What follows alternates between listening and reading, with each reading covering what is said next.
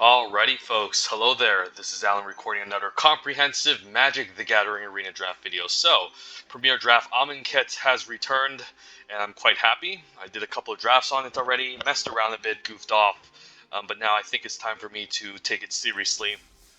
And I read a cool article by Alex Nikolic. Shout out to Cordo Calls. Great article, basically giving you a broad overview of this set, how red-white aggro is king, and how you kind of want to avoid blue and black. But as much as I want to avoid the worst colors in this set, sometimes it's not wrong just picking the best card, even if it's in the wrong color, and trying to draft the respective archetype. And pack one, pick one. Black isn't one of the better colors. It's an okay color, but definitely Liliana's Mastery is obviously the best card in this pack, so we'll take it here. If it wasn't for Liliana's Mastery, what cards could we consider? Maybe Oketra's Monument, probably the only playable monument in this set, and quite powerful too. Just in the best color, which is white, and helps you do the whole go wide white plan. And this card's great. Second best card out of this pack is probably the Unquenchable Thirst, Fine Blue Removal Spell. I think blue and black are the worst colors in the set. Black slightly better than blue, green somewhere in the middle, and red and white are obviously the top, but white is slightly better than red. But we'll take Liliana's Mastery, great card, and if we can end up in a black-white zombie deck, even better. Yeah, and I'm happy that this came back. So I'm going to fire off as many videos as I can for Amonkhet Remastered, since I didn't get too much of this set in terms of content for my channel. Just not too much, honestly. Looking at this pack, Abandoned Sarcophagus. If you cast spells that have cycling ability from your graveyard, if a card that has a cycling ability would be put into your graveyard from anywhere that wasn't cycled, exiled instead. Okay, so this card is pretty good in the cycling deck, so basically you can cycle away your spells and then cast Abandoned Sarcophagus to play your cycling spells back from your graveyard. And then obviously if the card has cycling already, if a card has a cycling ability, it would be put in the graveyard for anywhere that, and it wasn't cycle, exile instead. So if the card ends up dying instead after you cast it from the graveyard and it had cycling, it will end up getting exiled. So this card's a nice, powerful rare, I think. So maybe we can lean towards the blue-black cycling deck with the Abandoned Sarcophagus. Overall, nothing too exciting. The deserts are all pretty good, Wandering Death. So I'll try the Abandoned Sarcophagus out. If we do end up in some sort of cycling deck, we can just basically bring back all of our creatures with cycling. Ooh, this pack has some goodies. Labyrinth Guardian is fine. Definitely an underrated card. Orzhov Crasher is a mythic uncommon in the red aggressive exert decks. Cartouche of Knowledge Ambition, probably the best black common. And then we also have the Cartouche of Strength, probably the best green common. And then Magma Spray, probably the best common overall in the set. And then, of course, Orzhov Crasher. Usually black cycling decks tend to be a little bit more controlling. So, So I'm not really a big fan of the On-Crop Crasher in the black red deck. Usually I prefer something like Magma Spray or Cartouche of Ambition. Knowing that we already are in black, I think I just take the Cartouche of Ambition and then stick with a single color. If Cartouche of Ambition was in this pack, I wouldn't mind speculating on Magma Spray here as just a cheap removal spell, but I gotta stay in our black color here just to be safe. Best cards in this pack are like Desert of the Glorified and Unquenchable Thirst. Usually I prefer taking the spell before I take the cycling land. Could still take the cycling land with the Abandoned Sarcophagus, not knowing what color we're going to be in. Usually you do want to be in blue-black cycling for the Abandoned Sarcophagus because that's where y'all get most of the cycling synergy. But I'm still down to maybe speculate on a secondary color. Like we can still be black X or just black and not play the Abandoned Sarcophagus. So we'll take the Desert of the Glorified over Unquenchable Thirst, but this is probably the best card in this pack. Just stick with a single color for now, and then we'll take a second Cartouche, although there's a late Open Fire and also a late Binding Mummy. With one Cartouche of Ambition already, I could speculate on something else here. Usually, if you want to leverage cards like Liliana's Mastery, you don't mind maybe going the black-white mummies route, so maybe I can speculate on Binding Mummy as probably the best card in the black-white mummies deck, and it's going to be at its best in black-white mummies. Otherwise, there's a second Cartouche of Ambition, but with one already, I don't need to stack up too much. It can be a little bit awkward having too much of this at 3 mana. You need creatures to go along with this. Open Fire, if we want to be in a more black-based control deck, could be reasonable as well. But yeah, we'll speculate on Binding Mummy.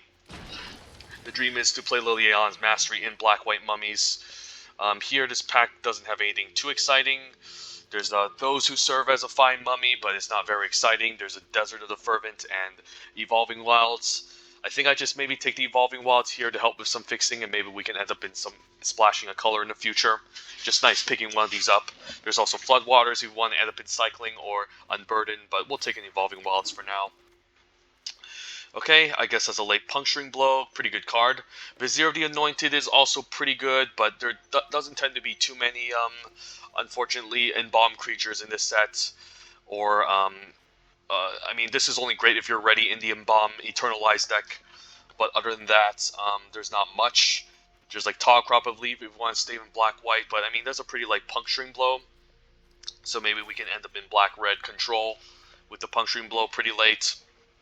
Exemplar Strength is fine, but has some bit of the -1/-1 counter synergy, but that's not really a great deck, so I'll take a Puncturing Blow.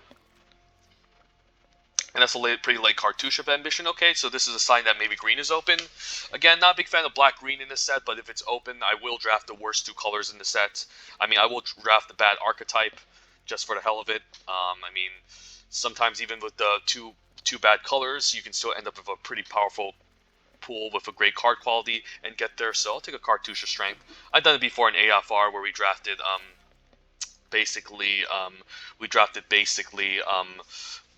blue green, which are the worst two colors. Could take the Wasteland Scorpion.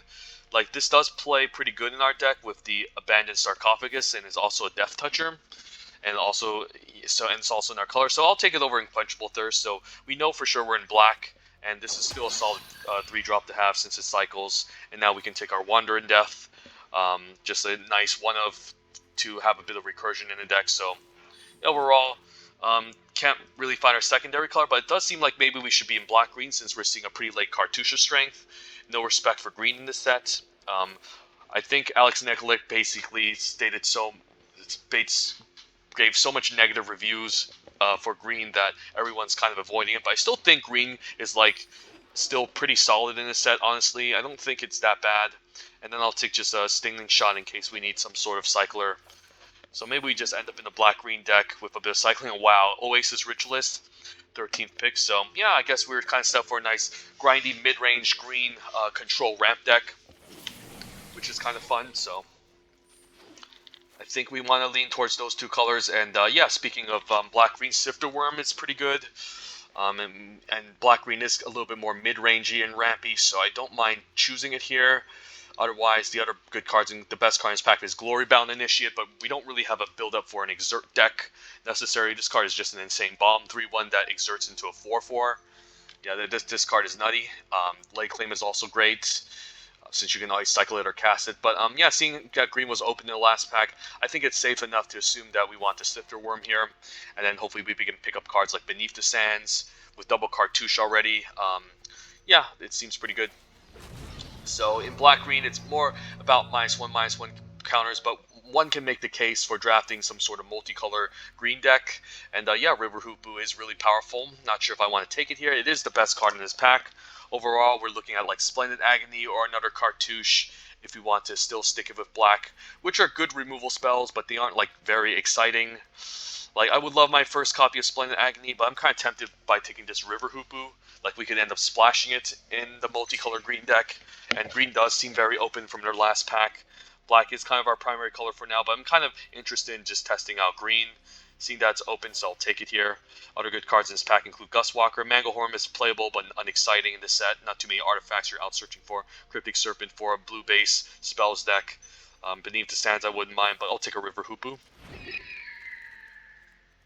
And then, okay, could take best cards in this pack include like Burning Fist Minotaur. I mean, the other blue commons are fine. Black spells are not anything too exciting. If I was in a dedicated cycling deck, maybe Horror of Broken Lands would be fine.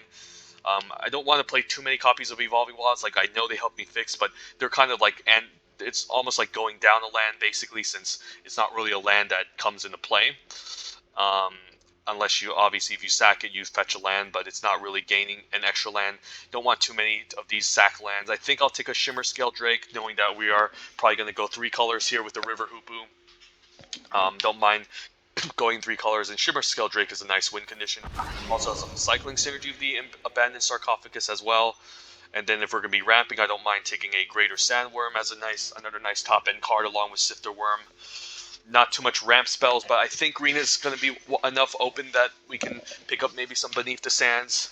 But these seems quite good. Otherwise, Baleful Emmett's fine. But yeah, we'll just take another good top-end creature for our deck. And Lay Claim, wow, late too. But there's also Naga Vitalist. I think I'm tempted to take the Naga Vitalist. There's also Desert, which is great. Like, Lay Claim is a good card, but it's going to be a little bit difficult to cast, and we do have some top end already, so I don't need to prioritize it that much. I really think we need a Naga Vitalist in this green ramp deck, otherwise we won't have the fixing and ramp to get it going, so I'll take it here over Lay Claim, the best card in the pack. This pack is a whiff. Best card in this pack is probably Binding Mummy, so I guess I'll just take a random Initiate's Companion in case I need a 2-drop that can trade off early. Nothing too exciting here. This is a blue-green card, but it's not very good. Otherwise, I guess there's a Trial of Zeal. Trial of Zeal is quite a bomb in the right deck. Scry 3, and then 5 mana. Yeah, this card's pretty abysmal. You look at the top card library, you may put it in the battlefield if it's a creature, if you don't put it into your hand. I mean, I guess we can use 5 mana Believe to find a creature. I mean, I don't think we want to splash for Trial of Zeal. As much as I like this card a lot, I think we need to stay on color and just take Reason to Believe here. And then I'll just take a random Desert of the Glorified. Has some cycling synergy. So it looks like the more I look at this deck, it seems like we're more like black-green splashing blue. I'll take a Oasis Ritualist. Beneath the Sands would be fine, but I do have a gap at 4 here, which I'm looking to kind of fill. Yeah, we have some stuff to play on 3, and we could use an extra creature, so I'll take another Oasis Ritualist over to Beneath the Sands. Now I'll take a Beneath the Sands here. I think is a lot more important than our 3rd copy of Cartouche of Ambition. Hopefully we can pick up some of those trials to go along with the Cartouche, but this seems fine. So cards I might cut are like Stinging Shot, Reason to Believe. Scry 3 isn't the worst. Look at the top card of your library, and this could be fine. I mean, this could help me cheat out a large creature if it's on top of my library. Not sure if I'll play Countervailing Winds. So these are kind of the cards I'm fine just throwing away. Might not play Shimmer Scale Drake, but it's also a card I don't mind splashing. If we don't have enough cycling, maybe we don't want to play the Abandoned Sarcophagus. But we do have some nice, decent cards that we could cycle away and then cast them later, like Greater Sandworm, Shimmer Scale Drake, Wasteland Scorpion, and even Beneath the Sands we could cycle. So we can definitely gain some value off of Abandoned Sarcophagus, which can be kind of sweet. But yes, the more we draft this, it seems like we're ending up in Sultai, black-green, splashing blue, and yeah, even the late Desert, the Indomitable, quite good. So we're going to draft the worst 3 colors in the set, but still kind of get away with it, hopefully. Alright, how good is Runimak Excavator? Doesn't seem great. I guess we could cycle away lands and then play the lands. Alternatively, what else do we have? Nothing much. Another Cartouche of Ambition, which is fine. We tend to be a little bit creature light though, so it's going to be a little bit hard to attach these Cartouches if we don't have any creatures. There's a Striped Riverwinder as a card creature we can cycle and get back in the late game with Abandoned Sarcophagus. But I could be down to just take a Rune Map Excavator. Like, we do have some cycling lands. We don't mind cycling away and then getting it back. It's not a very exciting card. I mean, otherwise it's Striped Riverwinder, which would be on the splash. So I don't know. I'll take a random Rune Map Excavator, but it's a pretty abysmal first pick. Okay, I could use a Bitterbow Sharpshooters. Never mind. There's Curator of Mysteries. Okay. Yeah, I'll take it here, given that we have double Oasis Ritualist, which can tap for double blue. Seems quite good. Other good cards include Bitterbow Sharpshooters for the deck. Cartouche of Knowledge could be quite nice, although we don't have any trials. Hashtag Oasis could be fine as well. But I'm down to just take a Curator of Mysteries. It's a pretty good card. Just a 4-mana 4/4 flyer. It's quite good. Yeah, pretty late. Final Reward. There's also another Naga Vitalist, which could be quite good. In this deck, we already have double Cartouche, so I don't know if you want to take it here. Between Final Reward and Naga Vitalist,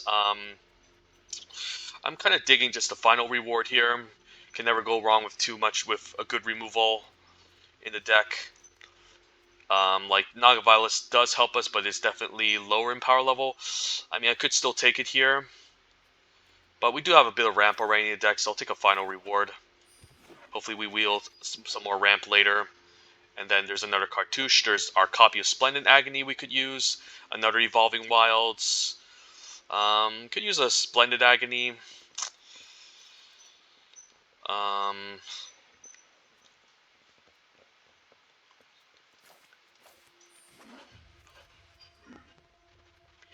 Okay, there's another Greater Sandworm, but I think now we take our second Naga Vitalist. There's also another Splendid Agony, but we'll take two Naga Vitalists here to help out with the ramping situation. And I don't know what Open Fire is doing this late. Could take it, but we could also just take a random like 3-drop like Pouncing Cheetah, because I highly doubt we're going to be splashing red, so maybe I'll take this. Not sure if I'll play it though. And then, yeah, nothing else. Since we already have a Wandering Death, I'll take a random Haze Pollen. Okay, Bitterbow Sharpshooters could be a decent top-end creature we could use. I don't have much at 5, and yeah, could help just a nice 5-mana 4 for Vigilance that can attack nicely. So I'm not sure if I want to play Rune Map, Excavator. We already have Abandoned Sarcophagus, I forgot, that can get back our land, so that was definitely probably a wasted pick. So -4, we're at 21 cards. I guess we can consider a Strike Riverwinder. Not sure about the Wasp here. And it shouldn't be too difficult playing 3 colors with some of these mana fixers. I do need to make sure I play a couple of islands in the deck as well, though. Wish we had the split card, not the rare one, but the uncommon one, the one where you fetch a land and then draw 2 cards in the late game. I'll take another Bitterbow Sharpshooters. I mean, with the double Bitterbow Sharpshooters, we probably don't need to splash for this. Like, it's a fine card, but the stat line isn't great, so maybe I'll end up cutting it anyways. Not sure if I'll play Spread Weakness, and wow, another cartouche, I'll take it then. And the fact that this is a 4/4 plays pretty nicely with the Cartouche of Ambition. And wow, even Greater Sandworm, that's a gift. Okay. So the deck looks pretty reasonable. Just a bunch of black and green stuff, and then we're splashing blue definitely, so... yeah, this seems like a really awesome deck.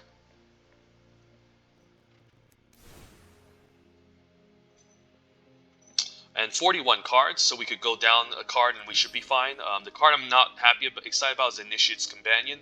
It does help me trade off, but it's more of an aggressive card. I definitely want a Wandering Death in this deck. Splendid Agony looks great, Cartouche looks great, triple Cartouche strength, so the more creatures the better. Initiate's Companion doesn't necessarily fight well with what we have. Creatures that fight well are cards with like good toughness, like these top-end threats. Shimmer Scale Drake, Curator, Wasteland Scorpion definitely fights well. But I'll definitely cut the Initiate's Companion. Doesn't seem to make sense with what we have. 13 creatures seems fine.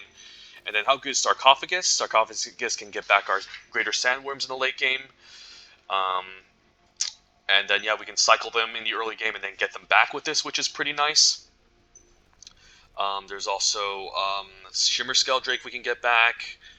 Beneath the Sands, we can always cycle. Wasteland Scorpion, we can always cycle. Wandering Death, we can also cycle. And also the lands, of course. So, yeah, I do like the Abandoned Sarcophagus. Seems quite good. And I definitely want to play a lot of top end in this type of deck, since we're looking to ramp with the Oasis Ritualist, Naga Vilas, and Beneath the Sands. And, yeah, Cartouche also plays nicely with our creatures that can help us fight. Yeah, this seems quite good. Looking at the sideboard, is there a reason to play Reason to Believe? 1 mana Scry 3 is whatever. Believe could be reasonable, like 5 mana, get a Sifter Worm out could be a thing, but it's also kind of, yeah, I guess this card isn't that great because it's only the single top card of your library. Look at the top card of your library. You may put it in the battlefield if it's a creature card. If you don't put it in your hand, yeah, it doesn't seem good. Seems kind of bad. The Rune Map Excavator doesn't. I mean, sure, you can play lands out of graveyard, but Abandoned Sarcophagus can also just get back creatures. Pouncing Cheetahs, whatever. Initiate's Companions, whatever. We're not really an aggressive deck. Could main deck some cycling spells, but not over creatures that we kind of need, and removal. So I think so the other consideration is just maybe a Striped Riverwinder, but it would be on the splash, and we have some better top end stuff at 7 mana. So probably this deck is fine, and I definitely want to play 17 lands in this deck. Looking at the mana base, we should have enough fixing for blue, so we don't need to play that many blue sources. Could run away with 2 blue sources, since we still need to cast the Curator and Mysteries for double blue. I definitely need to favor green heavily, so what are we looking at? So 9 green sources, maybe 10. And then how many black sources do we need? Enough. So I don't mind doing double blue, even though we can maybe run away with 1 single island in the deck, and we have some creatures that can help fix for mana. They can still end up getting killed, so I want to kind of ensure that I have at least some double blue going. We also might need to activate River Hoopoe multiple times, so still double blue seems fine in the deck. And then I think 9 green sources should be fine with 14. And then how many black sources? Could go down the swamp, believe it or not. Like, we don't really have any black to cast really early. Like, we're mostly going to end up maybe cycling Wasteland Scorpion and getting it back later. So I could see the argument of cutting a swamp here, going 4 black sources, and then just playing like as much green sources as we can to eventually, because it's more important to cast these the green spells early on, I think, and get the fixing going. So yeah, maybe, and we don't even have that many black spells and blue spells, so like 4 black spells here, an island, and 2 islands, and then the rest of the green seems fine. Evolving Wilds also to help us fix, so yeah, we'll try this.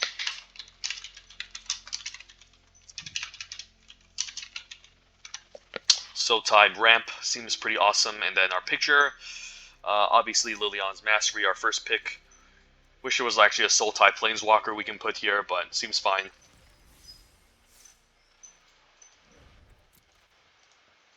And green was known for his multicolor shenanigans in Hour of Devastation, but in this set it does lean towards Amonkhet a lot more, not slightly, but a lot. It's not to the extent where it was like blistering fast, where you were basically unable to play any control deck in the original Amonkhet, 3 times Amonkhet, but still fast enough. And yeah, it's also not, the multicolor green decks also aren't super powerful in this set like it was in Hour of Devastation, where it was really slowed down, but still, again, feasible. I can't really expect to go 7-0 with this type of deck, and 7-1 is still going to be a little bit difficult, but I can still imagine getting at least maybe 5-6, or even end up in 7-2. So looking at this opening hand, we don't have any blue mana, but Naga Violets can help us fix, and we might want to just try to get out the River Hoopoe ASAP, and hopefully get a second blue source for Curator. On the play, I think I keep, and I definitely want to play the Desert Tapped, since I can't really cycle it for black mana anyways, just to be safe. But this deck looks like a lot of fun. Hopefully he doesn't kill my Naga Violets on turn 2, otherwise that's going to be a problem. So cheat removal, like obviously the Magma Sprays, are going to hurt us badly. But there's a lot of value in this deck.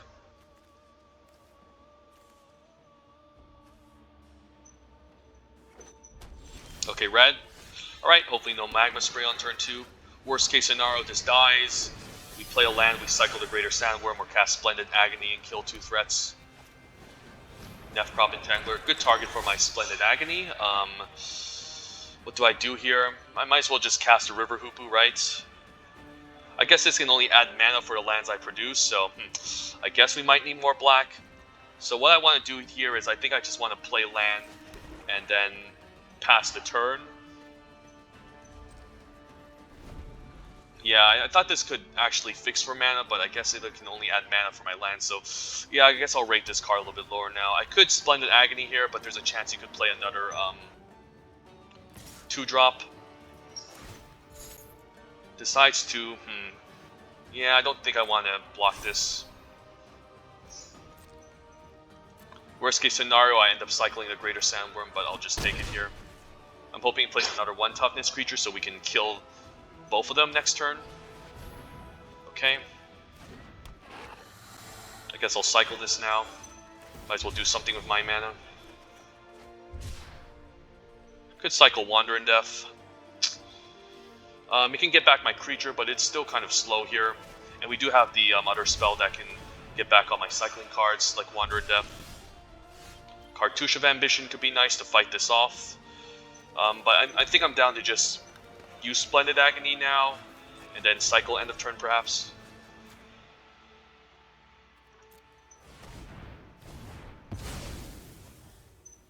And then I could trade this, block, and then use and cycle it, and cycle end of turn, so that could be a thing.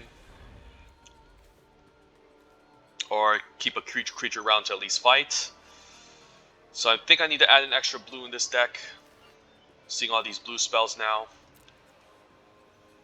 And get my Abandoned Sarcophagus eventually, and then get all my spells back, like Wandering Death and Greater Sandworm. So I basically just need to survive. Okay, that's annoying, so... yeah, I guess I can't really block this. I'll take 3.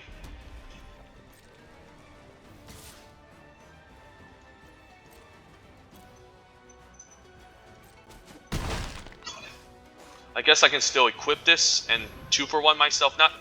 Don't think it's worth it though. So we'll just cycle for now. Final reward, can maybe exile this. Could also just fight this honestly, but this has first strike, which is annoying. I could just exile it now just to be safe.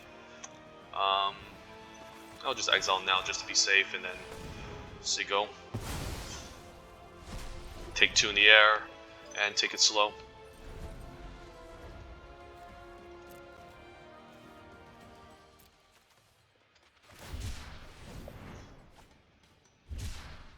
Yeah, we definitely need an extra blue source.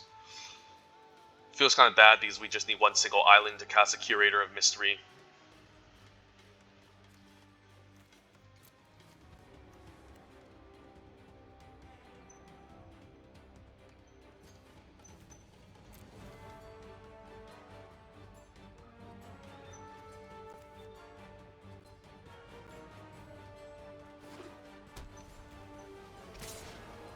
So attacking implies he doesn't have a combat trick.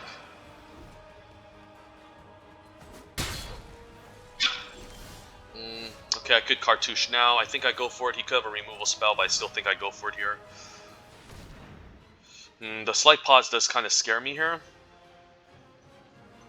Yeah, if he has removal, I just get 2-for-1. Alright, I might as well just tap for mana then. So I think I need to add an extra island in this deck, since I can't cast these spells, and that's kind of annoying. So I might need to get the River Hooper down to fight the 2-1 if I get a blue source.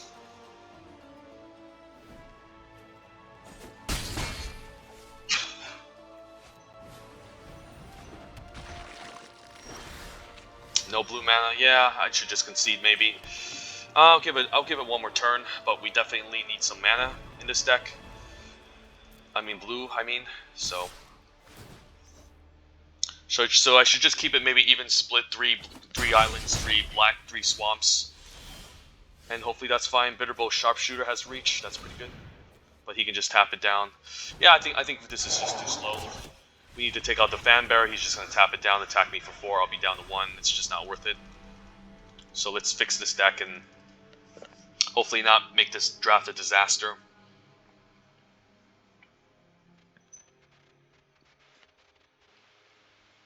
Because like those blue cards stuck in our hand doing absolutely nothing is definitely really painful.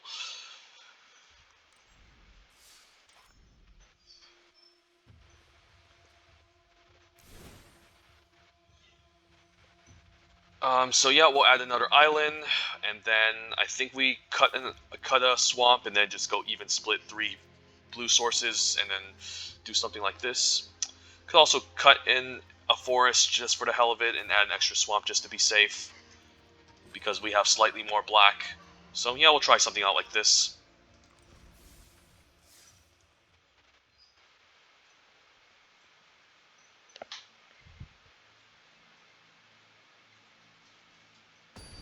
I thought if Naga Violet could fix for any mana, it would have been way better, but now I forgot that it can only cast mana for lands that you produce, so definitely a bit of a punt there with the draft, but opening hand, it's not great. We're on the draw, we can cycle some stuff away. With double blue and Curator Mystery, maybe we can cast it on 4, so I'll try it. I guess this is also cycling 1, so but I do want to maybe cast this on 4. So I'll just say go here. And then we have our black mana, that's great, so we'll play this tapped. We could cycle Wandering Death next turn, or maybe just cast a Scorpion. Maybe happy just casting the Scorpion to have a defensive creature that can maybe trade off.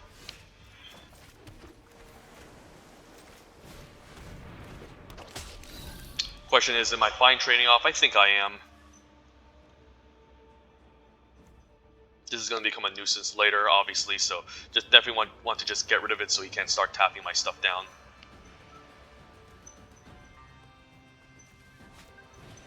Tormenting Voice, okay, so a bit of a strange card to be playing in a red aggro deck, but I'll trade. Could get the Spider back, but Oasis Ritualist on curve is great. Even though maybe I should have played Curator and Mystery, but maybe this can bait out some removal. I can also use this to ramp, which is nice. Okay, so Cartouche seems really good here. Yeah, I think this is a good target to fight.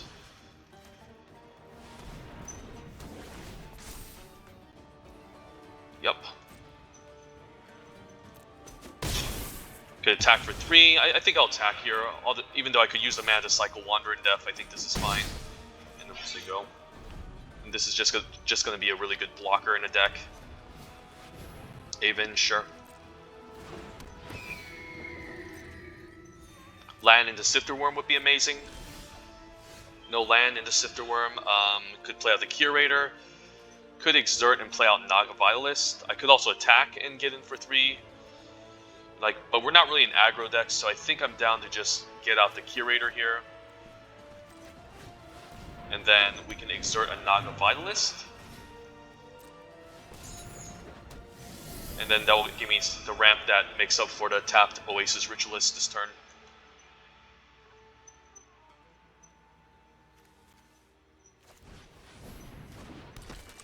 Sifter Worm is going to be pretty huge if we can cast it. Oketra's Avenger. Yeah, opponent's not doing anything too scary right now.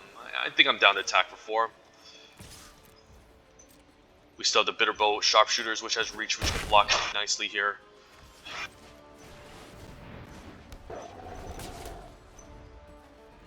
So this prevents all damage if he decides to exert it, so I'm not sure if I even want to block this. Probably more interested in blocking the 3/3. If he just attacks with this exerted, I could just do nothing. Okay, opponent's just playing nothing but creatures, so he doesn't really have anything that can really attack past much.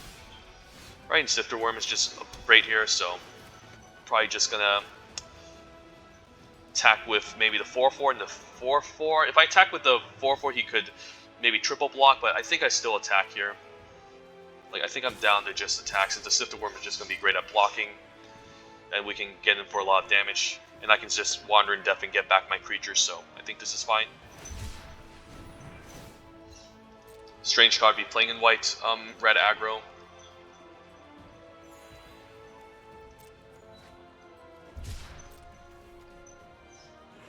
So I'm fine if he double blocks. I get to 2-for-1 him pretty nicely. Yeah, I'll take 2 Oketra's Avengers. Seems like a pretty solid trade. And then we'll cast our big boy here, Sifter Worm. And then, do I want River Hoopoe on top? Yeah, I do like River Hoopoe, and also like Abandoned Sarcophagus. I guess you gain life equal to that card's mana value, so maybe I can just play the Abandoned Sarcophagus, and then I can get back the Scorpion. Doesn't even matter, really. Cartouche is also great. I mean, he's going to know about, but I still think maybe I put Cartouche on top. And then Sigo. Could always just cycle the Wander in Death, and then cast the Sarcophagus, and then cast this Wander in Death, but yeah, just too much value here. So if you're in a white-red aggressive deck, you need to run over these green control decks. Otherwise, you're just obviously going to get out of hand.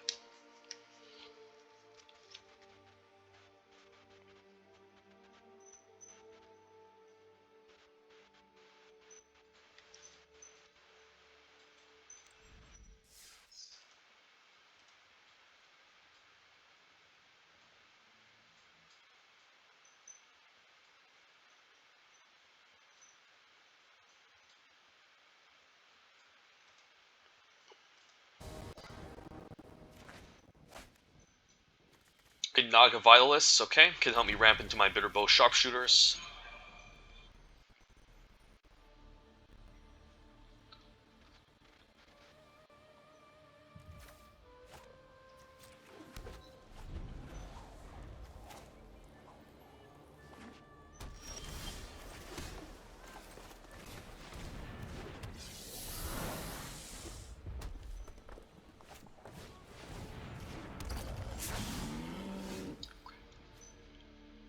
Can I cycle the Sandworm and get back with Wandering Death?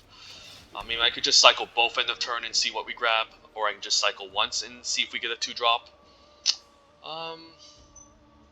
Yeah, I'm down to just cycle the Greater Sandworm main phase and see what we can grab, and I can still tap for black here. Cartouche, okay, maybe I can use this to fight off the 2-1, but we'll just say go. Could cycle Wandering Death, but I might keep it just to maybe bring back the Greater Sandworm eventually. But there's also the argument that there's the Sarcophagus that can get back Wandering Death, but I still think we're planning to play the Bitterbow Sharpshooters anyways. Even though the Burning Fist Minotaur is going to become a problem, because it can just give itself first strike, so...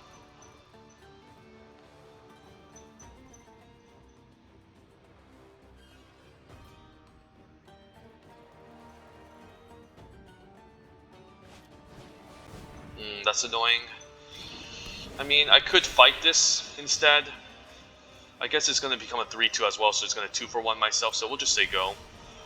Ooh, Cartouche of Knowledge would have been great last turn, but I think we just get out the Bitterbow Sharpshooter here. And then now this will fight well with our Cartouche of Strength. Probably not going to block the 3-2 because he can give it first strike. He can pump itself, I mean, by discarding a card, so... Don't want to just throw away cards to block this, so we'll happily take 3. Next turn we can Cartouche of Strength and kill it, hopefully. I'm hoping he taps out though. If not, we can still swing in for 4. Which could still be fine.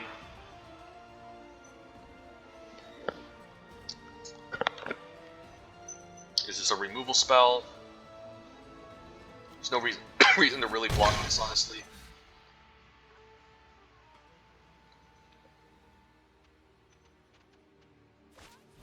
Aven Eternal is fine.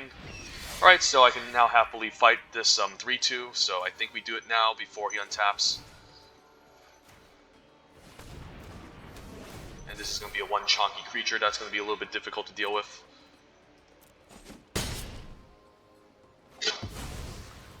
And yeah, we'll say go. Maybe I could cycle away the Wandering Death. Like, yeah, you know what, I'll cycle the Wandering Death. I don't want to miss any land drops. Okay, none, and there's no reason to attack because he'll be happy to trade this off. So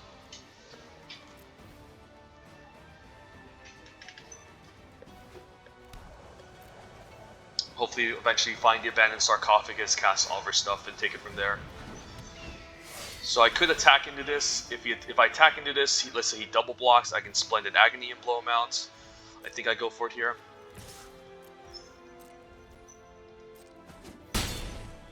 Yeah, these Bitterbow Sharpshooters are quite nice. Could cast Oasis Ritualist to set up next turn. Yeah, I think it's worth it. Just need to get the mana situation sorted out. Could have also played second Bitterbow just to play more defense, but I think having the extra mana is more important next turn.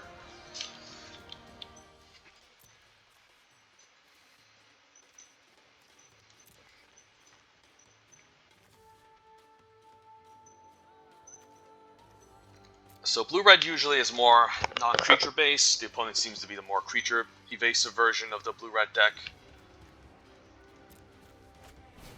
Ominous Sphinx, okay, seems like a pretty good target if we had a fight spell. So this turn, what do we want to do?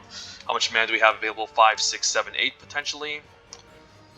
So I could attack and then... yeah, I think we attack first and see what's up. I do want to kill this Ominous Sphinx. If he just takes it, that's fine. Could play second Bitterbow Sharpshooters. That gives me 5 mana available. And then I guess I'll have 3 mana for maybe casting Cartouche. But I think I might want to just get the blue mana out immediately. If I exert the Oasis Ritualist, what happens? I'll have I'll be using 2 mana, so I'll have... Yeah, I think I might want to exert this, because I might want the extra mana available, so I think I will exert it. Actually, no, it didn't allow me to exert. That's stupid. I should have maybe tapped this first, because I want to keep up at least Splendid Agony if he tries something stupid here and crazy. But yeah, I think we need to cast the Shimmer Scale Drake, otherwise, you know, we're never going to cast it, and this can at least block off flyers. So he probably has a removal spell here, but at least this can block the 3-2. Floodwaters, that's really annoying, so he's just going to try to tempo me out. Yeah, I guess I'll take it. There's an argument for cycling the Drake, and I think it's fine.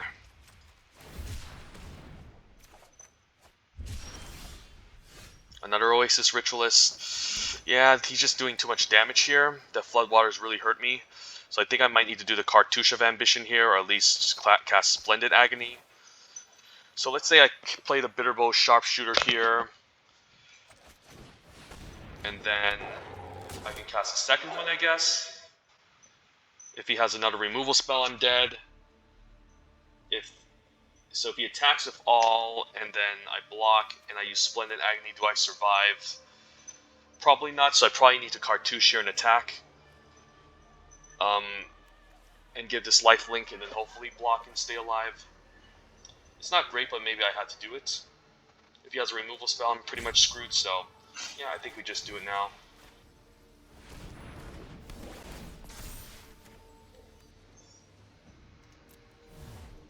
And then hopefully he doesn't have another bounce or removal spell. By doing this, I can still stay alive, so I'm kind of banking he doesn't have any anything. I guess he can cycle and shrink this down so I don't gain life, which is annoying. So yeah, I guess if he does that, I'm just dead. Yeah. If he can do that once, it's okay, but twice is pretty bad. So I'm still at 2 life, so that was quite nice. And I guess he can stack the... No, I thought he had the ruin, so if he has a burn spell, I'm dead. So a lot of things can go wrong here, but at least we survived that turn. So the Cartouche was definitely the right play. Next turn we might have to keep up Splendid Agony to stay alive. Although I'll probably be dead if he kills my Bitterbow Sharpshooters. So I'm hoping there's no removal or anything here. I mean, he would have used removal if he had it. So I'm getting lucky here. Pathmaker Initiate. Okay. Luckily the card quality of the opponent isn't super high, so that does put a smile on my face, so let's attack here. Get some lifelink going. So Cartouche is really powerful, definitely the best black common. And I might as well play the second one now. I don't think I want to tap out for Oasis Ritualist. The Splendid Agony is just too important to have.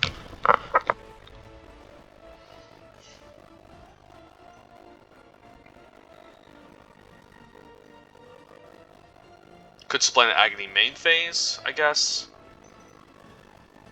But no, I don't want to because I need the extra blocker to hold these creatures down, so definitely don't want the Splendid Agony.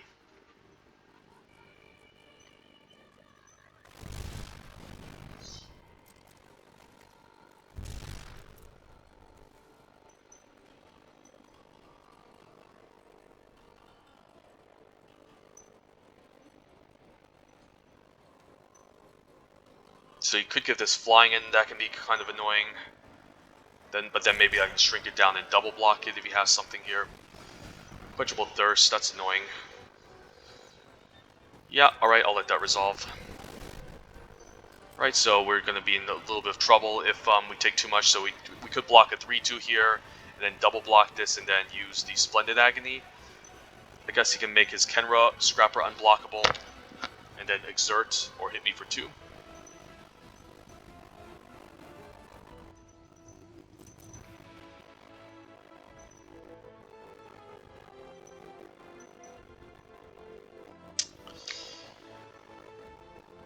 Yeah, if he exerts this, I can still double block and then finish it off.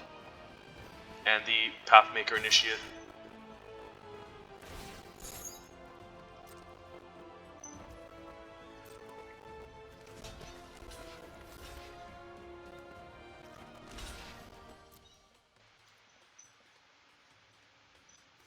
Hopefully no counterspell, but I think I go for it here.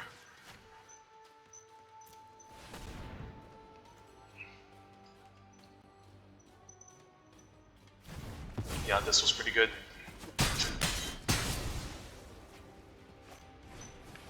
The wall's annoying, so that can start pinging me. Yeah, the creature don't seem so great. Let's attack for 4. I'm down if he double blocks and trades. I know he can bomb them in the future, but I still don't think I can afford to play defense here.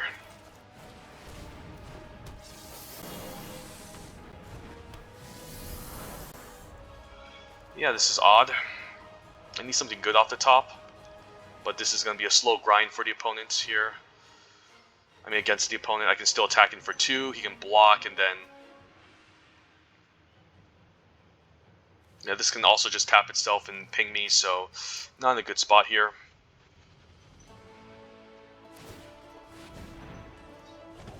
So I'm probably forced to attack with both these Oasis Ritualists, or at least find a good creature and like a Greater Sandworm. Yeah, I'll attack for 2 and then cast a Greater Sandworm.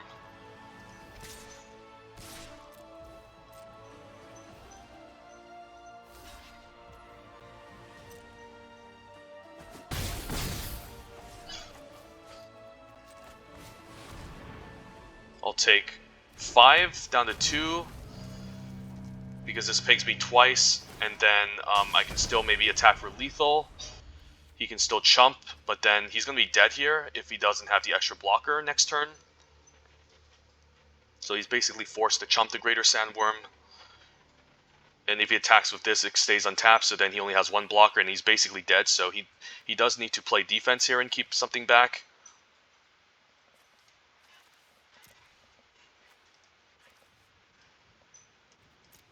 Yeah, I don't think animating the Initiate is going to be great. Okay, so opponent might just be trying to gum up the ground with bodies. Kefnet can't block or attack unless he has 7 or more cards in his hand, so it doesn't seem great. Yeah, I'll swing in with Greater Sandworm, and then 2 Oasis Ritualist seems fine. So he's probably chumping here. I could also attack with Naga Violist. Let's say this chumps, this eats a Violist, this blocks here. I guess he would be dead, right? So let's see. 3-2 blocks. Yeah, he's forced to chump here, and then he can block here and then block here, but he's dead, so I think we attack with all. As much as I'd like to get the Curator and Mystery out, I think this is the right play. And Kefnet can't block as well. So, yeah, he's forced to do this block. Isn't necessarily the best for him.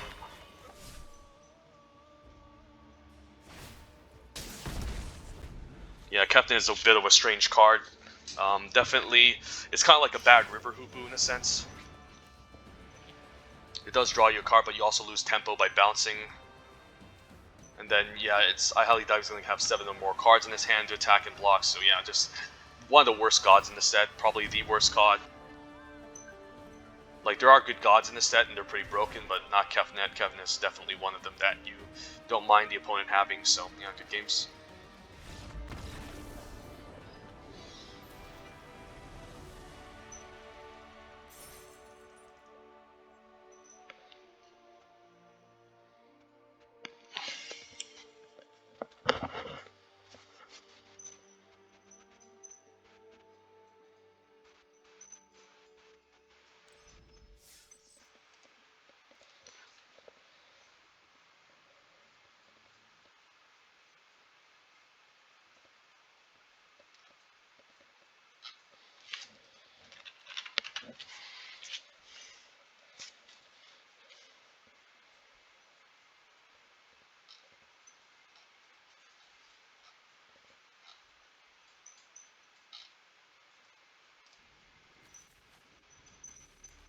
Play the Desert. Okay, Abandoned Sarcophagus, Greater Sandworm. Seems pretty cool.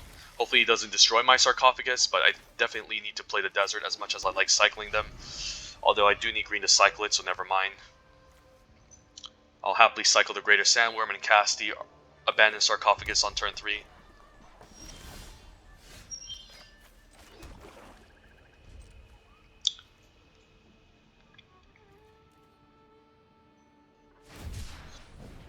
So I can still cycle spells with the Abandoned Sarcophagus and they still go into the graveyard, but then I can just recast them again, which is kind of crazy.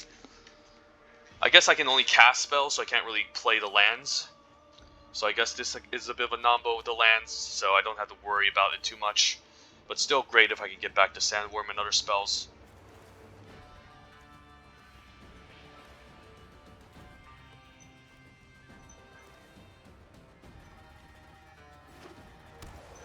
Opponent plays a tap land, so that's great.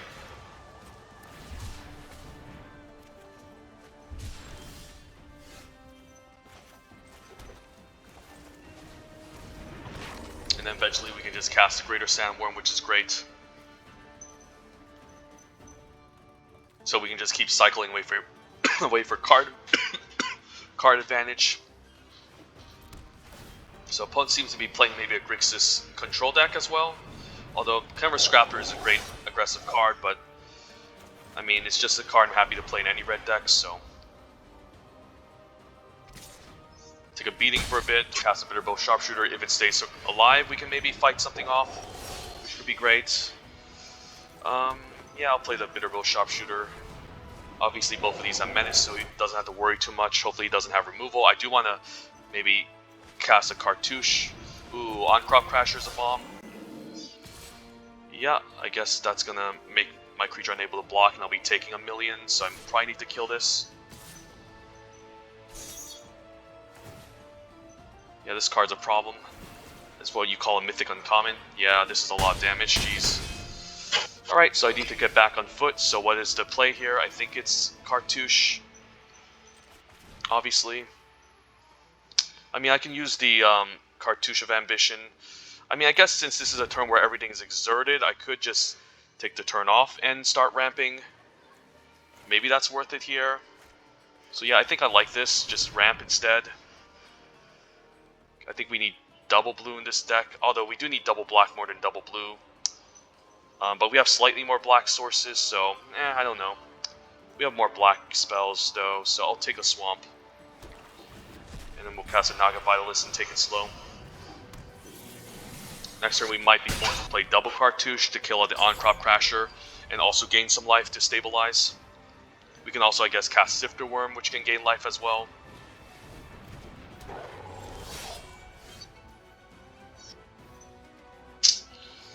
So 2 Menace creatures is a little bit annoying. So I don't mind the Cartouche Strength since the On-Crop Crasher makes it so that it can't block.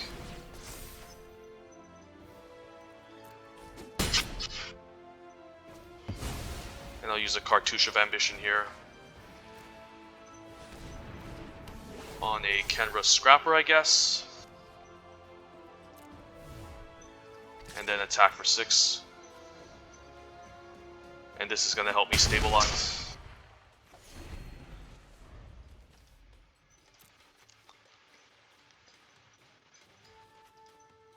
Yeah, the Cartouche of Ambition is just so powerful. Definitely the best black common. Punishes 1 toughness, gains you life, can bounce back trials.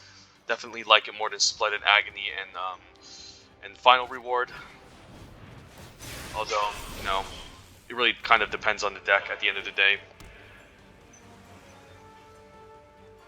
I'm fine double blocking since I'll just gain life, so yeah, this Bitterblade Sharpshooter is going to become a problem for me to deal with. And then Sifter Worm is also just going to gain us a million life as well, so. And we can always cycle the Desert later. I think I like my Sifter Worm here. And then we just want to gain as much life as possible, and yeah, Curator of Mystery is great. I think I'll bottom my lands. Although I don't mind land, but yeah, this is great. Yeah, I'll play the land here, given that I do want to hit my land drops, and attack for 6 here is great too. Yeah, it's pretty much game over now.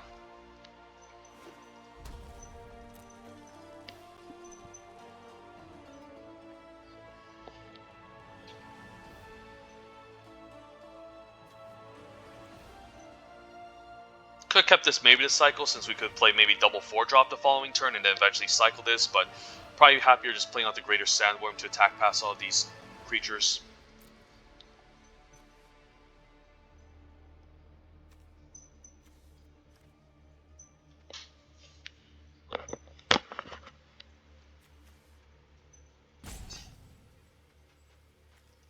But yeah, definitely don't sleep on the green ramp deck, guys. I mean, I know you can't go completely 5 colors like you could in Hour of Devastation, but you can still go maybe 4 or 3 colors. It's still fine. Yep, so now he can attack with the 2 menace creatures, but still, I don't think he's going to win the game since he needs blockers to hold off the Sifter Worm, which has trample. And then next turn he needs to deal with a greater Sandworm, so I think he pretty much lost here. Yeah, I mean, I guess he can survive one more turn. So let's say we attack with Fall.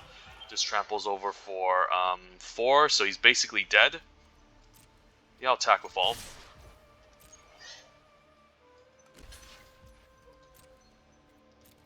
And that's Xaxes.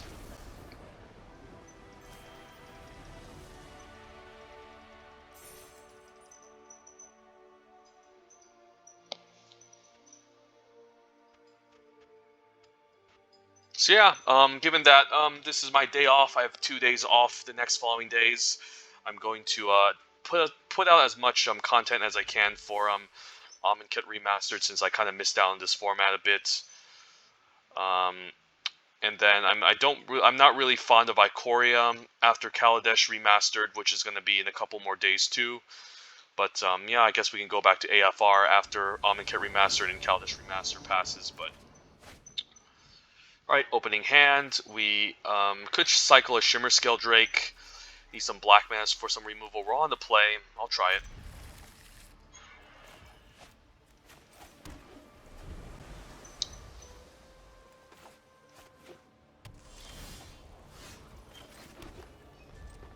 I'll cycle this array away immediately to find more, to maybe hit a black mana or something, which is really good against Glory Bound Initiate, so I'm hoping I get a Swamp off the top to answer it. That would be great. No Swamp, so I'll probably cycle a Wasteland Scorpion end of turn. Yeah, I'll play land and cycle since there's not much for me to do. I'm hoping he doesn't...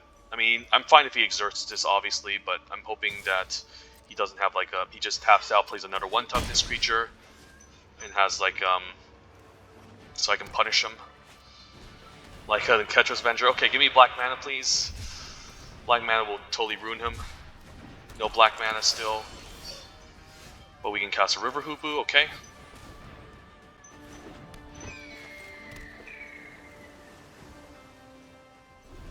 Yeah, this is a problem, so I need my black mana. I mean, my Cartouche can fight one of them next turn. Cast out, wow, yep. I think we're dead. I mean, this was a hand with potential, and wow, yep, Swamp off the top. Thank God. Let's get rid of these now before they become a nuisance.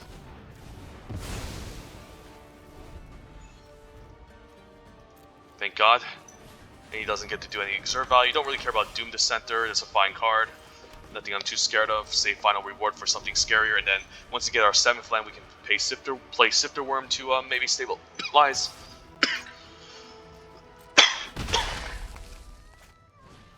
Binding Mummy, I think I'll exile that since we can tap the Sifter Worm and deal a lot of damage to it, so I think that's fine. Land is great. Okay, here comes the Sifter Worm. Play our Bomb. And then try to keep some creatures on top of these cartouches. Advanced Sarcophagus could be great. It can get back Scorpion and Shimmer Chimera, so I don't mind keeping this, and then we can bottom. I mean, I can cycle away Beneath the Sands and then cast it again, so I actually don't mind keeping Beneath the Sands on top as well. So yeah, let's try that. Get some value off of Beneath the Sands, cycle it, and then cast it.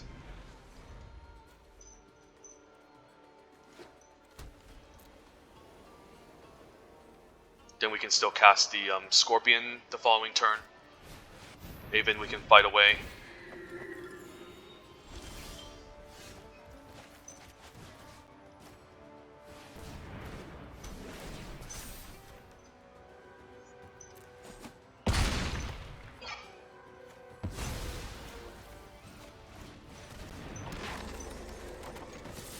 And then this can just bring all my flyers back. And yeah, we have an 8/8 Trampler that's going to keep smashing in. And the opponent's almost out of stuff. Horror is pretty decent. Okay, I think I'm fine just playing out Drake. Actually, I think I'm better off maybe cycling beneath the sands, or maybe just fighting this.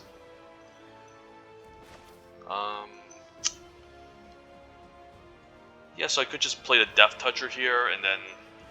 Yeah, you know what? Let's fight the 4/4. It's pretty annoying. And then I'm fine maybe cycling away beneath the sands, and then hopefully get land to cast something as well, but yeah. So we're almost Mythic rank 2.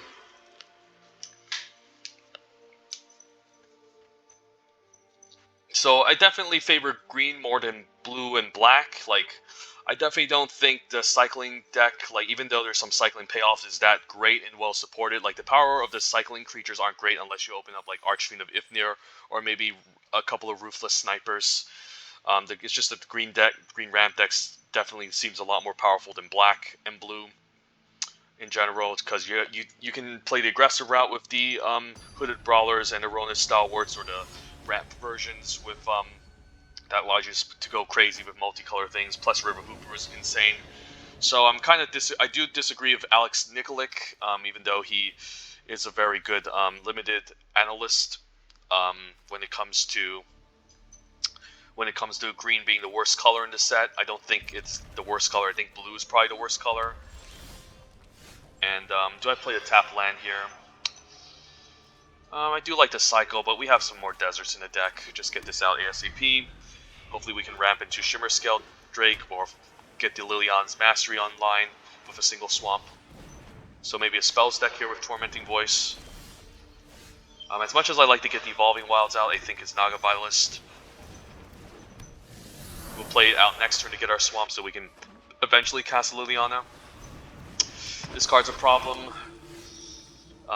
If it isn't blocked, you draw a card. Yeah, that's a problem. So what we can do here is we can sack this for black, and then play a Wasteland Scorpion, since now Naga Vitalist can tap for black. So yeah, I guess Vitalist is ramp and a bit of fixing. Not the best fixing, but still better than no fixing. So I'm just gonna block it here. Can cast a Mastery and make 2 3/3s, which isn't bad too. Shimmer Scale Drake is also pretty good. But I like just casting the Mastery here and getting it down ASAP, since I don't have double swamp. If he kills a Naga Vitalist, that's gonna become a problem.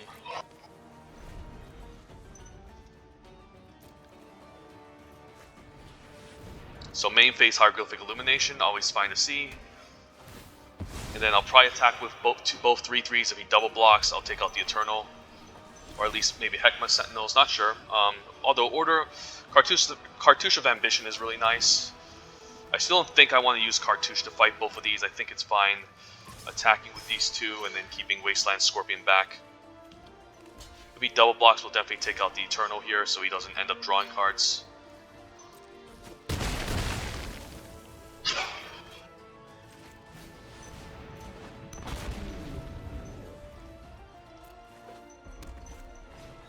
Gilded Ceradon that we can fight with the Cartouche. Yeah, I think I like that more than... yeah, this is a good creature to fight with.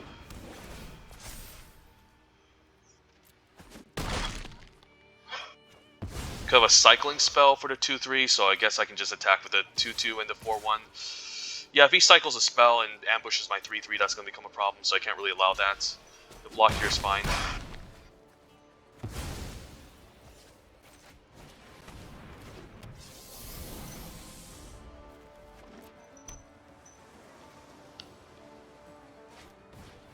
Lay claim, that's pretty good.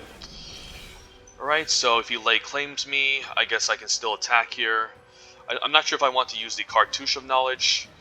I do get an extra point of damage by doing so, and that does shrink his 3/4 down. But I still think it's better to attack here and not try to gain any stats anytime in Sigo.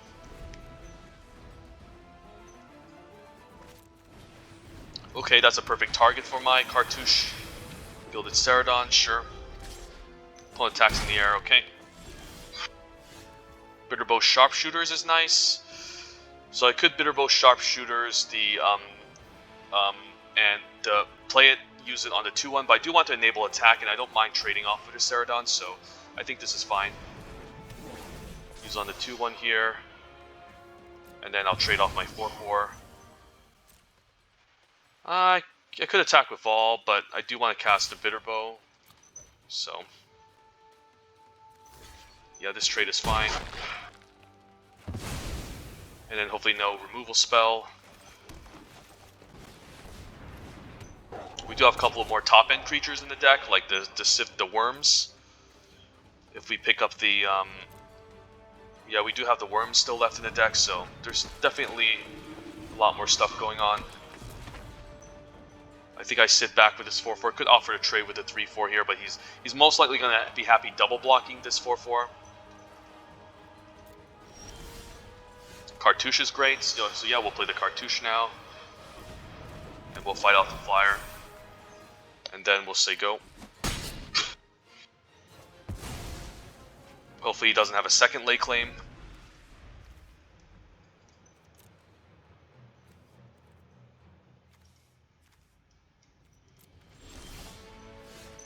Yeah, I think I'll attack and then maybe double block so we can use Splendid Agony to blow him out, so we'll go for it. He could just double block and try to cycle here, but yep, I'm hoping he actually do so, so then we can Splendid Agony in, mess with him. Maybe I shouldn't have allowed damage to happen. Okay, so if he's going to do that, we can punish him now.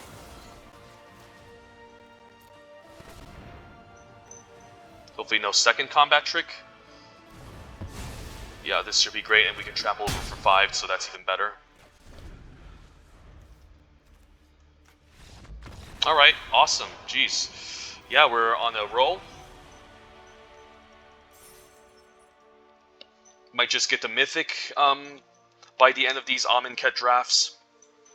I'm happy doing them since, again, I'm missing out a ton of content on my channel for them. Did like 2 drafts that had 7 wins with the Amonkhet draft last year, and that wasn't enough content, honestly.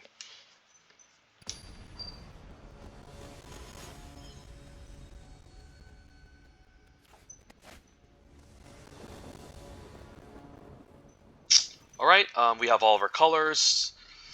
Yeah, we'll try this. Can search for green, obviously. And then the question is, do I keep the Glorified Desert or do I play it? I mean, might be more interested in sacking it and cycling it, since I can eventually just cast out all my mana dorks to play all my colors, so next turn we can easily just cast an Oasis Ritualist, so much more happier just cycling this. The only issue is if he kills Naga Violets, maybe I'm more inclined to just play the tap land, so I don't care about the wall too much. The Oasis Ritualist seems great, and then we can play out the second one next turn and maybe cycle away the Desert and Glorified for some more action. So a red-green deck, usually red-green's aggressive, but you could be a more mid-range or control version. Yeah, actually, so that's why you want to tap out for the Oasis Ritualist, because if it dies, it's a problem. So, yeah, I think we can exert out the, yeah, actually, let's cycle first. Find more action, and then I'll exert out an Oasis Ritualist here. And then next turn we can still cast Sifter Worm, so Oasis Ritualist is quite powerful.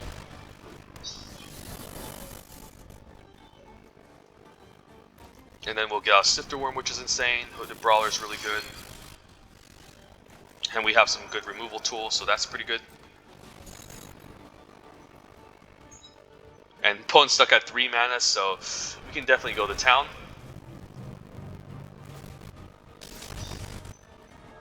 Ooh, Curator Mystery. Wow, these cards are all really fantastic. Yeah, which one do I want to keep on top? I do like Curator Mysteries and their Shimmer Scale Drake. Don't want to cycle them though. So what's the plan next turn? We're maybe playing a planning to maybe play a 4-cost spell and then play a 3-cost spell. Although how much mana do I have available? 1, 2, 3, 4, 5, 6, 7. So I guess we still have 7 available. So we can still play a 4-drop into a 3 mana removal. So I think I like keeping everything on top here and then gaining 4, which is nice.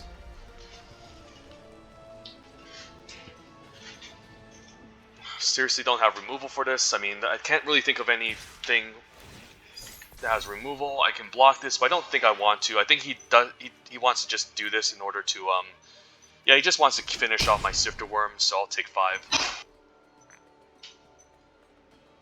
I mean, this does obviously imply that he wants to finish off my Sifter Worm. But that's fine, I can always slap a cartouche onto it and gain 1,000,000 life, or something else. Okay, ooh, that's perfect for my Cartouche of Ambition, so I'm hoping the opponent might just GG here and tap out. So I guess I don't have enough mana to cast Cartouche and Curator of Mystery, so... Yeah, I guess we can, so what we can do is we can slap a Cartouche onto this, kill this, and then attack for 8 lifelink. Yeah, he's just going to concede here, it's just too strong.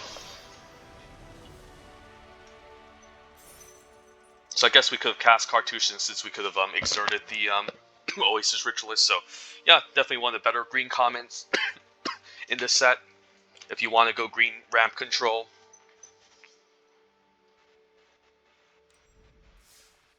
Alright, so one more game and then we can get to 7 wins. So we're at 6-1. This is really fantastic. Let's keep this up. Let's get the final boss and then yeah, we'll try to fire off more drafts and hopefully get some 7 wins going.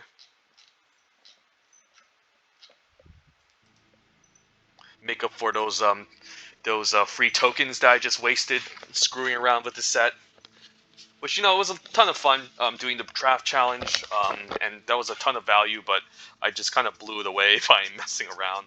I got like a pack 1 pick 1 approach of the Second Sun and tried to build it in Amonkhet Remastered, and I realized I wasn't that good at building it, so...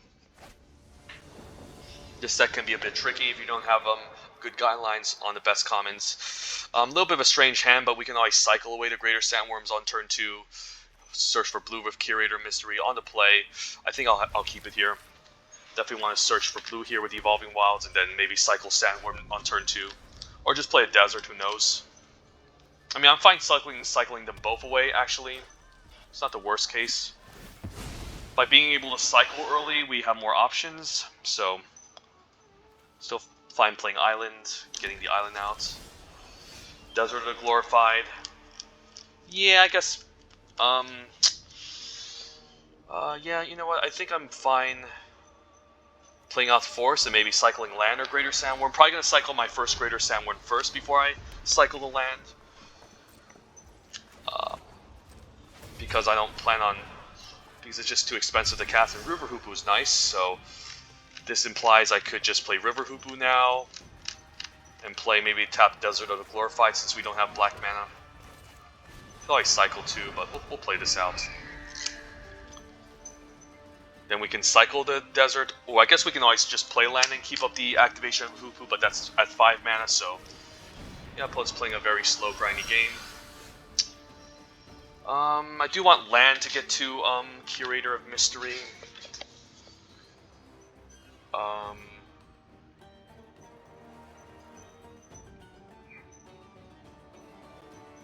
Could cycle here for double blue. Could cycle the land too. I don't know how greedy that is. But we don't need double green at this point, so I think I'll actually cycle the land here. Could be greedy here, but I guess we can... I guess now I don't mind cycling the creatures now, since my Sarcophagus can get everything back, so we'll just attack for 1. And then cycle Greater Sandworm end the turn, play Bitterbow Sharpshooters, eventually just cast Sarcophagus and cast everything, so... I just want to play a slow game here.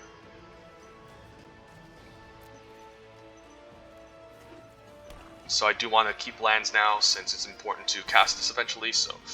Well, we'll take a bit of a beating for now, and hopefully no removal spells, otherwise it's going to be a little bit annoying. Probably see removal spell here. I'm actually fine with this, so he can't answer my Bitterbow Sharpshooters. Eventually, hopefully we can get double blue for Curator and Naga Oasis. Okay, I could also just play the Oasis Ritualist. Bitterbow Sharpshooter does block this quite nicely, actually.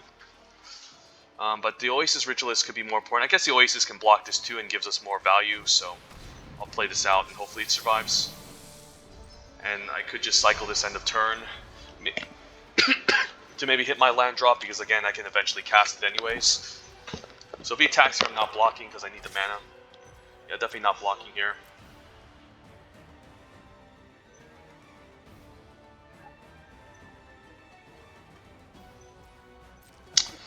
How much mana is this? 5, 6, 7. So we can cast Bitterbow and Abandoned Sarcophagus next turn. Liliana, wow. Yeah, that's a bomb. How can I deal with Liliana? I guess I might need to attack into Liliana. I prefer friends in low places. He probably has removal to back up Liliana as well. I can attack and finish off the 3-2 and then attack Liliana.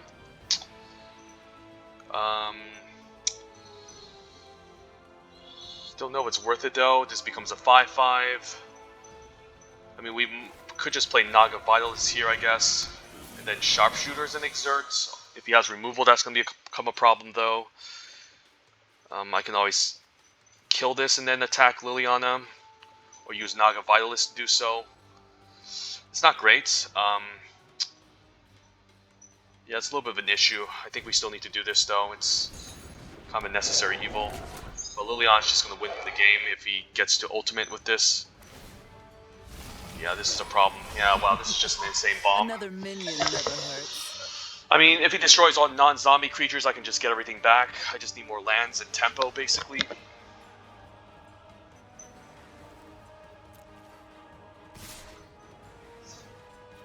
I think I block a zombie here, so then if it at least trades, I can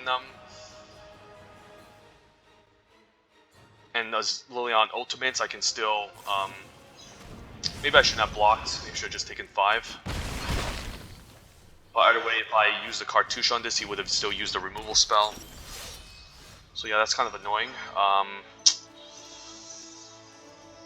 guess I can cartouche and fight this. An attack and maybe hit him for 1. Maybe I'm fine just having her blow the ultimate away, so then I can just recast everything. So maybe it's fine just playing everything out here and then surprise him once he clears the board with Abandoned Sarcophagus. But I don't think he's going to ultimate Liliana because he wants maybe an extra loyalty to go along with her. So nothing is more loyal than the dead. But this is a really hard opponent, definitely.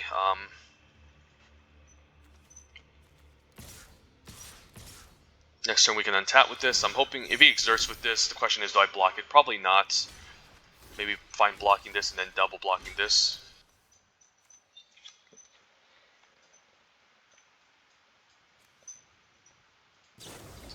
Okay, I'm actually happy that he decided to use this. So then hopefully I can just use Oasis Ritualist, fight the 2-2 and attack. Okay, a break 2, so I'm actually don't... Okay, at least he isn't trampling over. Okay, so Cartouche of Ambition is nice. We can Cartouche and then attack Liliana and gain some life. Yeah, I think I might need to do that. I can also use the Cartouche to fight here.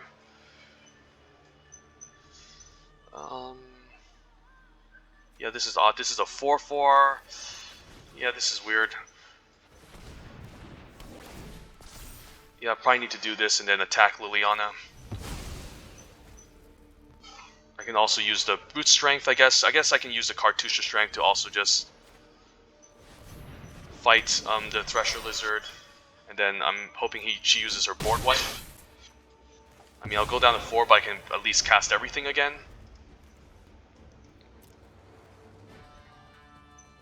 So he minuses, falls down to 1. We can cast Abandoned Sarcophagus and maybe try to rebuild our board. It's going to be a little bit difficult, obviously, but...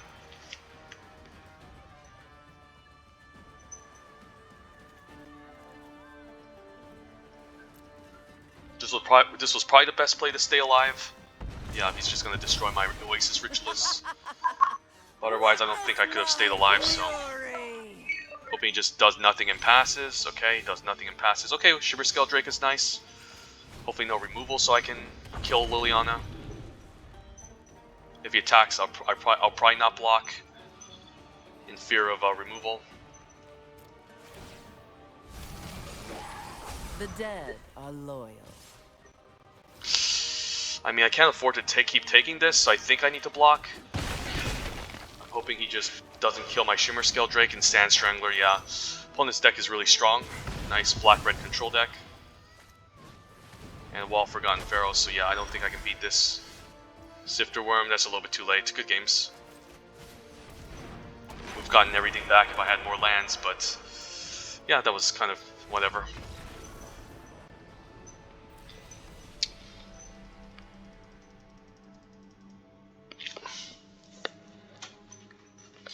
Had a promising start, but then Liliana just stole the game. If it wasn't for Lily, I think I would have won that easily.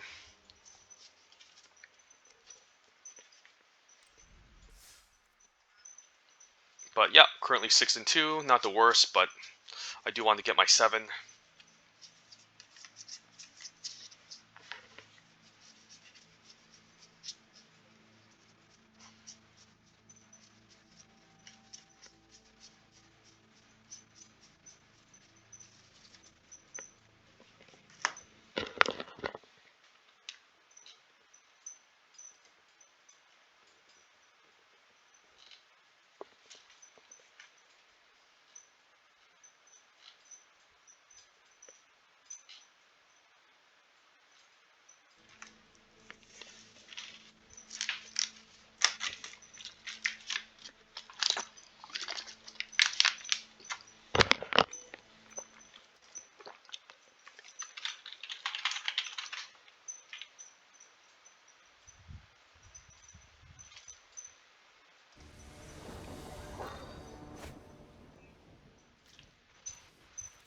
Alright, no ramp. Bit of an interesting hand. We are on the play. We have a cartouche. I'll still keep on the play. I don't like to mulligan. It's a bit of an odd hand, but we have our land, so hopefully we can get our land, our 5-drop down. Our hand is a little bit slow, but okay, we can cycle away the Greater Sandworm at least to maybe find more action. And it's okay keeping this hand with lands because again, we are also just we also have some cyclers that can dig through the deck. Naga Violet seems great. Gotta get out a Bitterbow Sharpshooter next turn. Hopefully he doesn't kill it. The Deadlands could be a bit of a problem if he plays multiple deserts. The card is pretty powerful.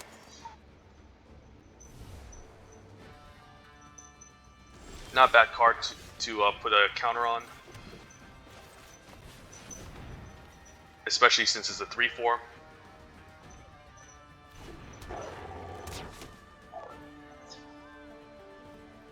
Eventually need one more extra land, plus the Naga to survive to get out of Wastelands, to get out the Sifter Worm. So if he passes his turn, I'm not even sure if I should attack, that's the thing. Maybe I'm happier cycling the Wasteland Scorpion first, and taking it from there. Another Ornery Kudu, so I think I'm down to just fight one of them at least.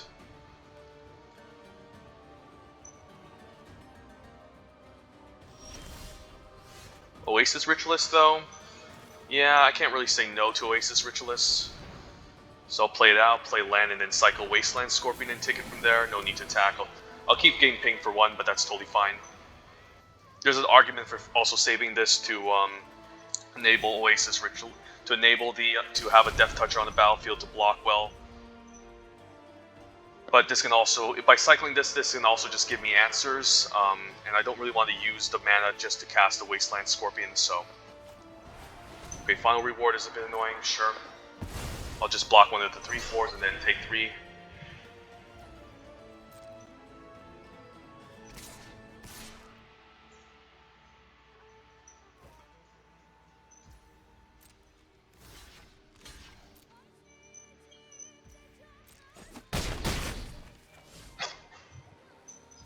Yeah, there's no need for this. I think I just want to maybe hit my land drop to cast Sifter Worm with something as well. Final reward is great. Okay, more spells to cycle, but yeah, we'll cast Sifter Worm now. We'd love to keep lands on top of the life gain from This Is Too Good. Splendid Agony could be fine, but Cartouche is also great. There's a Desert of Glorify. We need to cast our black mana eventually. This is also not exerted. Yeah, these are all pretty good cards.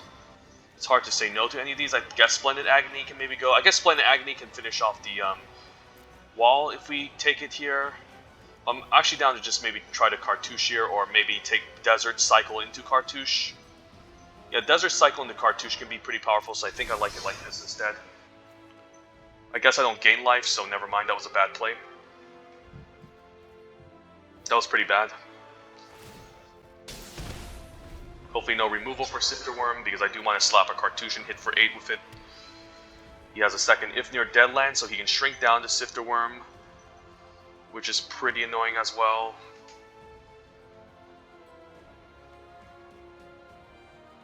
So I'm probably down cycling the Beneath the Sands. I forgot that this gain life. Darn. Yeah, I should maybe kept Cartouche on top, gain 3, so messed up a bit there. So as you can see, I'm not the most proficient Magic player. He can sack this to shrink it down.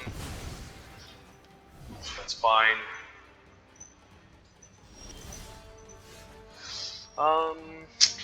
Yeah, I don't mind slapping a Cartouche on this and getting an attack in. Could be okay. Could also attack, and then if he decides to double block, we can blow him out with Final Reward, which is also okay.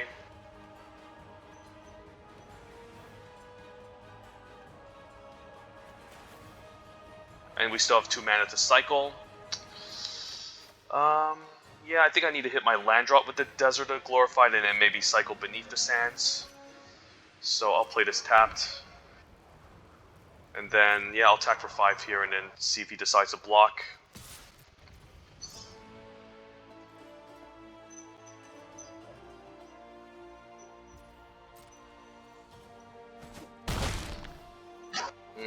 Okay, that was a little bit questionable then. I mean, I can still take 3 and then keep the Cartouche for something else maybe. And then cycle Beneath the Sands. And yeah, we'll keep up everything and say go. Take a bit of damage here in the meantime.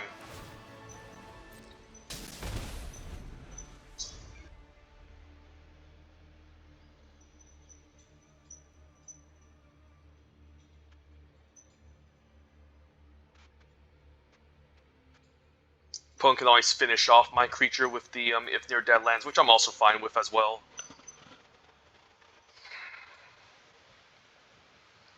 If he wants to spend his whole turn just sacrificing his land and putting counters, that will put him back, so...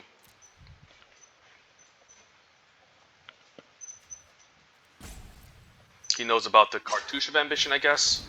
Because his reveal top 3 cards, I guess he can get his lands back here. That's a little bit annoying. And then you can play another tap Desert, which is really annoying as well. He can't really sack this though, so that's a thing. Feral Prowler. Opponent's not playing anything too scary, so I think I just cycle away the Cartouche.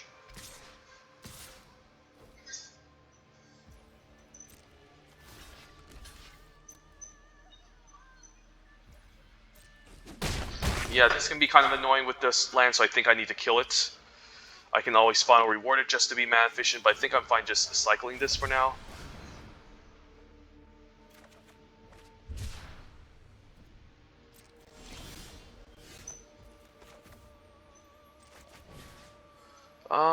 Yeah, I think I like it on the 2-3 here.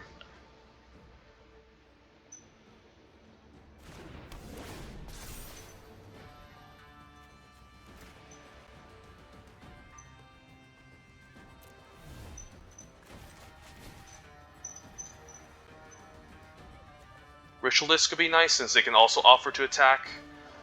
But I like just slapping a million Cartouches on this thing, which is okay. Taking this out, and then we still have Splendid Agony to ambush the opponent. Just gaining all this life is really relevant here, so we'll attack for 7.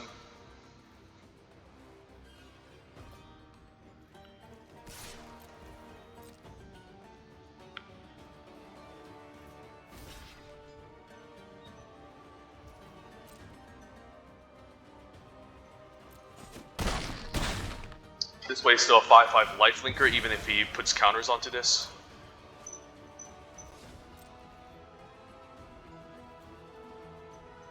So I can always use this to finish off a 2 toughness creature, so that's pretty good as well.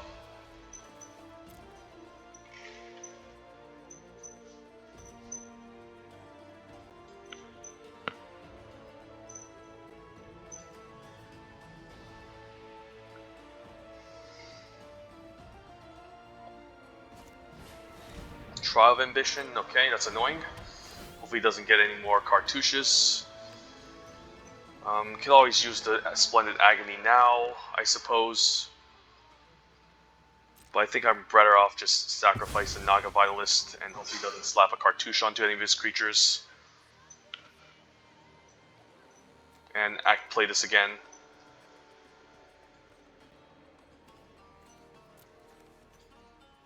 So this card is actually pretty good against me. Sidewinder Naga, sure.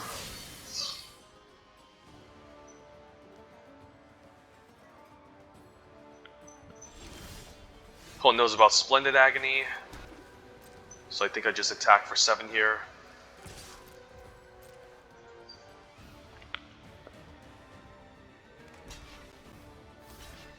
I'm actually fine with this. I mean, that's pretty good. I get to 3 for 1 the opponent. I'm surprised he doesn't block like this because yeah, I do have Splendid Agony, so yeah, let's just put this last, and then before damage we want to cast Splendid Agony on this. So I'm pretty surprised he did that. I guess he could have a 1-mana trick here, and then we can maybe Final Reward to blow him out. But yeah.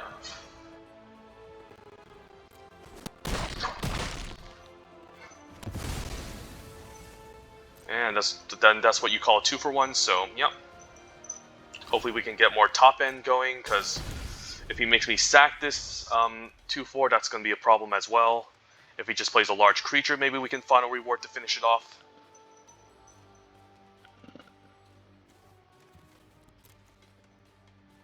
I'm hoping if he plays a cartouche. If he plays a cartouche, I'm definitely exiling this because I don't want him casting the Trial of Ambition forever. So it's nice to have this Final Reward as backup instant speed to deal with him. Ornery Caller, when it enters battlefield, for each kind of counter on target permanent, put another counter of that permanent on it or remove one of it. I guess he can remove a counter from my 7/7, but there's not much I can do. It's going to resolve anyways. So I guess it's become a 6/6, that's fine.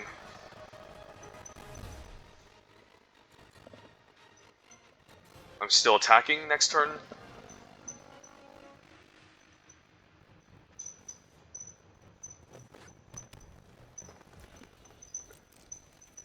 Yeah, the opponent tapped a little bit awkward because he could have used the whatchamacallit, the desert to shrink my creature down.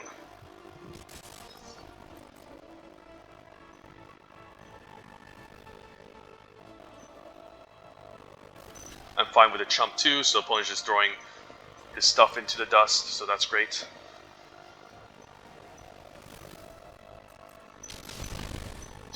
And this Final Reward is going to be pretty important, so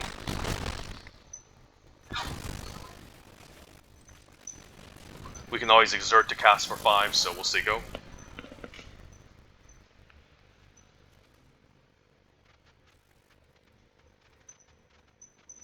He can shrink this can trade. Am I fine with that? If I'm fine with that, then so if I'm not fine with that, I'm much more interested in maybe Final Rewarding to kill this. So if he shrinks this down, I can still kill him because I have 8 power on the battlefield. So if I use the Final Reward now, one of my creatures will be exerted. So I think it's best to just what does this do? When it enters the battlefield, you may destroy target artifact. Doesn't seem fantastic. So that would have killed my sarcophagus. So the question is, do I want to exert my creature? Probably not, because it does represent lethal if I main phase this and take out the 4/3 on my turn, so we'll say go. And sarcophagus, wow, we dodged a bullet. Sarcophagus can get everything back, but I still think we want to Final Reward the 4/3 and attack here, just to force a chump.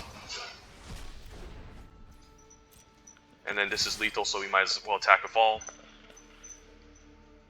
Put him down to 1 would be great. And by killing his creature, he won't be able to latch a cartouche onto it to bounce back his Trial of Ambition, so we should win this. And then this is also linked with inevitability, so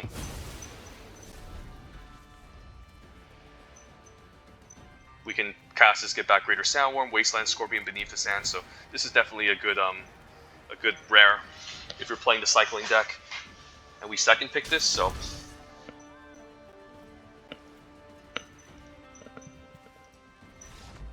alright, sweet. So 7 and 2. So that's really awesome. And then we should be able to get to Mythic if I draft correctly and know what the hell I'm doing in the set. So all in all, green, the supposedly worst color, is still really good in Hour of Depth in the Amonkhet Remastered if you can play, again, the right deck for it. And yeah, I'm happy that we actually got to 6-2 with this deck. Just going to do a quick overview before we move on to the next one and crack some packs. Yeah, Nagaviolus. Forgot that it can only tap for mana for the land I can produce. Still fine card, but definitely a lot worse than I suspected. So I'll still play this in a green multicolor deck, but I guess the green multicolor deck value goes down knowing that this doesn't actually fix for any color. Didn't activate the River Hooper once, but still ate a good removal spell, so definitely a target upon a lot of players' list. The 5 mana is a lot, but if you can stall the game out and then just have this out in the late game, you basically win. A mix of Cartouche of Ambition and Splendid Agony. Don't know which one is better. I'd probably still take my first Cartouche of Ambition. It's just that the lifelink is really relevant. I guess it's going to be at its best with big green trampling creatures, so I guess this is much more of a first bet. I guess this is the better pick over Splendid Agony if you know for sure you are going to play large creatures to latch this onto. I guess the fact that it's a cartouche that goes well with Trials is actually reasonable pick over Splendid Agony as well. But yeah, they're kind of close actually. Maybe still slightly lean towards cartouche more than Splendid Agony. Also just great. The Wandering Death didn't see this cast once, but nice late grindy card. And then yeah, we also got every time we didn't cast this Abandoned Sarcophagus a lot, but the game we did, basically the opponent conceded.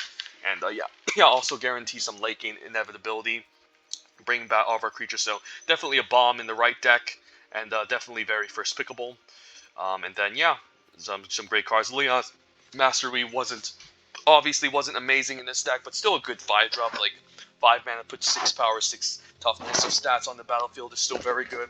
And Bitterbow Sharpshooter is also a great overperformer in our mid-rangey green ramp control deck. So yeah, not a bad draft.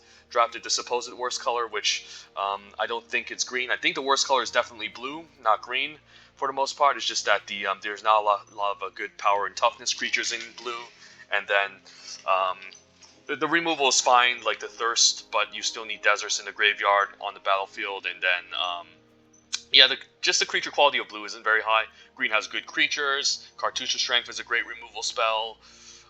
Black has great ways to punish 1 toughness creatures, very controlling, and then white and red are definitely just top tier. So anyways, we will claim our prize. Not sure if I want to crack packs yet. Yeah, I'll crack a pack before we move on to the next Premier Draft Amonkhet. Pack 1, pick 1, let's pretend we're drafting Amonkhet. Pull from tomorrow. Draw X card and discard card. Great card in a blue control deck. Like, you just draw a million cards and then you discard a card. So, not bad. 5 mana, draw 3. However, I mean, it could be quite expensive, though. Still a good card. I mean, what else do we choose here? There's some good uncommons here in the respective archetypes, but there's still kind of 2 colors. And I don't want to first pick an Oasis Ritualist, knowing that most people don't respect green in the set and they tend to wheel. I mean, these 2 are still good. The problem with blue-white in the set, however, is that there's just not too many Embalm payoffs and Eternalize. Like, you'd be happy if you get at least like 1 Aven Wind Guide, and it's not even that great of a card since it's a 4-mana 3/2, which has below average stats. I mean, even this has below average stats. But yeah, still fine uncommon. Same with the Enigma Drake. Blue-red spells is also kind of close with blue-white flyers, I think. But yeah, I wouldn't mind taking Pull just to speculate it. Maybe draft some sort of blue ramp, blue control deck. Obviously going to be at its best in blue-green since you want a ton of ramp to go along with this. But yeah, I still probably take the Pull from tomorrow and try it out. Sand Strangler, one of the mythic uncommons instead. Yeah, I would probably take Sand Strangler over Grind to Dust. I mean, I guess Grind to Dust is a 2-for-1, but you either have to splash for the 1 of the halves or play this in straight up black-white, which is still committing. Like, Sand Strangler, I think, is close with Grind to Dust, and Sand Strangler, I think, is a lot more easier to enable. And it also puts out a body immediately, which can provide a lot of tempo. Just cycle a desert, play a desert, and enter the battlefield, kill a creature. Will kill mostly 80% of creatures. I just read a stat showing that 80% of creatures most likely have 3 toughness for you to answer. So, I mean, there's an argument for both, but I would still probably take Sand Strangler since it's single color, and you don't need to commit yourself into 2 colors or splash it. But Grind of Dust is also just 6 mana, kill 2 creatures, which is nice. And then the commons, Beneath the Sands, Cartouche, probably still take Cartouche over Beneath, but not over the rare and the uncommon.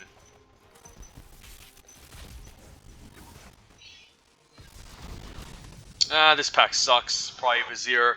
Vizier is quite good if you have creatures with good enter the battlefield effects. Also good with the exert creatures because it's almost like pseudo vigilance. Basically, once their creatures finishes attacking, you can just flash in Vizier and untap the creature. So then it can exert the next turn. You can also use this to blow up a double block. So it just has a lot of versatility and definitely a fine card. Best card in this pack, and everything else is just whatever. There's Wandering Death, which you always get late. Good card, but you'll still get late. Firebrand Archer for blue-red spells. The rare is not necessarily great, just whatever.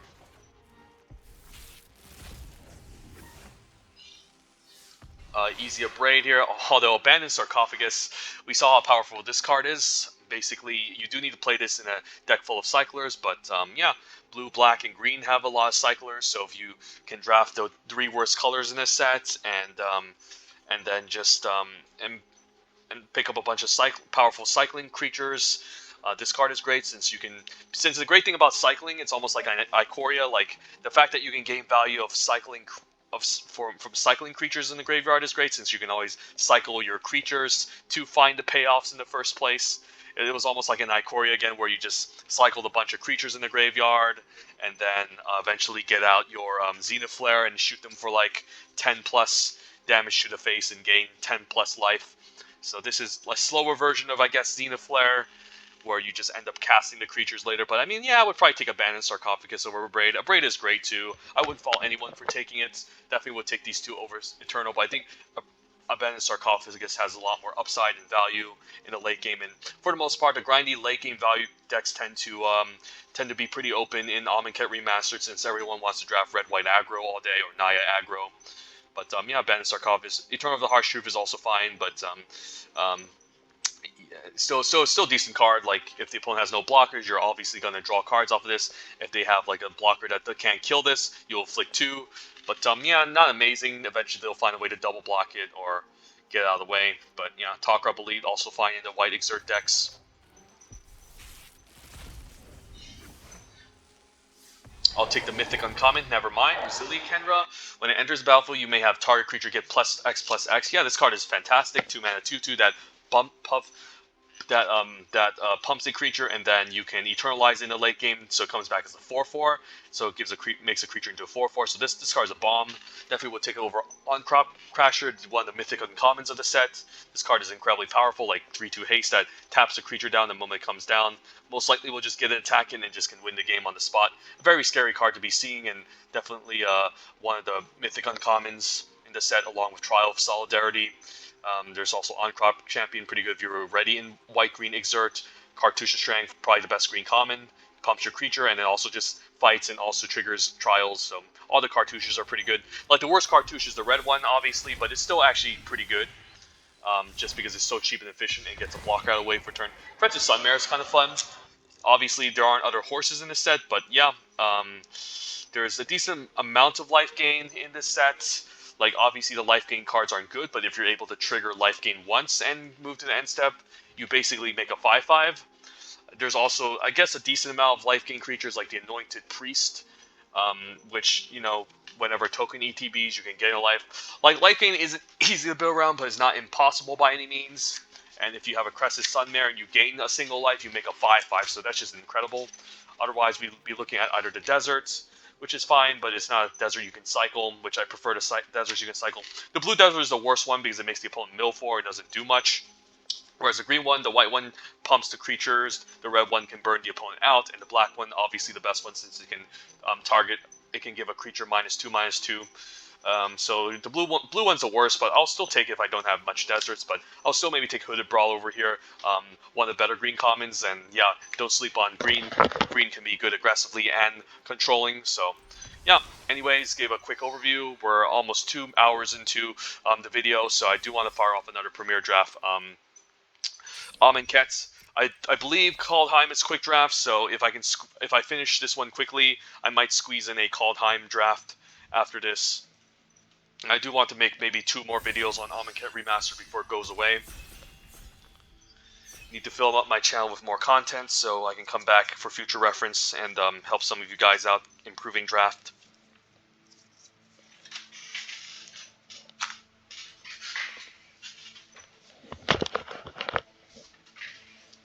Alright, Pack 1, Pick 1, Premier Draft, Amonkhet Remastered. Collected Company, fine card. I don't think it's that great though. I guess if you play a lot of Weenies and Dorks, this card can be quite good. Like 4 mana, look at the top 6 cards. I had this opponent use this against me, only he managed to pull out a 2/2. The fact that it can't get anything above value 3 or less doesn't make it that exciting. I'll still play it if I was already green, but don't know about it. Best cards in this pack are like Lordy Curse if I want to force black-white zombies. Start to finish, can still splash the black portion of it, which is still quite good. Not a big fan of black-green in this set, but here's one of the payoffs. And at common, there's like Oasis Ritualist, Shimmer Scale Drake, a Desert. So I'm probably looking at the rare and the uncommons here. I think I'm liking start to finish. Like, make 2 1/1 bodies. This isn't bad. You can still play this in a white aggressive deck and splash the finish half of it, and it can be quite good. And it's just a decent amount of value and removal. Lord of the Accursed is great though, but I would still maybe take start to finish over it. And Collective Company a lot more situational, but I can see this being played if you're playing a million 2 or 3 drops, which could be pretty decent, and you need to be mostly green aggro, but I'll take a start from to finish. Seems like the best card in the pack. Ruthless Sniper is great. There's also an Edifice of Authority if we were more controlling. Also quite good, and it's also colorless. There's also a nice Desert Land if we want to do this go wide strat with white. Other best common is probably the Deserts and Kenra Scrapper, one of the more better red commons. So yeah, pretty interesting pack. Ruthless Sniper is not going to be at its best in white-black. It's going to be at its best in the blue-black cycling deck. So it's not going to be well with our first pick. I think the card that actually fits best with our first pick is probably the Shafet Dunes. It's just a nice desert land you can sack in the late game to pump off your creatures, which can be quite powerful. Edifice of Authority, better in a much more controlling deck, since you're going to be mostly tapping out 3 times for the first ability to prevent an attacker from happening. And the white-black is more of a mid-range deck. It's not hyper-aggressive, but I'll still take a Shefet Dunes, since white-black tends to be creature-based and tends to go wide. I know that I'm kind of speculating on my first pick, but I think it's the best option since it does at least give me a plan. And then we'll take a Compulsory Rest, find 2 mana removal spell. Fervent Paincaster is okay, another way to punish 1 toughness. But I'll still stick with white here since it seems like it's quite open for my right-hand side. Yeah, nothing else too exciting out of this pack outside the Paincaster and maybe the Desert. Okay, we can take Cartouche of Ambition, and yeah, we are leaning towards black-white with the finish here. Probably definitely the best card in this pack. Over the Deserts, over Beneath the Sands, so sure, I'll take it. And ooh, Trial of Solidarity. 5th pick, what's going on? This is a Mythic Uncommon? Are you serious? Like, five passes and people are passing a Trial of Solidarity? I mean, count me in. This is, yeah, I don't know why people aren't picking this card up. Like, this card is just insane. The fact that it gives your Exert creatures Vigilance is great, so they don't actually end up tapping. And they can, like, you can still Exert without tapping your creatures, which is insane, because Exert doesn't require the creature to tap. It just doesn't allow them to untap.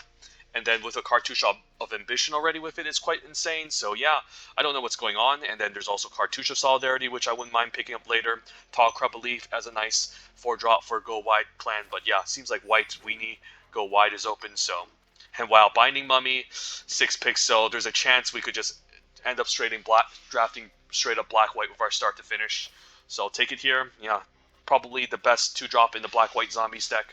Could still play this in the blue-white deck since there's a bit of a zombie eternalized theme, but black-white is going to be at its best with this card, and we'll take it.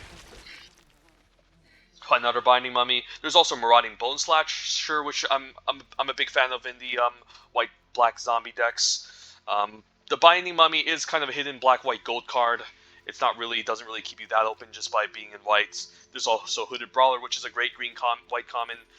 As much as I like the Marauding Bone Slashers, I think they'll most likely wheel, and then if we do end up black-white, I do want my high count of Binding Mummies, and then hopefully we can make this happen. So yeah, wow, another Binding Mummy. Do I really take a third copy? Like, it's insane. There's also a Cartouche of Solidarity here. Also, Final Reward is a fine removal spell. But, I mean, the Binding Mummies are basically removal spells if we just cast multiple of them. And, like, just having 2 of these on the battlefield is already insane. So, you know what? I'll just keep taking more Mummies. Why not? As much as I like the Cartouche, which I would maybe take over Final Reward, or Final Reward, this seems better. And then, yeah, maybe I'll just cut off more zombies by taking the Disposable Mummy. I prefer the Marauding Bone Slasher, but I can still see myself playing this. Outside of that, nothing else. I guess we could end up in blue-white with Shimmer Scale Drake, but this is more of like a blue-black card anyway, so I'll take a Disposable Mummy. Keep the Mummy theme going. And I can still maybe play this anyways with the Binding Mummy. I guess it's a Zombies theme, never mind, I keep saying Mummy. I'm not Numot the Mummy, Numot the Nummy, but I need to stop saying Mummy.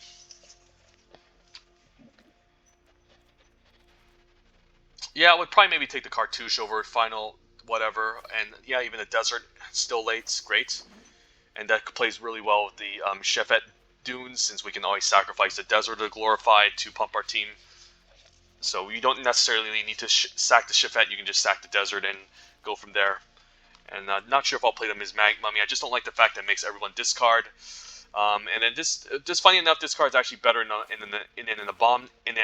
bomb decks, since you're gonna make them you want to discard an embalm creature. Not sure if I'll play it though. I'd rather take the Kenra Eternal, so I'll play it in the sideboard, but still a zombie here for a mummy plan. Take a random. Doesn't really matter here. Like Pathmaker Initiate's probably the best card. I mean, Crash 2 is also fine in the blue-red, but I'll take whatever. But yeah, we're set up for a nice black-white zombies mid-range deck, or an aggro deck with multiple zombies and Trial Solidarity. Seems like it's going to be more aggressive, so hopefully we can pick up more zombies. Funny, the Slitterblade deck was kind of a speculation in the set, but it never came to fruition. I'll probably take it here anyway, since I probably need more in my collection. I think if you hold like Control Z, it shows you the amount of missing cards you have. I forgot the command. I used to do it. I mean, I haven't done it in a while. Okay, this pack sucks, but I do like the Trial of Ambition. Can play pretty well with our Cartouche of Ambition. Otherwise, we're looking like at a random Kenra Eternal, which is whatever. Lethal Sting I don't like unless I'm more controlling with a lot of high toughness creatures. I don't mind sinking -1/-1 counters onto those who serve. Fine blocker, but it seems like we're going to be more aggressive. Best card in this pack is probably Magma Spray. I would probably first pick this over everything else. If I want to be more creative, there's River Hoopu, some nice cartouches, but I'll take a Trial of Ambition. Plays pretty good. And then there's a Ruthless Sniper, but we don't really have that much cycling cards. Outside that, we could maybe speculate on Oketra's Avenger. There's also Anointer Priest that we can always embalm and bring back, but it's not very good. I could also just take a Desert here. Oketra's Avenger is okay, honestly. I could still take it here just to cut off white a little bit more. Yeah, this pack isn't great. I could maybe speculate on Crop Champion, but it seems like we're kind of committed to this whole black-white thing. I'm not sure. I'll take like Oketra's Avenger. Still a fine 2-drop. Like, even though it's 1 toughness, it gets punished. It's actually not that bad. This pack has nothing too amazing. Although I am a big fan of Oketra's Monument. Just fantastic. It's whenever you cast this creature spell, you just crap out a bunch of 1/1s. So this card is great.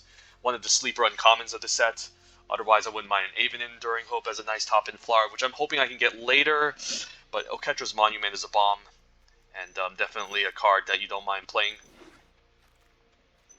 And Fanbearer seems perfect for this mummy deck.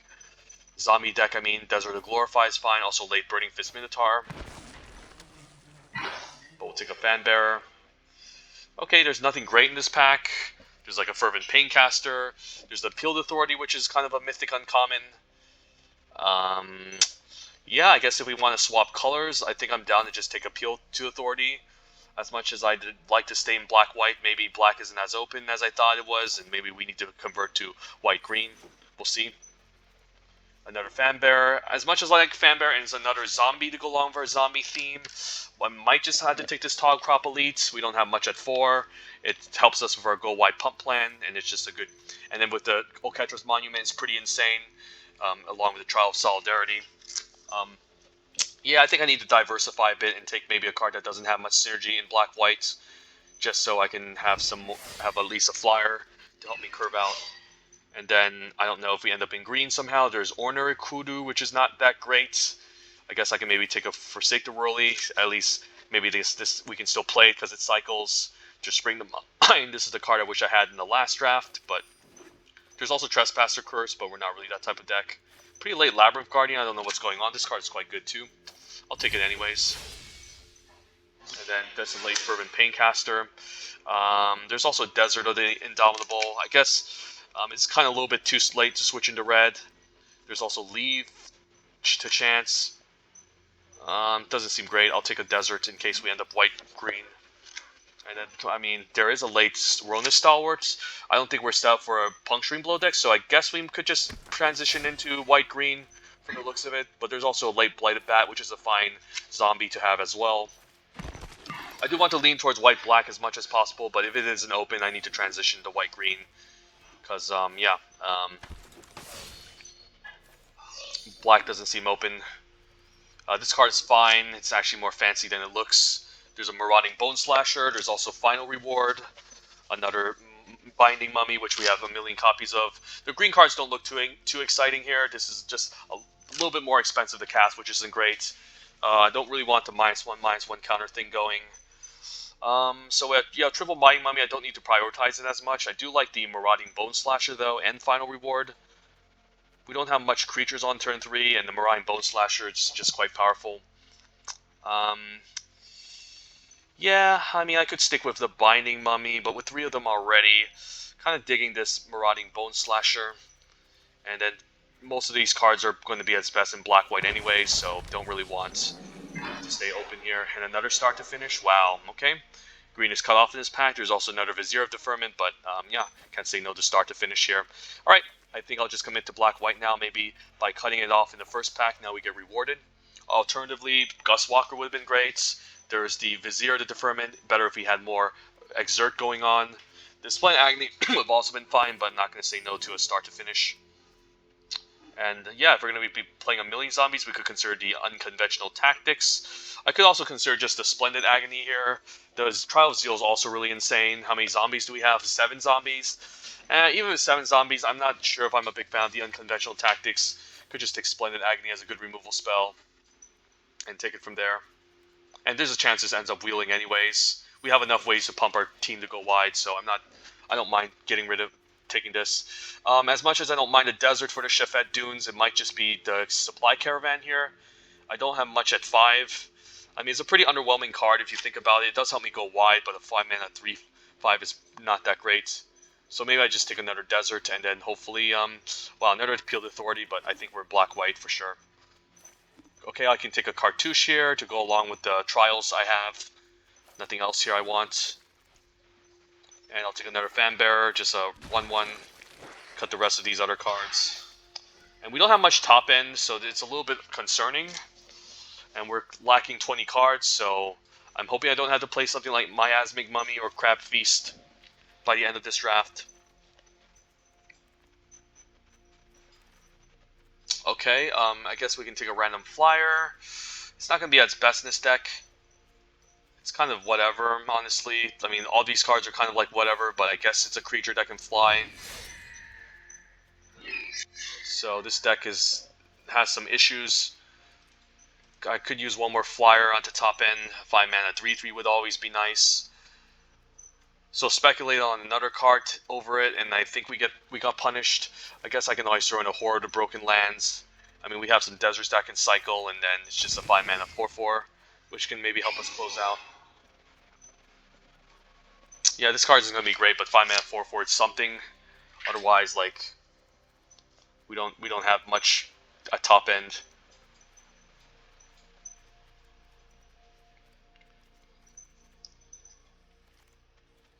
I guess, Final Reward, pick 9, that's great.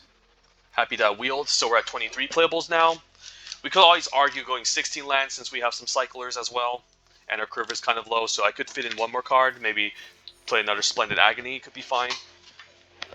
Not sure if I'll play another Disposable Mummy. And we are kind of light on creatures in this deck, so maybe we should have been black-white, but I still think we had to kind of do something about this deck, honestly. Yeah. really want to play Miasma. Mummy's pretty bad, so yeah, this is a weird deck, but maybe I'm fine running 60 lands due to the low curve and the amount of cyclers, so we could just cut a... I mean, we have a heavy influx of whites. I don't really want to cut whites, but I think I can still run away with 8/8 here. Because there's some black spells we do need to cast, but we do need a little bit more white. So is there a possibility of going like 9/6? I mean, I could always just cut the stupid Forsake the Worldly, but there are some artifacts and enchantments you don't mind dealing with in this set. So I mean, we do have 10 black spells in the deck. Most likely interested in casting Finish later, but we still need black, so maybe we still keep it even split, and hopefully we get white in the early game. So we'll give this a shot, see how it goes.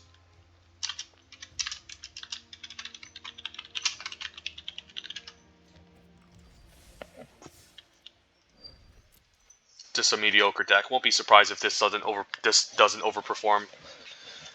Maybe then we can fire off a quick Amonkhet Remastered, or do a quick draft Kaldheim and go over that set, because that's also a really fun set that I like a lot.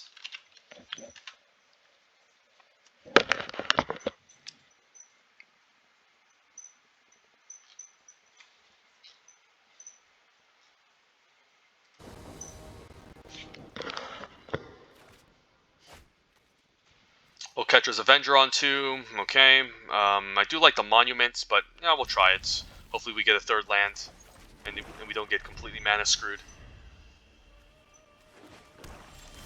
Okay, third land is great. I still think I play my 2-drop here. And then Oketra's Monument can go off. And this also helps me ramp into Talkrop Elite, which is great. Yeah, I'll attack here. No need to exert since he doesn't have any creatures, and I don't have to worry about Flash. Yeah, with Talkrop Elite is insane, so yeah, people sleep on this card. I don't know what's going on, it's just so good.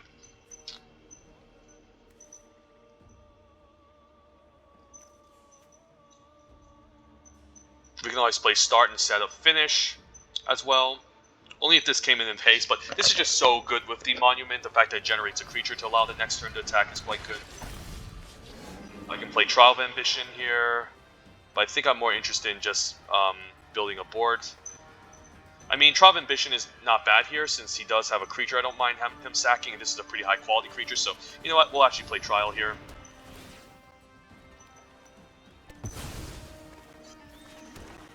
And then attack for 3.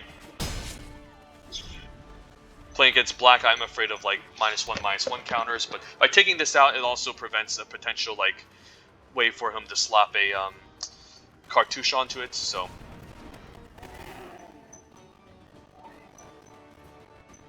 we can exert this. Binding Mummy into Talkrop Elite. Wow, that's insane. Yeah, why not? Let's just keep going off.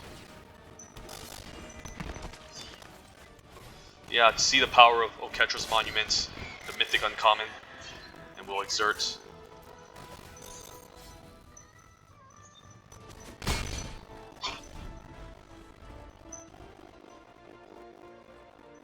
So we could see him slap a cartouche and gain 5 here, which can be kind of annoying. So none of that happening, thank God. So I won't be able to attack this turn because I can't really pump the team. I could exert though, and then put -1/-1 counters, which isn't the worst. I don't know if it's worth it though. I think I just want to step a water board and then eventually cast Finish. So we'll just say go, no need to exert. Man, maybe we can do an all-out attack next turn after we take this out with Finish. Land also wouldn't be bad, allows me to cast Splendid Agony and take it from there.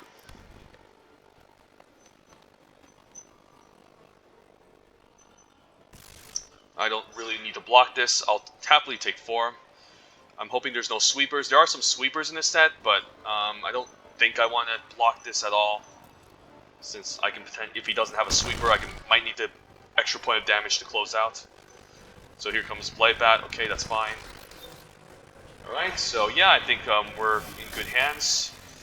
So what we can do now is we can play land, cast Finish, taking out the 4/4. And then I could use Splendid Agony on the 2/1, but I think using on the 2/2 is much better. Therefore, we can just exert everyone, and then he can't block. I guess this will still trade, so yeah, we'll just use Splendid Agony. Maybe we shrink this 4-3 and take it from there. Yeah, we'll shrink to 4-3 instead, I think. Or to 1-1. You know what? I think I like this better.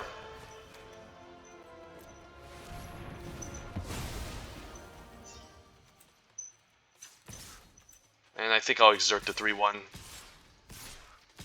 And then he trades for a measly token here.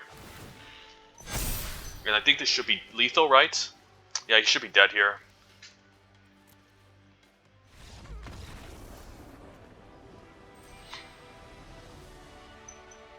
Hey, I'm about to hit Mythic, just 3 more wins.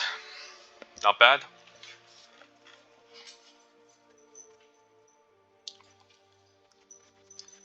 Yeah, Oketra's Monument, Mythic Uncommon. Trial of Solidarity, Mythic Uncommon. White has a decent amount of Mythic Uncommon, same with Red.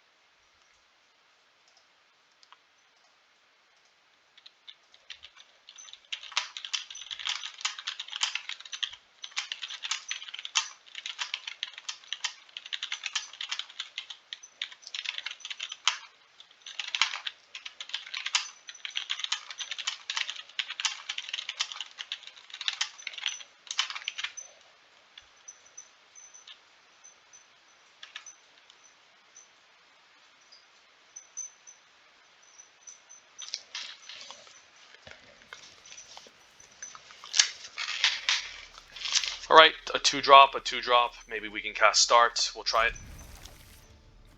Hopefully no black mana so I can lay this out. Alright, Binding Mummy into Binding Mummy isn't the worst. Okay, the Initiate's Companion. Ooh, okay, I'm hoping I can get my 3rd land drop.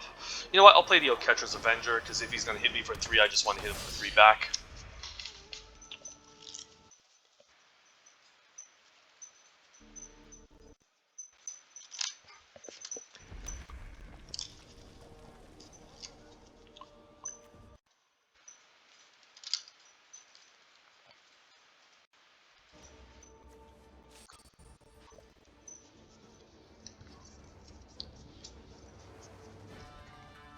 Could see a Cartouche of Zeal, that's fine. I'm not even sure if I want to even trade into this now, because, like, he could just be a much more aggressive deck.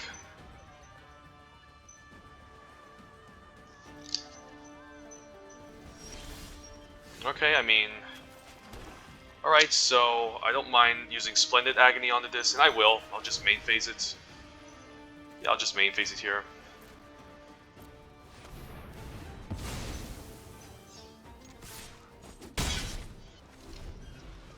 Just get a nice 2-for-1, although, yeah, this doesn't draw a card, so I guess it's not great.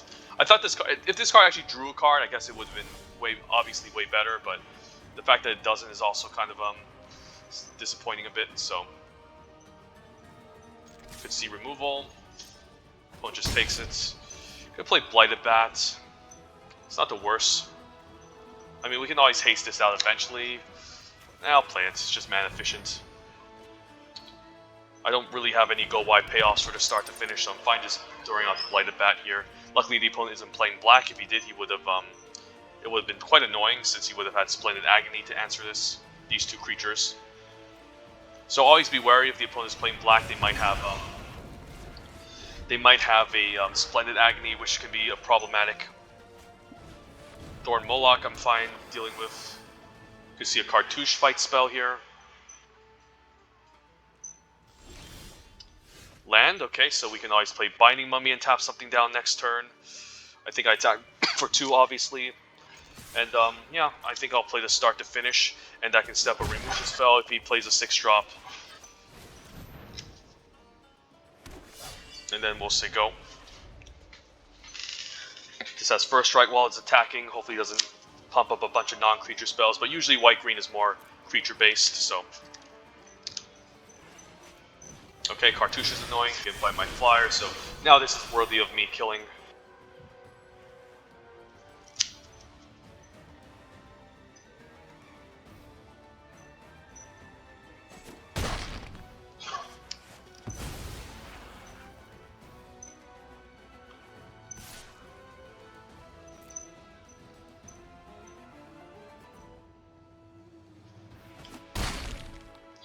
So I could finish this. Cartouche of Ambition is also fine. Yeah, you know what? I'll attack for 2 and cast Finish on this. It's a little bit annoying.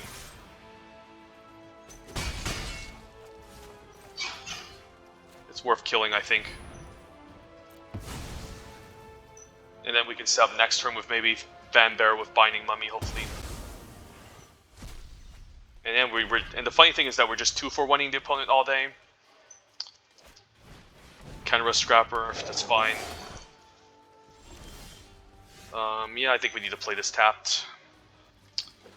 And I guess what we can do is play Binding Mummy and Fanbearer and tap it down. Because we need to set up a board of some sort.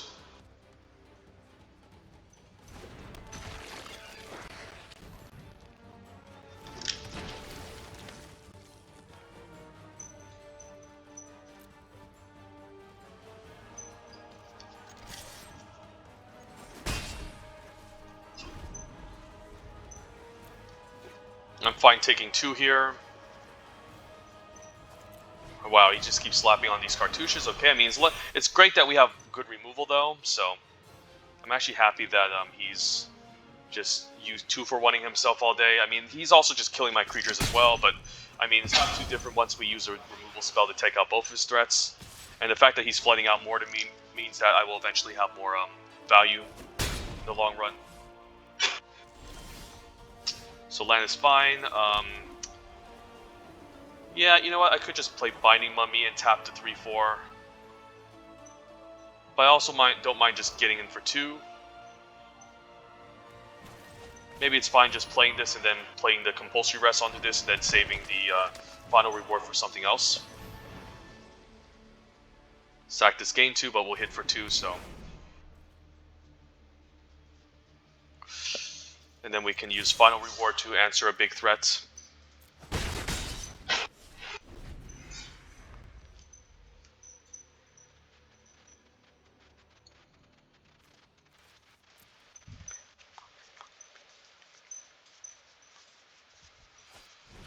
That's fine.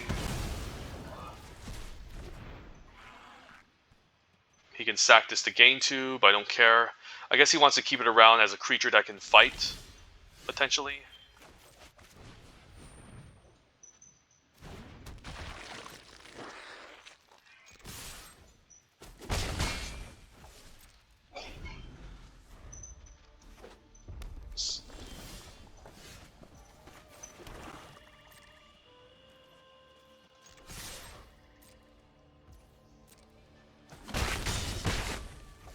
Okay, just might sack this end of turn. We still have a removal spell in our hand.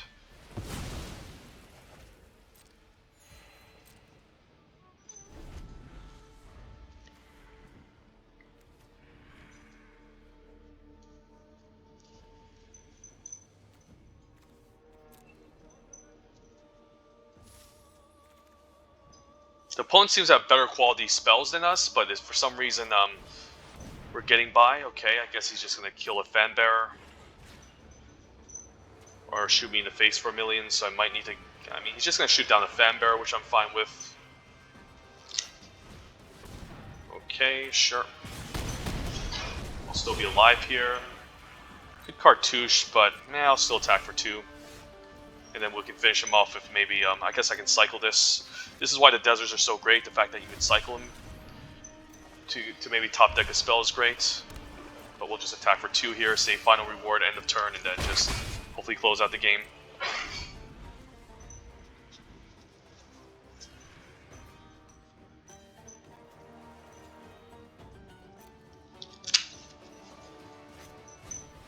It's fine.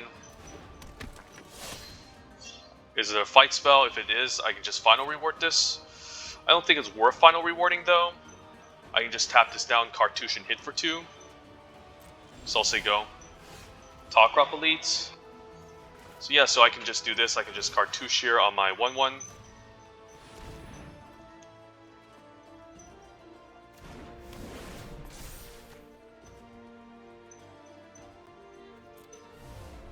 And then I'll just tap it down. I mean, I do want to play the Talk Crop Elite, but this is lethal, so when in lethal, you just go for it. Hopefully no removal spell. Yep.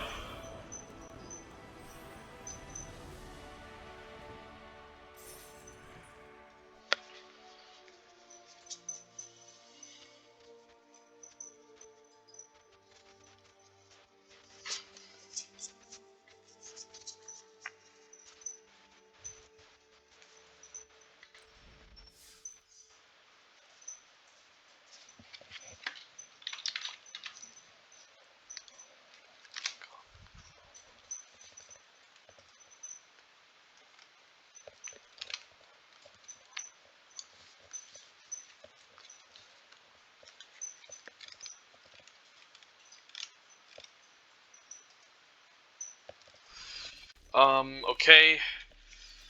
Not great. I need to play some 3-drops, but it's still maybe a fine keep. 2 deserts.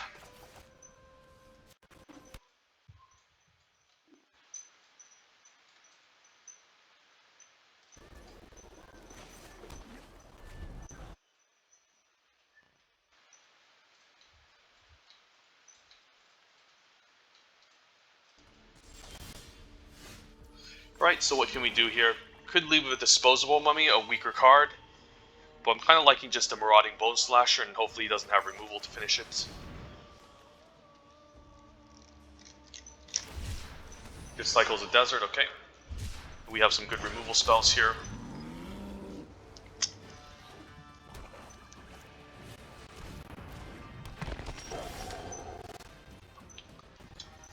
Can cast Start. Yeah, I'll just attack for 3, and then maybe it's fine playing out Disposable Mummy. And since the Disposable Mummy does hit harder, and then I can just slap a cartouche onto it to attack past the 2/3 next turn, so I think I'll do this.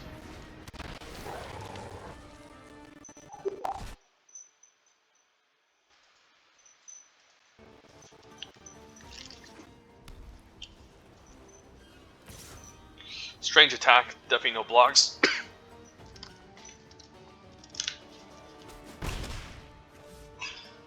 Opponents also just play mediocre cards. Okay, just a random 2/2 I can handle. So now what? So yeah, he doesn't really have any good blocks. We can just go wide, I guess. I don't really care about this Talk Crop Elite crashing in. Yeah, I think I just want to go wide here. And then worry about dealing with this later.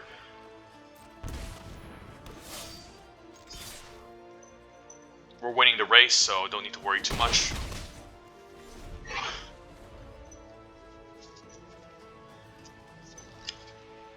Can always slash a cartouche, make a 1/1 token, and then use finish with that 1/1 token.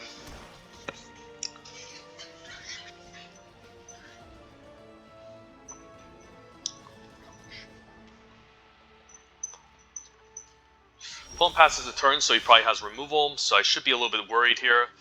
I could still tap the 2/3 down and attack with both of these and see what's up. Although I won't have mana to do anything else, so very interesting.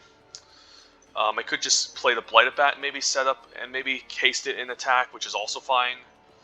Because the fact that he's keeping all this mana open could imply that he has the, the final reward that he might use end of turn. So I don't really want to slap a cartouche onto any creature, so I think I'm fine playing out the Blighted Bats and then hasting it and attacking.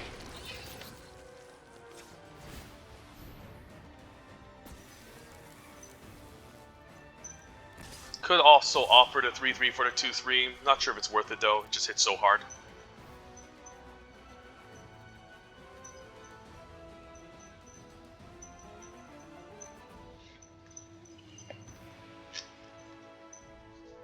I could use another land, so Splendid Agony into tapping a creature down could be nice. Okay, that's fine. Alright, I was expecting something like that, so...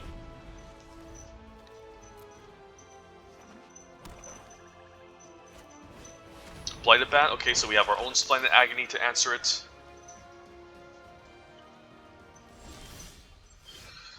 Dauntless Aven. Yeah, I could just give my 3/3 first strike. Or I guess I want to slap a cartouche onto this one instead. Or maybe cartouche onto the 2/1 so then they can both attack. It's kind of interesting. I can make a 5/5 first striker. You know what? I think I want to start by using the cartouche on my disposable mummy and target the Blighted Bat. And then I could put the cartouche onto the disposable mummy here. So the ETB effect is going to happen, so this is going to happen anyways, and then, yeah, I'll slap a cartouche of Solidarity, maybe on the disposable mummy. A 4/5 first strike is quite good, but putting onto this is also not bad. So you can't double block it.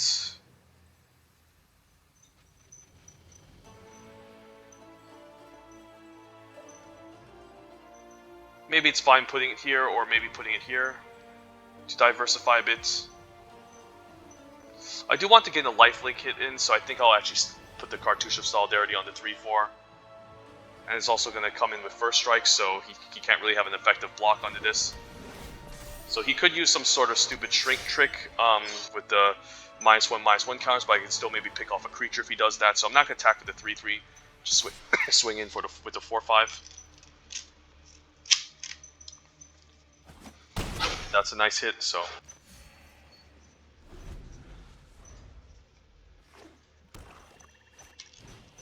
Okay, Aven, I'm happy to just finish.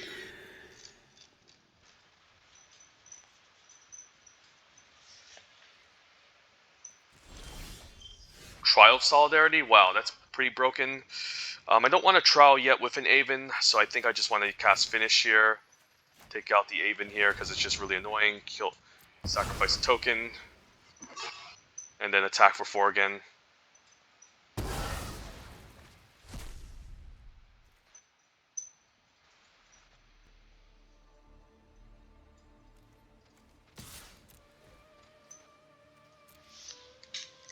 Next turn we can maybe kill 2/2 or just use Trial. Like, we don't even need to use Trial, honestly. Like, we can just tap, like, we can just... Ooh, Wayward Servant, that's a pretty scary one. Although he doesn't really have much. So what we can do is we can always tap down the 2/3 and then attack with both and then use Splendid Agony if he tries to double block to blow him out. So I like this. I like tapping here and attacking with these two. Not going to attack you with the 1/1 because that does imply something. So I do want to target, I think, the 2/2 first in case he has a pump trick. And then use Splendid Agony to finish it off. Could do it on both to spread the wealth. I mean, by doing it on both, if he has a pump spell, it does shrink both of them down, which could be quite relevant, so I think I'd do it on both here.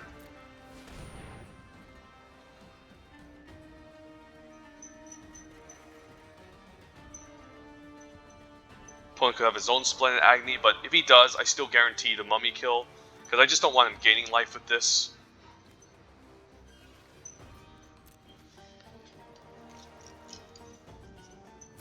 Yeah, I guess he has a pump trick. Alright, so he had a pump trick all along. But I still take out the 1/1 mummy, which I think is the most important key creature to kill. And then this still stays shrinked. So had I targeted the mummy and he would have used the pump trick, it would have actually been worse.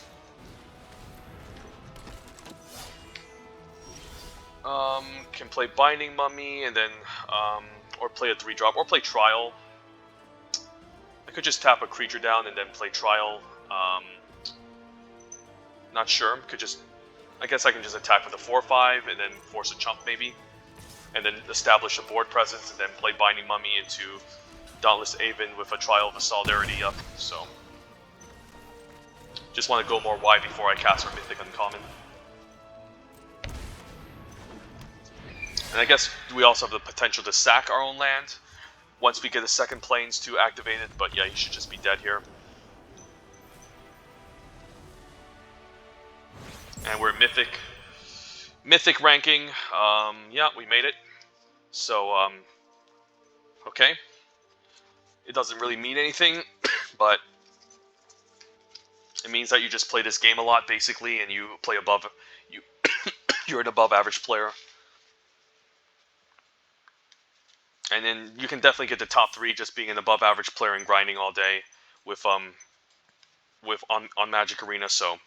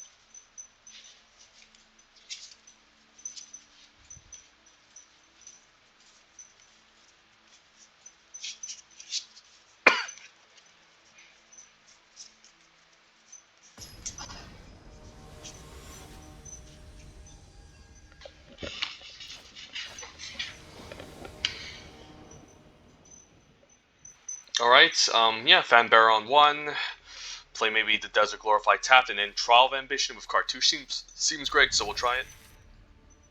As much as I like playing the Desert Tap, you know, I do want to get my early damage, so just play a Fanbearer for now. Then maybe we can keep this trial thing going. I don't want to cast it yet, obviously. Second Fanbearer, okay.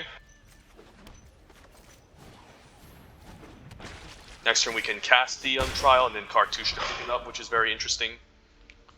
I can also surprise him by not casting this. Opponent still does nothing. Okay, I don't think there's any flash creatures I need to be aware of in blue-white, in blue-black, I mean. Could see a Censor here, but I'm fine if you want to Censor a random 2-3.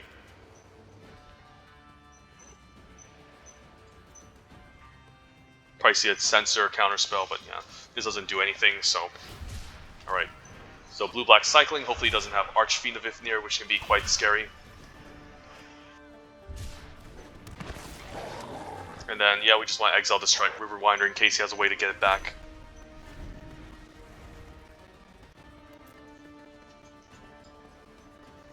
I think he should have let this resolve first before cycling. So, are we just gonna... I guess we're just gonna beat him down with a bunch of Weenies. I mean, that's fine. Every damage matters. Already 13 damage? Wow. Okay.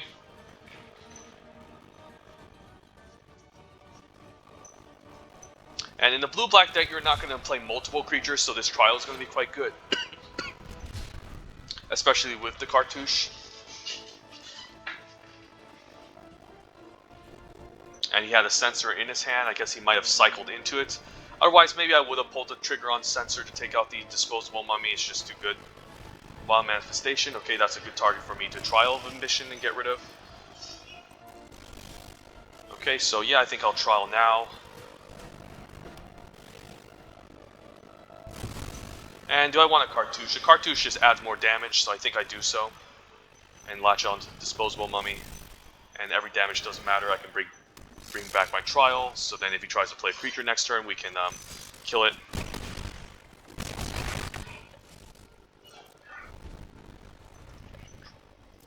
Opponent's stuck at 3 lands, and we can also start tapping things down, and yeah, wow, pretty crazy.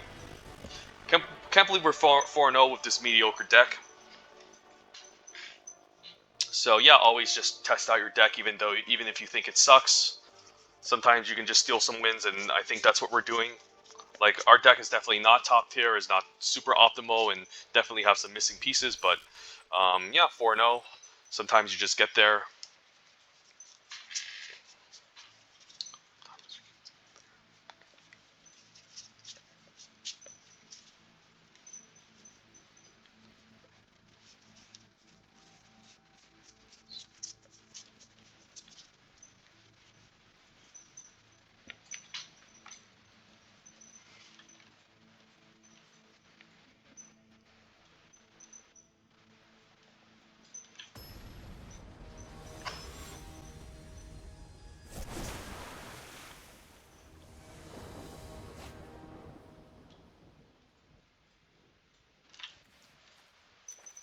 Okay, I mean, Cartouche or Trial.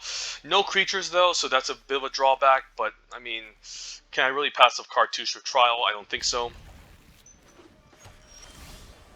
And while Ketra's Monument is great, I think I'll play the non-desert first. So, Blue-Red Spells deck, hopefully no Riddle form. Okay. At least it's not the Riddle form, the Sphinx that, whenever you cast, oh wow, he even had it on top. I guess he's trying to look for lands. I could just cycle this right now to maybe hit a Fanbearer, and I think I will.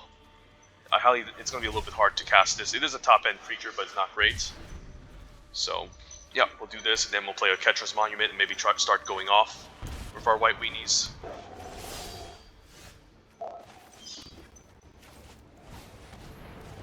Opponent does have the tempo advantage for now.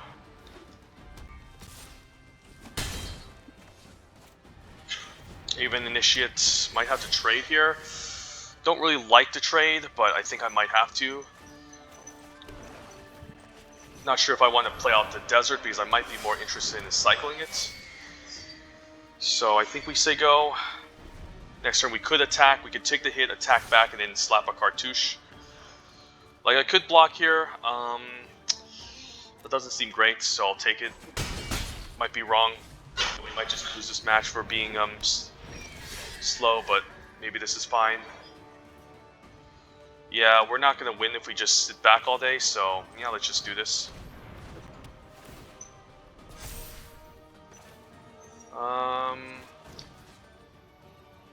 Do I grab the Top Crop Elite? I mean, I guess all my creatures have Vigilance, so I could still exert this. So I do want to maybe slam it onto the Top Crop Elite here.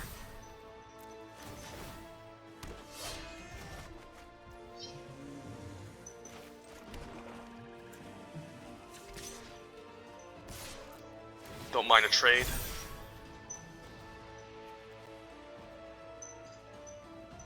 And then he can't even block the 6/5, but he's probably planning to kill this anyway, so...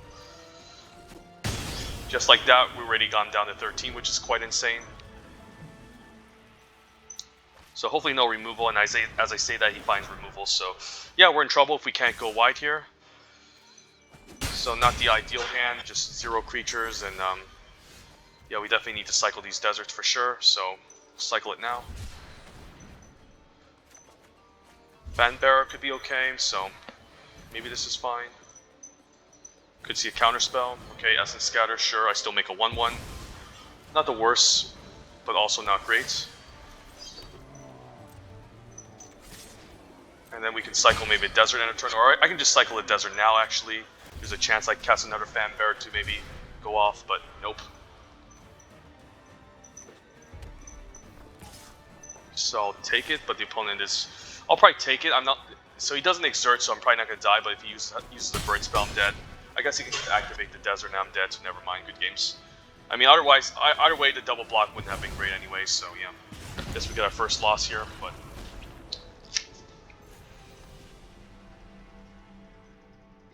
Couldn't draw any creatures, just drew too many lands in the 16 land deck, but whatever. If we had more creatures, maybe we would have went off with the Oketra's Monument and then just overran the opponents, but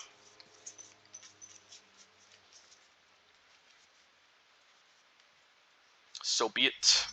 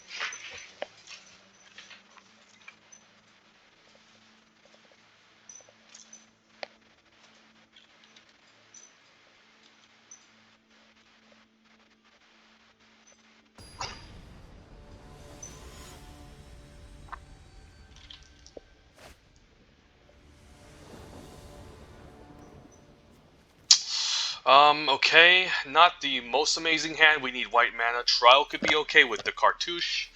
Is this still a keepable hand? Like, we are on the draw, so we can eventually get our lands, so, I'll speculate again. It's not the worst if we get white mana, because we can cast Start and maybe Lashy Cartouche onto our creature. Trial can deal with something early. Even though I don't like using this on a 1 toughness creature, I might have to. And Gustwalker's perfect, okay? Happy to see my ambition eat up a Gustwalker. And we have another Cartouche to follow up eventually. Hopefully no removal on my bat. Dauntless Haven, okay. Perfect for the Cartouche. Yeah, I could play Blighted Bat, but just in case he has removal. I mean, the Blighted Bat with the Cartouche is pretty insane, so I'll actually play this out instead. Because I can deal the extra damage, and then just having the flyer with the Cartouche is quite good, so I'm hoping he just attacks and pass the turn. Burrow Blade, okay, so punish there a bit. Okay. Just can essentially give a creature vigilance. Don't think I need to compulsory rest this. Let's just play this and then play land and pass. Land would be great, so I can Oketra's Avenger and Cartouche as well. I mean, I can if he plays. I mean, it's great anyways because I can always Cartouche and then use the Ambition and make him sack a creature. So, okay, as a creature I don't mind using it on. So I could just Cartouche of Solidarity here and then play the Trial of Ambition. Maybe that's better. Because I don't really have any great attacks if I Cartouche because I can't play the Trial, so I think we actually do this instead.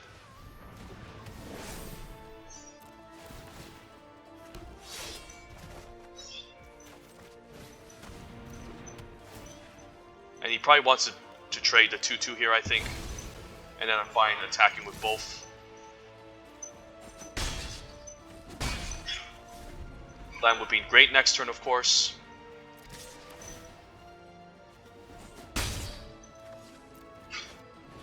Okay, Gilded Ceradon, definitely perfect for the next turn. So land, please, no land. Yeah, that's unfortunate. I guess I might have to compulsory rest this instead. Although it's going to be worse without the Trial. So I probably just want to play Cartouche here. Could slap it onto my first striker, which can be quite good. And I think I will. Take out my 2/1, and then we can chump the 4/4 so we don't take too much damage.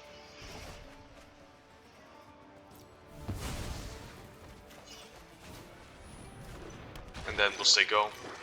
I'll chump the 4/4, I think, since I don't want to take too much. Or I can just take it. But there's a chance he could have a flyer here like Gustwalker, which can be quite annoying, so I think I have to chump this 4/4. And yeah, he just knows I'm just going to keep grinding him out with these Cartouches, so never mind. So yeah, Cartouche is definitely great in this set. Same with Trials. The deck obviously has some land issues, but again, we have cyclers and we're playing a pretty low curve, so I'm still fine playing 16 lands. Alright, let's keep this up. 5 and 1. Maybe we can do a quick Kaldheim draft, hopefully, after this draft. And hopefully it doesn't take up to an hour.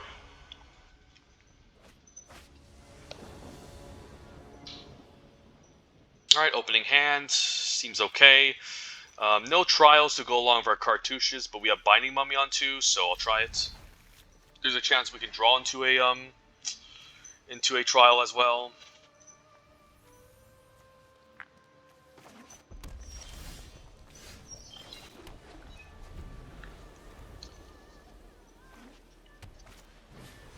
Okay, that's perfect for my cartouche. So I'm down to just play Binding Mummy here and then pass, and then we'll take 2 in the next turn. I mean, we can even potentially get 2 for 1 with Splendid Agony if he plays another 1 toughness creature. If not, we can maybe slap a cartouche onto this. Oh wow, yeah, this is insane. This is why black can be decent in this set. Just watch as I 2 for 1 the opponent and make him lose all of these card advantage.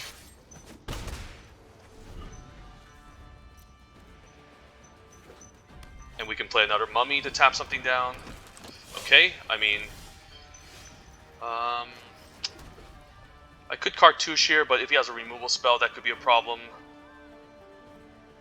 So I think for now, I just want to maybe cast a Blighted Bat here and tap the 2/1 down and attack for 2. I don't really want to go all in with the cartouche thing. I could have also played to start, actually, and force him to exert. I could have actually hasted this as well, so misplay. Not playing the most optimally. Alright, could have hasted and got him for an extra 2, but I think he has a removal spell and he does. So luckily I didn't slap the cartouche onto any of my creatures. I mean, I guess he would have used a Magma Spray anyways on the 2/1 attacking, so I guess that was fine. Kenra Scrapper. Okay, so now this turn looks very good. We can play lands, play cartouche, put on our Mummy. Take out the 2/1. Play Binding Mummy, tap the 2/3 down and hit for 3. Which is really neat.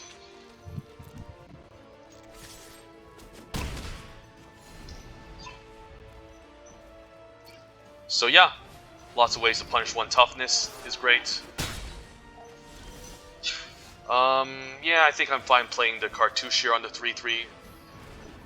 So then I'll have first strike, and then I'll attack with the 4/4 and keep the 2/2 back. I could offer the trades to prevent lifelink, but I think this is better. And then we'll just play Top Crop Elite and maybe hopefully go wide. And he just concedes. Alright, sweet. Yeah, 6 and 1, surprisingly, even with a mediocre deck. I'm quite surprised we're kind of getting there, actually. And then maybe we can do some fun Kaldheim draft, which I think is definitely also very fun. And yeah, 6 and 1. We're just going to get a million gems here, so gaining all that value.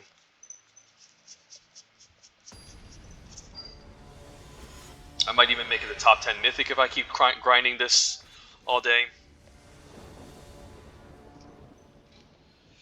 Opening hands, fan bearers, cartouche, not amazing, but could still be serviceable. The worst case scenario, we flood. The best case scenario, we can start top decking some things. We're also on the draw, so I don't mind keeping this. Just have the extra card advantage. And we can still deploy both fan bearers.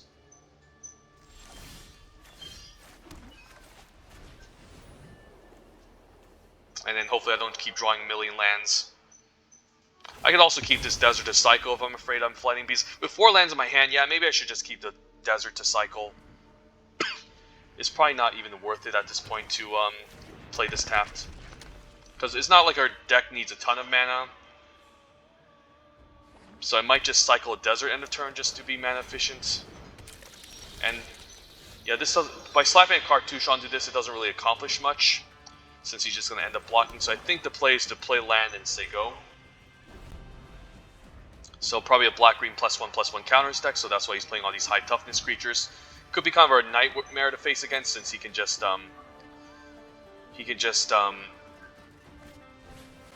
Hooded Brawler. Okay, that's pretty good. I'll cycle this. Okay, so I could start tapping things down. If I play a Dauntless Aven, it's probably going to die to a Cartouche next turn. But what else do we do? I mean, I can tap this down and play like a 1-1, which isn't really that great. It's not like Dauntless Aven is great either. It's not like any of these are actually great.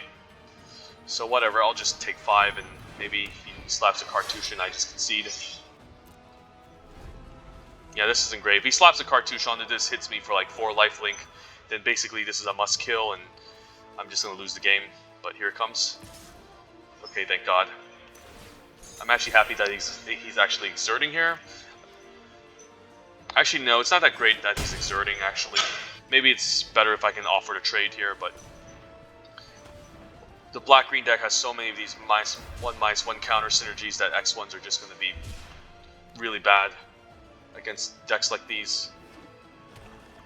So hopefully, yeah, it doesn't even seem like the Cartouche is going to be great against the opponents. I don't really want to use my Binding Mummy just yet, so I think I'll just play Fanbearer. Actually, maybe I should play this first. Who knows? I guess by doing this, I can start to answer the Hooded Brawler at least. And I'll attack for 2 and untap this.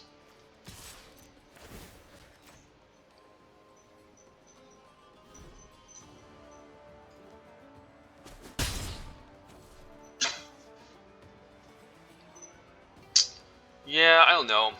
I mean, Binding Mummy would have been mana inefficient, honestly. As much as I like to use this and start tapping things down, it still doesn't seem great, so...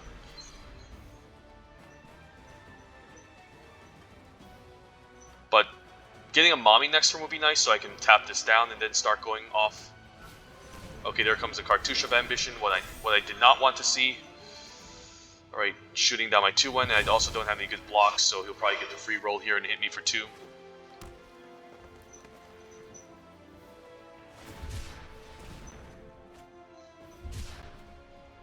Yeah, he should attack here. There's no reason not to, since I don't have enough 5 power to deal with this. And he does, okay. So this is going to be a tough match to win. There's a final reward. I think I might need to just cast Finish on one of the creatures here. Maybe Finish on the 2/5 so he doesn't keep gaining life. And I do force this to exert all day. I could also use the Cartouche of Ambition this turn and hit with a 3/3, so maybe that's fine. Yeah, maybe I just do the Cartouche of Ambition this turn. Slap it onto a 1/1, make a 1/1, cast Cartouche on it, and then maybe shrink down, I don't know. Don't care about the Hooded Brawler that much. I guess by shrinking down the Hooded Brawler, he can't really attack favorably into the 3/3. So I might as well do this and then attack and gain some life back. And then save my removal spells for some other things. He probably has a removal spell here, yeah, and the final reward is pretty kind of backbreaking, so yeah, I wouldn't be surprised if he exerts here and hits me for 5 and gains 2, so this is going to be a little bit of a rough game, but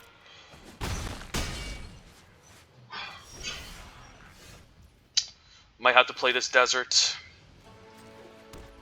Can cast Finish here, can cast Binding Mummy and I guess tap something down, which also isn't the worst.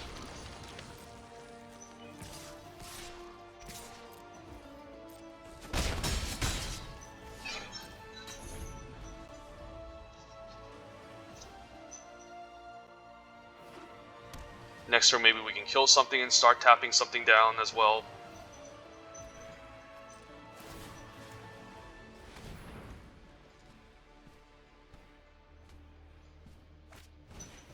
Oh, Ketra's Monument is quite good. Ooh, Trial of Ambition isn't the worst. Okay, I guess that's quite good. I'd rather just Trial of Ambition here. And then cast Finish on the 2/5, and then use a final reward, but let's attack first, obviously. So am I going to actually beat this opponent with a bunch of crappy 1/1s? I think I might.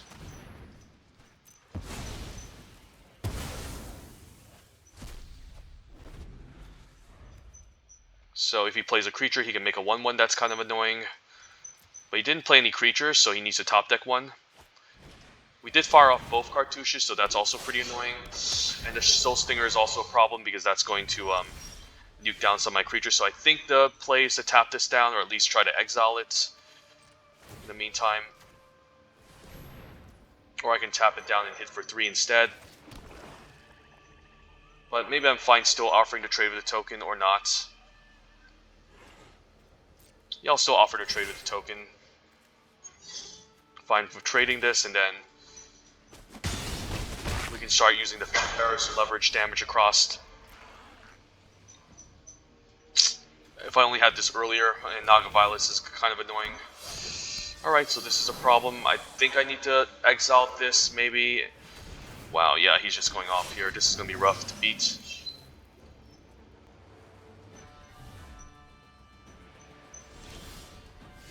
Disposable Mummy. Not, I guess I can tap something down. Maybe I do want to just tap the 2-3 down here.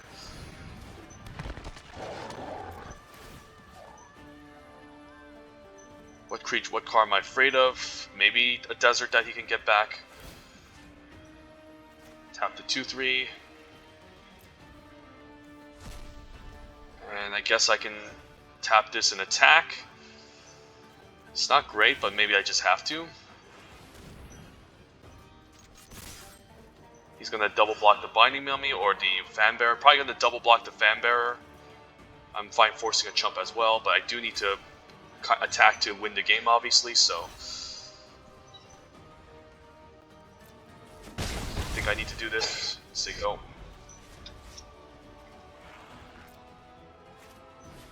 Wow, Sifter Worm, good games. Alright, that's a good game. We're not going to waste time. Alright, 6-1. I guess we didn't get full 7, but I mean, it's not like this deck was great anyways. If we had trial earlier with the cartouches, it would have been insane.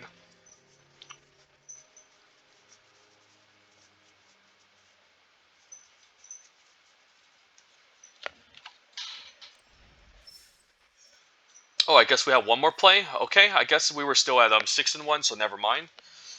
Never mind, we can still get there. We can still get there.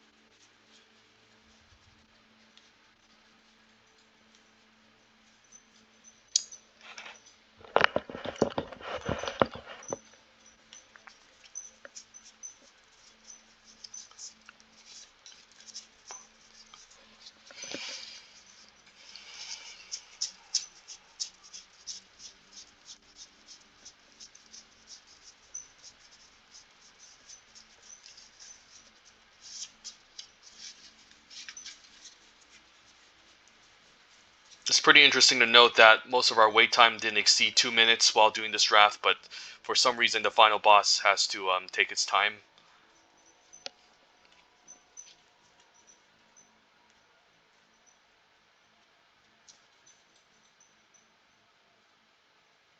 So yeah, I might need to close out and log on in again. It could be a glitch, but alright, I guess 2 minutes mark, the final boss. And the final boss is a bronze ranked opponent, so it kind of shows you how the matchmaking system is kind of weird.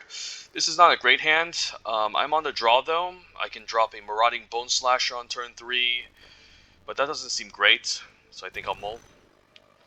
This hand seems slightly better. As much as I like Final Reward, I think we might need to ditch it since we do have removal already. That's just kind of cheap. The final reward is great, but since we're running 16 lands, we might not get there. So I think we actually have the bottom final reward as much as I don't want to. And then hopefully we can still pick up some removal. Like, we have a good amount of removal in this deck already, so I mean, with the starting hand, like start to finish, compulsory rest.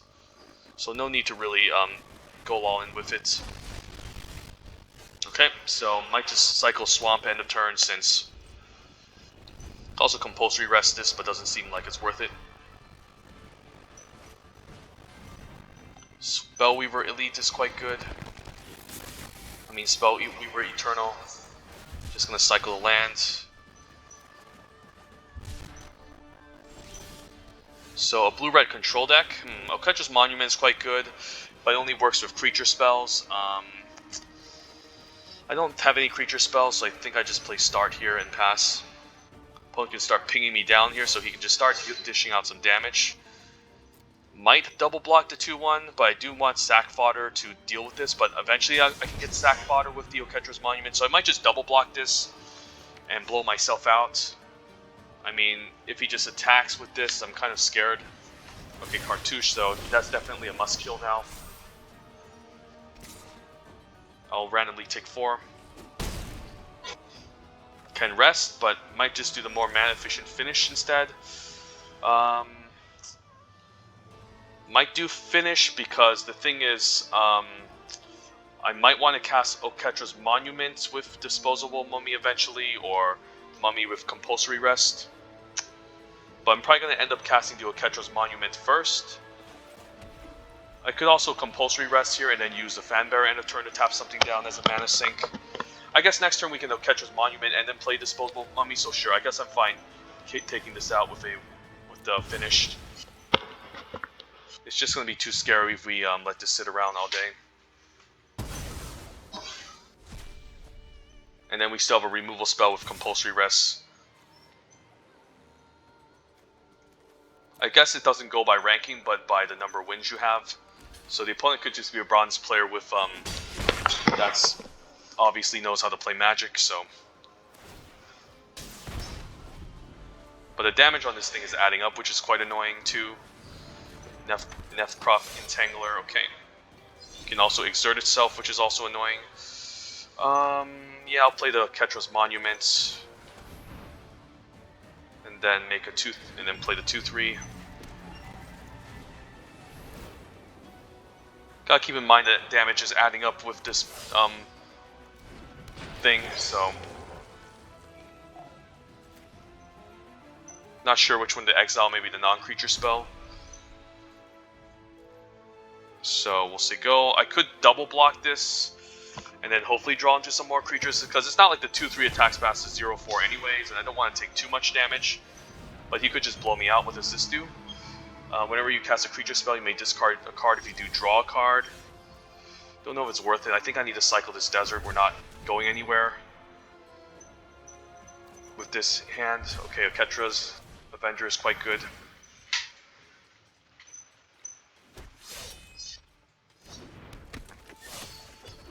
I think I attack with these 4, and then I can tap down the 2/1 on his turn.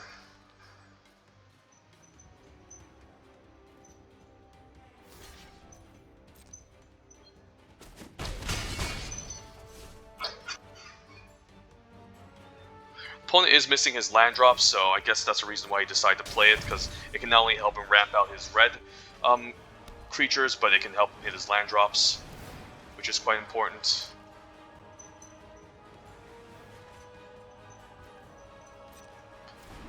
Might need a compulsory rest one of these because the damage is adding up.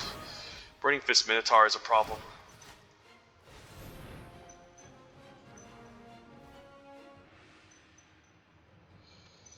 Burning Fist Minotaur does not allow me to attack. That's the only thing. That's the only problem. So I might need to get rid of it.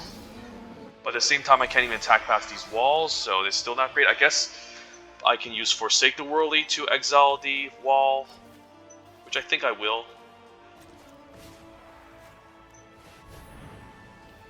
Not sure if this is correct. Yeah, we'll compulsory rest the 0/4.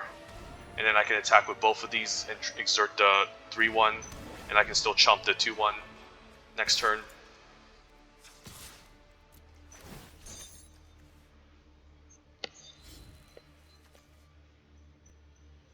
You can still activate it, which is really annoying. But I'll chump the Burning Fist Minotaur next turn and maybe take 3 from the Nefkrop Entangler.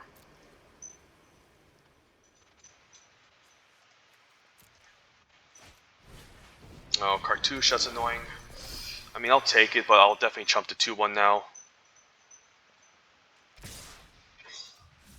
And he's probably going to exert this and hit for 5, which is also annoying. Is he even going to attack? Okay. I'm actually fine taking 4. And then hopefully he doesn't just ping me to death here and I can start attacking. Land is not great. Yeah, I think I need to tap this down and attack.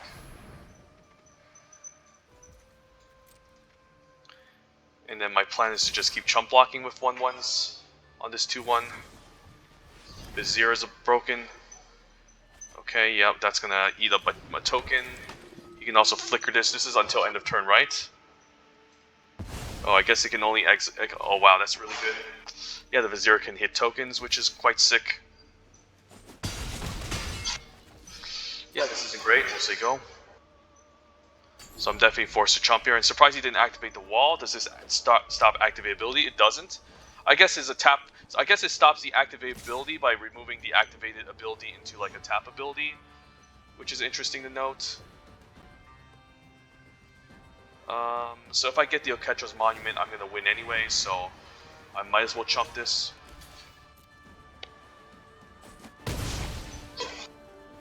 I can still survive one more turn. I guess I can't. Okay, Cartouche of Solidarity was sweet, so the fact that this also gives a creature vigilance allows this to block very nicely now, so I think I like it on the Oketra's Avenger because it just becomes 4 power, which can take out the 3-2. Oh, it doesn't give vigilance, right? So 4, 5, 6, 4, 5, 6, 7. Yeah, that's a little bit rough. I can attack with both. If I attack with both, what happens? I can chump here, tap this down, and take 2. I guess that's not bad. I mean, it's either now or never, right? I either... How much? Wait, this is 4, 5, 6, 7, 8. So he's down to 1, so I definitely don't want to exert. So I can tap this down. I can tap this down, chump, and then that's going to be my turn next turn. So hopefully he doesn't top deck any creatures or removal, and we should be fine. I guess he can use this to gain life, so... I mean, there's no real point in exerting either, because it's just going to end up tapped, so... I think this is correct. So I'm going to tap down the Burning Fist Minotaur here. I mean, I guess I want to tap down the Nefkrop Entangler. No, this becomes a 4-4. I mean, they both become 4-4, so I might as well tap this down since it tramples, and the trample is a problem. And then I'm just going to... chump the 2-1, so he doesn't lethal me here.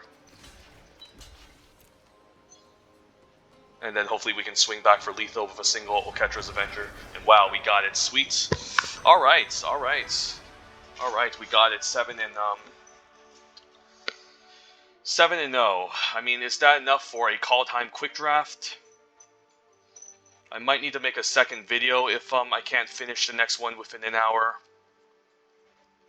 But yeah, I can't believe I got 7-0 with a mediocre black-white deck. It was definitely one of the most mediocre decks I've drafted in this set, but still somehow managed to get to 7 wins. There's like no clear bombs in this deck. Just the real bombs are like Oketra's Monument, which went off, which was really insane. This card saved my butt the last game, and I guess Trial of Solidarity, which we only cast like once, I think, or we had the chance to almost cast it for one game and we didn't go off with it. But yeah, very mediocre deck, no bombs, just decent.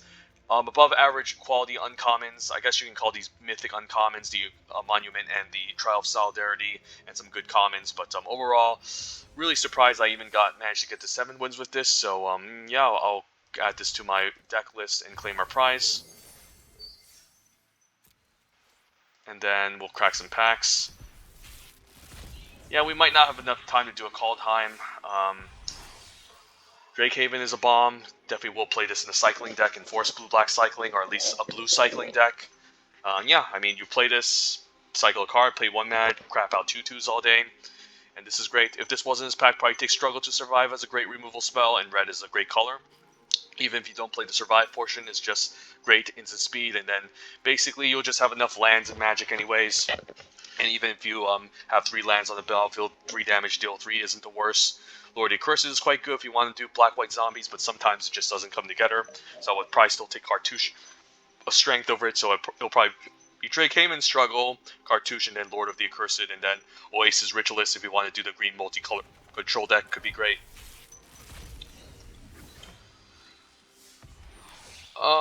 Yeah, I would probably take Synchronized Strike. This card is really insane and powerful. As much as I do like the Hooded Brawler, I mean, they both need to go in the same deck. So maybe it's still more important to take the creature first. You definitely want to play this in both of these in an Exert deck. The Synchronized Strike does take more time to set up, but it can be a potential blowout and a 2-for-1. The fact that you can exert a creature with this and then untap the creature is quite great. So it definitely plays well with Hooded Brawler in the same deck. I hate seeing both of these in the same pack. I hate to admit it, but maybe still taking the creature is correct here. And then you can still play like a creature heavy, like green Exert deck without Synchronized Strike, and play a bunch of removal spells and Cartouche, and it's still quite good. I think it's more obviously important to have the creature first, like before I take Synchronized Strike. Otherwise, if I take Synchronized Strike and we don't have the creatures, it's kind of weird. Whereas if I take the creature and I don't have Synchronized Strike, I could still be okay. So probably still take Hooded Brawler first over Synchronized Strike. But yeah, that card is also great in the green Exert deck. Probably Serpopod, more fancy than it looks. Double green isn't the easiest to cast, and the stat is just okay.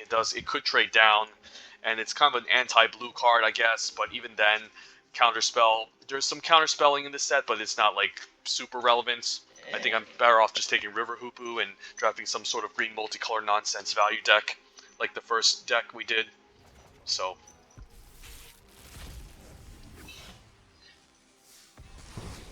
As for Toad, don't think this card is good. 3 mana Mythic Enchantment. At the beginning of my upkeep, put a time counter. Once each turn, I may pay 0 rather than pay the mana cost for a spell you cast with mana X or less, where X is the number of time counters on as for Toad. Yeah, it seems pretty bad.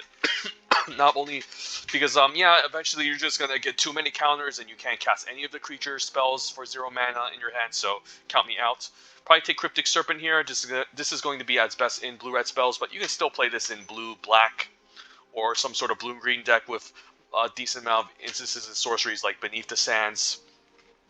Still keeps me in one color.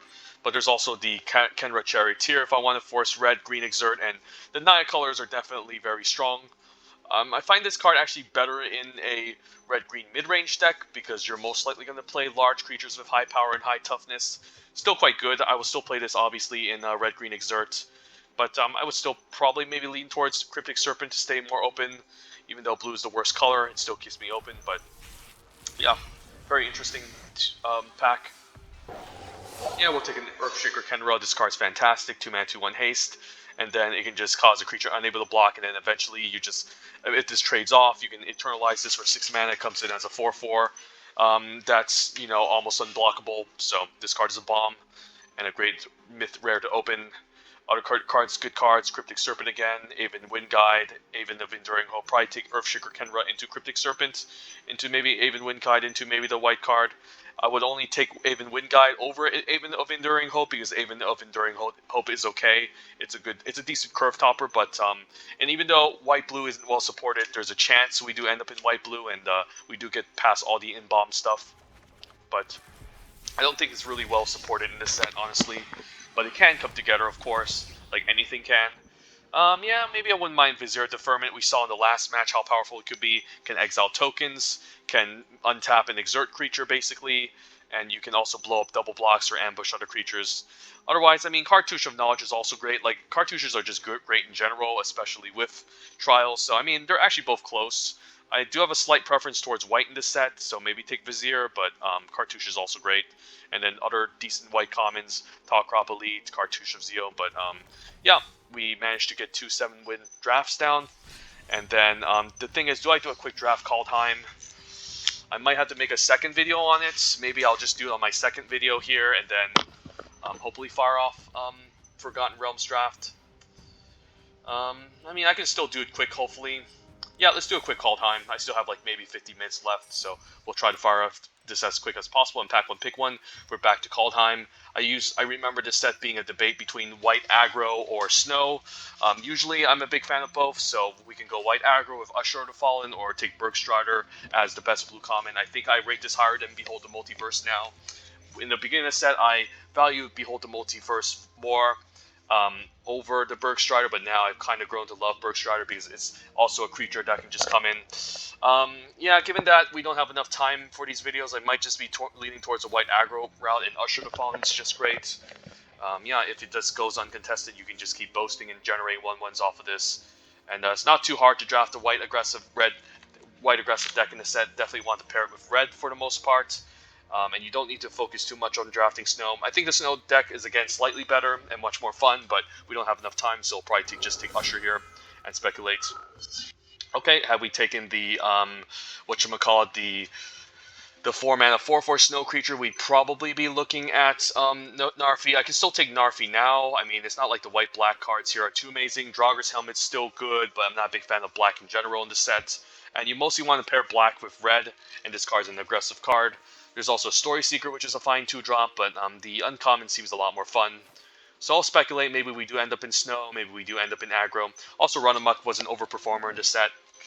But yeah, I think I'll take the more fun card and interesting card since it's still early. Could take, I guess, Struggle for Skemhar, which is great. Some good white creatures as well. Some good aggro creatures. Also a big fan of the Elven Bow. Could take Elven Bow here, and usually do end up in the Sultai deck. With the whole snow thing going on, this card is quite good. Can just give my creatures reach. The right pick could actually be Doomscar Titan, which is also quite good as well, or Story Seeker, but well, maybe just draft the Sultai Snow deck. So I'll take an Elven Bow over Ravenous Lintworm and Struggle. This is just a 3-mana 3/3 that can become a reach creature in the late game. Okay, and now we're not getting any snow payoffs, so kind of got punished, but we got late Bounding Goat, so maybe we can speculate on white more. There's also Govane Pick, the mythic white common, quote unquote. Yeah, this card also pack doesn't seem great as well. Could maybe take a Bloodline Pretender, or maybe we can end up splashing white in the snow deck because we did take Bounding Goat. So, and usually the snow deck is green, blue, and black. But if it's just green and blue, we can just we can easily just splash the Bounding Goat and splash white. And the Snowland is great for Narfi. So. Bloodline Pretender best in black-red, and there's a bit of a tribal theme, but not so much in red-white. So I think this card's only okay in red-white, so I'll take a Glacial Floodplain here. Maybe splash Bounding Gold. And then could take a random Horizon Seeker to help us find some lands. There's also Breakneck Berserker as a fine creature, but we'll take the Horizon Seeker here. Okay, I think we're going to be drafting Snow. Let's get rid of this Usher. Throw in a random snow-covered swamp to help with our multicolor shenanigans. So missed out on Bergstrider, that was a bit of a blank, but I still think this is fine. I guess I'll take a Kaya's Onslaught. Raider's card could also be playable, but I'll take this just in case we end up white aggro in a pretty late Rimewood Falls 2 for our snow deck. Okay, pack sucks. The question is, what if? What if we play white aggro? I guess I can consider Raise the Draugr. Not sure if I'll end up playing it though. And yeah, Ravenous Lintworm is a great curve topper. I remember this being one of the best green commons. I mean, green is just fantastic in this set in general. Green and red are both great. But green is the much more fun, controlling type of deck, whereas red was the more aggressive, in-your-face, just kill you type of deck. And if we're splashing white, we could potentially splash Bredegard's Stronghold. And it also counts as a land we could play, so yeah, I don't hate this. It's kind of insane where you can just load up 2 counters on a large creature, give it Vigilance and Lifelink and Stabilize. So, Colossal Cloud and Ox in the same pack, kind of funny. Alright, we'll see. Definitely leaning towards blue-green snow here. Yeah, the Crippling Fear is a bomb, but I'm not sure if we can make it happen. I mean, it does seem a lot better than Sculptor Winter, which would also be great in this deck. I recall Shepherd of Cosmos doing some insane things with the blue-green Shapeshifter land, where you can just keep looping them both back and forth and going infinite. I mean, it has to be Crippling Fear, right? I'm fine splashing for a double black card as well, since green has a ton of mana fixing in this set, and this card's just really bomb, so yeah, we'll take it here over the Sculptor Winter, which would be my second pick. And Binding of the Old Gods is fantastic. Probably one of the best uncommons in the set. Otherwise, I wouldn't mind a Snowland, or maybe struggle for Skemfar, but Binding has to be. Can help us fetch Forest, so we can also pick up some multicolor Forest to go along with this. Yeah, as much as I like the snow-covered island, I think I need my first copy of Ice High Troll if we're trying to do the multicolor snow thing. Just too good to pass up, and almost becomes a mythic uncommon in the snow decks. I'm a bigger fan of picking the creatures up first over taking the lands, because once you take all the good creatures, obviously you'll get the lands, but some people believe in the other way around. They believe by taking the snow lands, they'll eventually get the payoff creatures, but the creatures you can at least cast without the snow lands, so I think it's important to take the creatures first. Okay, there is Fall the Imposter, but there's also Behold the Multiverse, the second best blue common. Used to call this the best blue common, but I think this is the second best blue common. I do like Fall the Imposter, but I think it's still kind of slow. It's also a bit of a non-build with Bounding Gold, and the opponent can play around. Definitely a pretty strong card if you're in straight up white-green, but I haven't been a big fan of it in as a splash. Like, I'll still maybe do it, but it's kind of slow to get going, whereas Behold the Multiverse is just great. Great card draw, so... Okay, we'll take a million Lintworms, although I do like Priest of the Haunted Edge as another great snow card. There's also Woodland Chasm, which is also fantastic. Wow, this pack is stacked. Yeah, I think we diversify a bit and just take the Priest of the Haunted Edge. I'd like to have one copy of each, one Ice High Troll, one Ravenous Lintworm, and a Priest of the Haunted Edge here for our snow deck, and this card is great in snow. Okay, Mass Vandal, I also like to have one copy of eventually. I wish this was a dual land, otherwise it would be a higher pick. I know we're splashing for white, but the fact that it's not a dual land and we only have one Bounding Gold doesn't make it a high priority, so I'll take a Mask Vandal instead. Keep in mind, dual lands are just better because they share colors, so that's kind of the rule of thumb for these decks. Maybe we splash for Carfil, Kettle Master, not sure. And then, yeah, nice Ice Tunnel, so definitely take dual lands more. But, you know, still the single forest, the single forest and the single swamps and single islands are still good, because, again, those are the colors that care more about snow. But yeah, seeing a late snow-covered forest, definitely like it over Grizzled Outrider. If I had Curve Topper, but just want to take a million snow lands in this deck. Could play 3 seasons. Better if we have more snow creatures and permanents. Not lands. It's not great if you can get lands in the late game, but I'll still take it here because there's nothing. And then maybe we play Mist of Lajara. Okay, another Ice High Troll seems great. And we're just going to hopefully pick up more playables in the next pack. Another Elven Bow, but there's also another dual land, which is great. Best cards in this pack are like Basalt Ravager and Calamity Bearer, both excellent in the Giants deck. Yeah, this pack is a bit of a whiff. I think we just take the land and say go. There's also the Master Skull we could splash for potentially. Master Skull can get back our Binding of the Old Gods, but I still think we take the land first over an okay card. And I am a big fan of Path to the World Tree, but I'm also a bigger fan of Spirit of the Alderguard, helping us splash, and also just a great threat to play on curve in our snow decks. Fetches a land, and then it just becomes insane. If this wasn't this pack, I do like Path to the World Tree, but I think the Bear is just better. Probably one of the best uncommons in the set. And Bergstrider, probably the best blue common. Definitely going to take it here over Snow-Covered Island, just to have more creatures to help us speed down. And then here, we have a choice between land, more fixing, or the Morite. I think I like Morite of the Frost. This can also come in as any permanent, so it's kind of interesting to note. It can come in as the Binding of the Old Gods, but Binding is going to trigger before this actually comes down. But it's also another creature I can play. It can be kind of awkward if I don't have creatures to go along with this, but our deck is kind of creature light, so I think I need to prioritize it over the forest, even though I like the forest. Creatures are just too important for this deck right now. How good is Glimpse of the Cosmos? We do have a Bergstrider and Morite that can go along with it. Yeah, I don't mind it. It's kind of like, it's definitely better than Behold the Multiverse in a Giants deck, but, I mean, I'll still play it because it still fetches me a card. How many snow lands is this? We have currently 8 lands, so wow, I guess we're kind of light on playables. That being said, what do we take here? I don't think we can afford to take a land. Could throw in a swamp, I guess a mountain for Arnie Slays the Troll. The rest of these cards are just medium, so I think we need to dedicate our last final picks to actual creatures. Although now there's actually a Highland Forest, which I do need for Arnie Slays the Troll, so I'll take it. And then I guess I'll just take the Grizzled Outrider here because we could use more creatures. How much stuff do we have in the sideboard? We could splash for I mean, like cards like Carfield Kennelmaster, but everything else here doesn't seem great on the splash. Seems all really fillerish.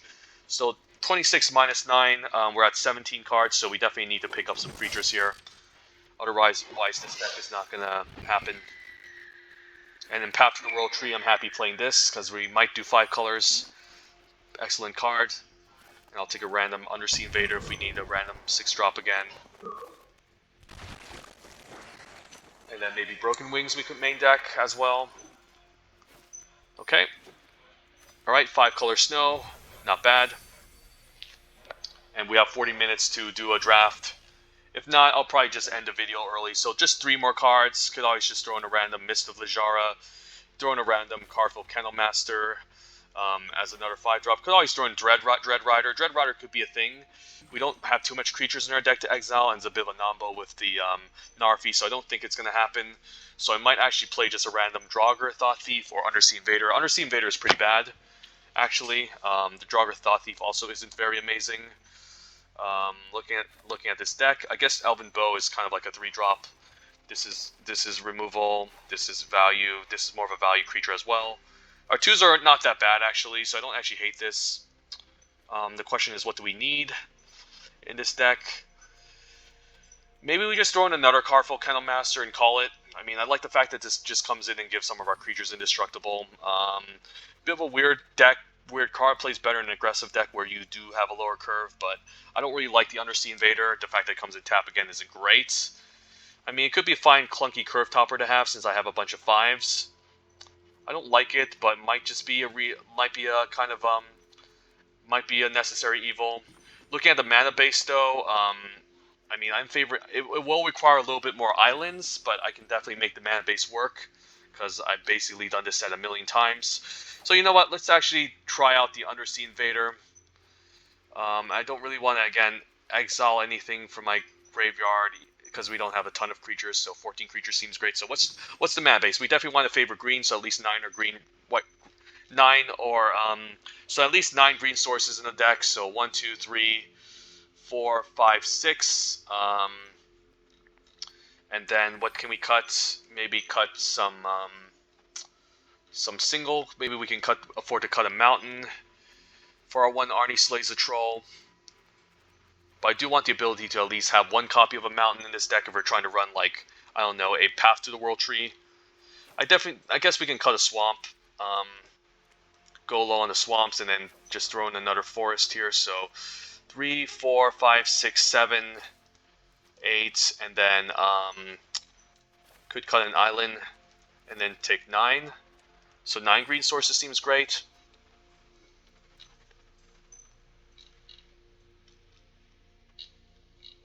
And the thing is, I don't have a lot of white mana for the Bound in Gold, but the fact that this also casts for blue is pretty solid. So, and blue's our second color that we need the most of. So maybe I just run something like this and it's fine. Black, I guess I can always just cut a swamp. Actually, I do need double black for Crippling Fear, but we don't need it that highly. So I can always afford to just cut a swamp. Like 1 mountain is fine. And then do we just throw in another blue source? We do need maybe some early blue in the deck. Yeah, we need double blue for the Morite and the Undersea Invader, so I could see throwing in an extra island here. Run 17 lands, I think. And then 5, 6, 7, 8, 9. We definitely need 9 green sources for the most part. 5, 6, 7, 8, 9. Wait. 5, 6, 7, 8, 9. I guess that's 10 green sources. So I could afford to just cut a forest here and then throw in the extra swamp. Because we have built-in... I mean, it's not necessary, though. Because we don't have double black going anyways. I mean, so the Ice High Tunnel also counts... Yeah, you know what? We probably don't even need it, honestly. So I could just throw in an extra island.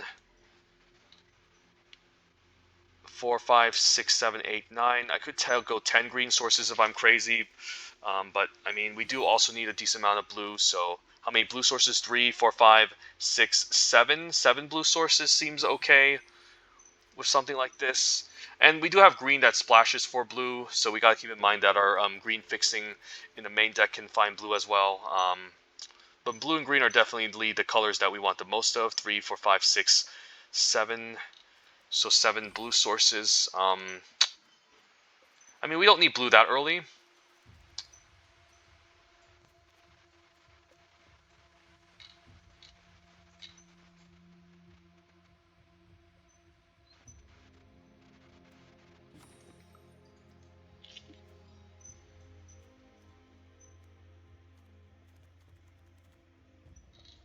Okay, let's try this.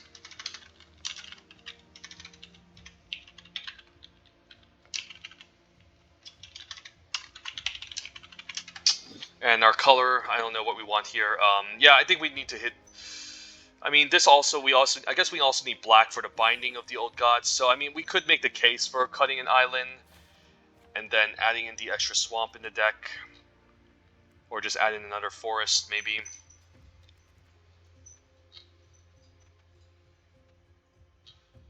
The black, I think it could be a little bit important on 5. It could be a little bit more important in 5. So maybe I do just try to play it safe here and throw in an extra swamp. And hopefully that doesn't mess with my mana base too much. I sometimes I hate drafting this set because of issues like this where I need to get my mana figured out and sorted. Yeah, I might need the extra black mana, so at least I have 1, 2, 3 black sources in the deck for 5 black spells. 1, 2, 3, 4, 5, 6. 1, 2, 3, 4, 5, 6. Yeah, 6 blue sources at least, and then 4, 5, 6, 7, 7, 8, 9. Because keep in mind, we also had the Skemfar Elder Hall that wants double black. I guess the Bredogar Stronghold wants double white, but we'll eventually get it going. Okay, I think we can run something like this. Let's try it like this. I'm not even sure if this deck is actually really rainbow. It's more like Sultai-ish, but whatever. We're still playing Path to the World Tree, which is 5 colors, so this deck seems like a lot of fun.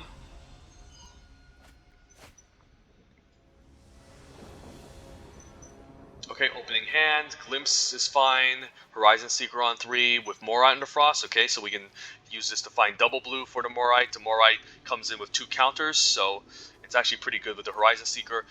Keep in mind, I can't copy Narfi since he's legendary, so that's always important to note. And this with Morite is also a nice 2-for-1, so maybe a white aggro deck, at least no Hawk in the early game. Okay, I don't really care about Dream Devourer, one of the more weaker cards. We can Glimpse here and see what's up. Binding of the Old Gods is too good, although I don't have black mana. Crippling Fear, it's going to be a little bit hard to get going. I mean, I still think it has to be the Binding, since it's just too strong and it's just a great removal spell. The Crippling Fear can maybe take out the Dream Devourer. I mean, the Crippling Fear could be insane against him, but we don't have double black, that's the problem. So I think we take Binding of the Old Gods here. And then eventually maybe shuffle our library to get some of these back, because Crippling Fear can blow the opponent out.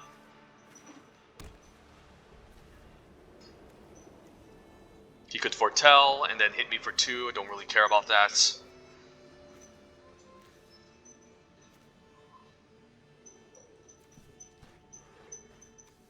He wants. Surprised he decided to move them. I guess you can Foretell at instant speed, so never mind. I'll just take 2.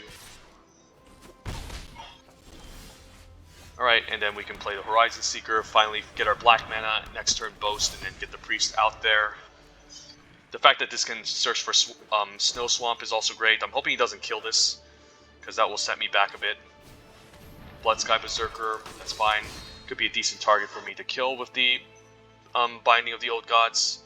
I don't really care if this is foretelling. I mean, it's not really that scary, honestly. I think this is a much more scarier card to get rid of.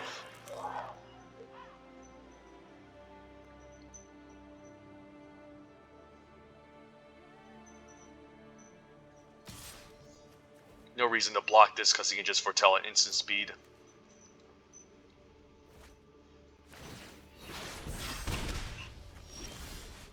Definitely attack here and find my black mana.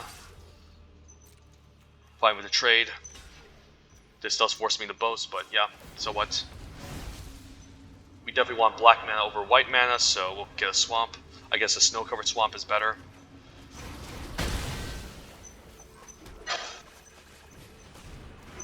He can foretell twice, right? Yeah, so I don't really want to block any of this because he can foretell twice and hit me twice.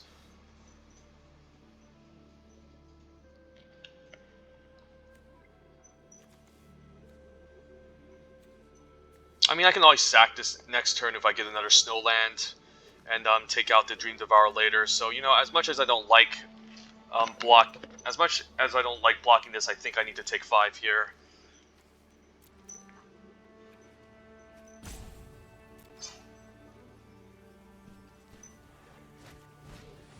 Doomscar, okay. So he wants to trigger this and then gain 2 life, I guess. So he's probably inclined not to foretell, so at least I can block the Dream Devourer. So what I need to do next turn is this. I need to take out the 5/5. And then, yeah, the 5/5 has to go. I mean, what else can I do here? Narfi? Nah, let's just take out the 5/5 now. I can always block, I can always just shoot down the 3/2 by sacrificing Priest, and I will. Because it's going to be annoying. And then, yeah, we definitely want to make a creature with this, so we do want to maybe search the Rimewood Falls to cast more Rite of Frost eventually. But I also don't mind just searching out the red land, because we could top deck the Arnie Slazer Troll as well.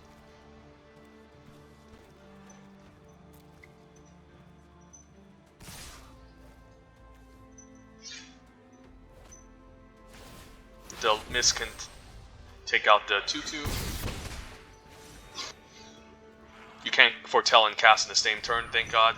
Scamfar Avenger is annoying. Okay, search my library for a...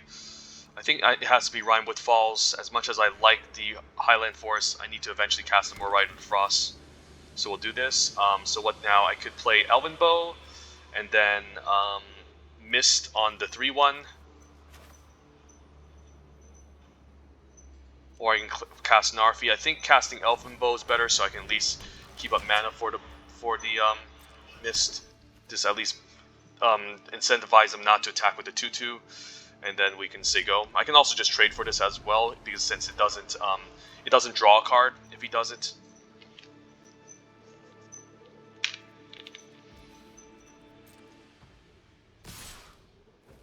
Blocks with a 2/2, very interesting. I guess I'll block it, and then if he tries to let damage happen. Okay, let that resolve first. And I think I want to use this on the 3/1 here. And then just take 4. And play a slow game, and then save this for a flyer or something. Don't think that matters. Yeah, I mean, I could copy this. I could also play Narfi. I mean, both are kind of the same. This is probably a better blocker, but I mean, I don't mind playing out Narfi and kind of forcing a trade here. And then we'll say go.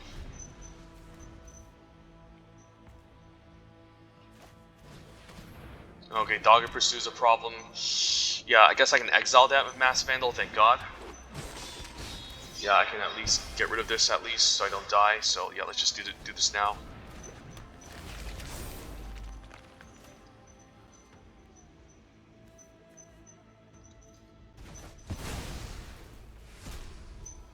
I might as well play Ice Hydro since I can tap for snow mana and almost get a nice free kill. I could also attack, which isn't bad, but if he has a removal spell, that's a problem. So I think I just want to cast Glimpse here and then grab another Ice Hydro.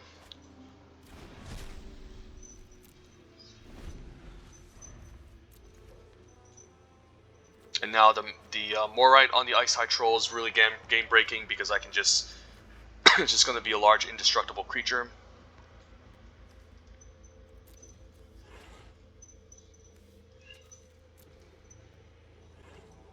So yeah, the snow deck is quite fun.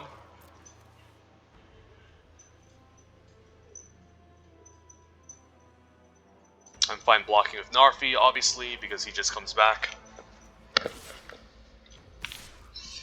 That's a strange attack. Sure.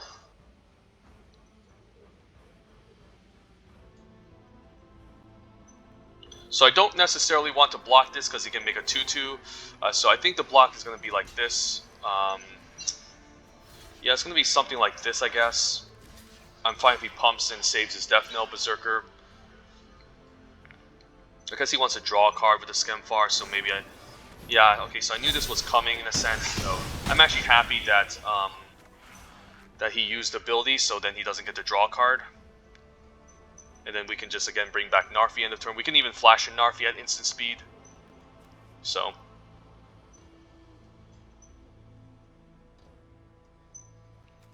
This is only 3 snow mana, so what now? I can't really cast Carfil and Narfi, so I think I like more Rites of the Frost, or maybe just play another Ice High Troll. And then I could attack. I think I can attack here and threaten to pump. Let's say he has removal. If he has removal, I think we're dead, so I think we just have to say go here and pass. And the turn we can flash out Narfi. Because if I attack and he has removal, we're just basically screwed here.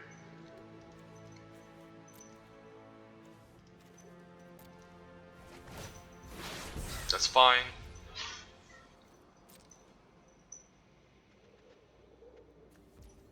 Yeah, and now he basically doesn't even have any good attacks here. Can behold the multiverse, but I think I just like, yeah, I think I just like Morite of the Frost here. Copy Ice High Troll. And then I could keep up my mana for Indestructible. Let's say as a removal spell, I should still be fine, so I think I attack with both here. And, you know, I should be fine. The 5/6 will survive most things, so I'll foretell Behold the Multiverse.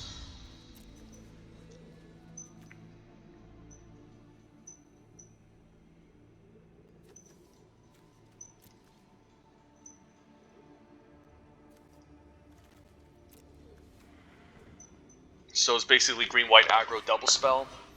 I don't really care about that either. Yeah, so yeah, the black-white thing doesn't really come together a whole lot. It's basically the deck that tries to, yeah, ooh, Renegar Stronghold's great. Yeah, I think we just Behold here. And then Crippling Fear is great. I can choose Troll, right? And then blow him out. Yeah, he should just be dead. And this is a Troll Warrior, so I guess I can't cast him, so never mind. We'll just cast Tarkov Kennelmaster. Yeah, we'll make these two. Yeah, and he knows he's just dead here, so. Forgot I needed double black for that, and I wasn't even looking at my mana base, so. Sometimes you just go 5 colors, you don't even need to pay attention to their mana base, just draft all these dual lands in snow. And then you can just get away with crap like this, so. Welcome to Kaldheim. Could have had 2 Bergstriders in this deck too, if I didn't make that Usher the Fallen pick one, and draft a boring aggressive deck.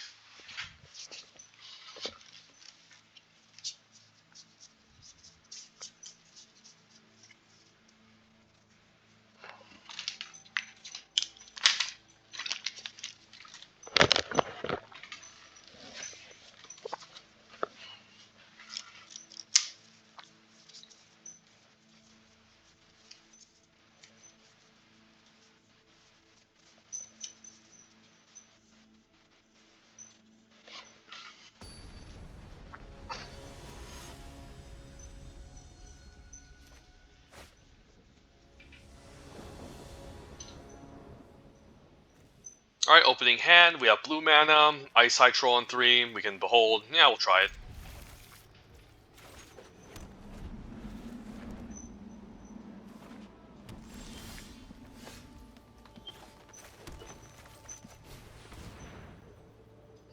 Yeah, I mean, the Snowland is great, but we do need the mountain eventually, so we'll take it.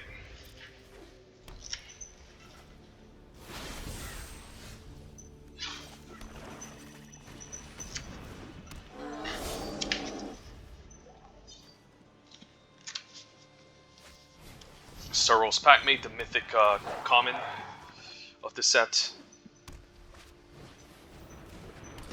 And then he puts a counter onto it, which is annoying, but I can still make this indestructible to block it. So what we want to do is we want to play land and foretell here and keep up our snow mana so we can keep up Ice High Troll's activated ability to prevent attacks from happening. And this will gain indestructible, so that's nice.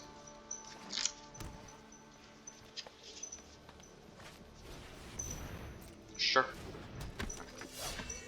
I like how Ice High Troll in the snow deck just holds back these creatures. Binding of the Old Gods is great. I mean, Binding is going to help me find my land anyways, so do I even care? Nah. We'll eventually find a land. The other question I have here is, do I actually... Ooh, Crippling Fear? Okay, that's going to be a complete blowout, but I do need to take out the Packmate first. So do I play the Carvel Master, or do I Binding here? I think I'm Binding here, and then just take 3, and then give him a free land.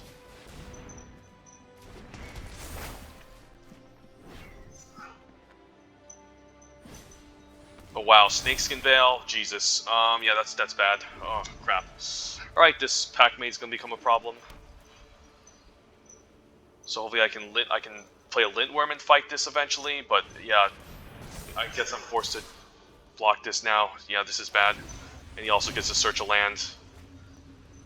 Alright, so I'll just take 1,000,000 damage and then hopefully get the come in tapped.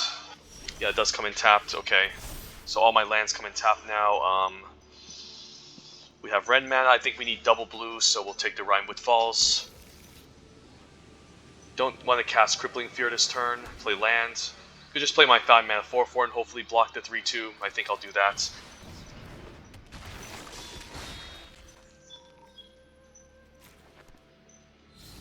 I remember Snakeskin Veil being one of the great commons in green. Green basically had everything in the set, and even the Bound Gold, so we're basically almost dead here.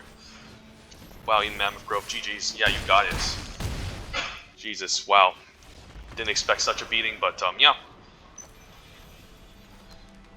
You don't want to give decks like this, these 5-color snow decks, a lot of time to assemble their pieces, so...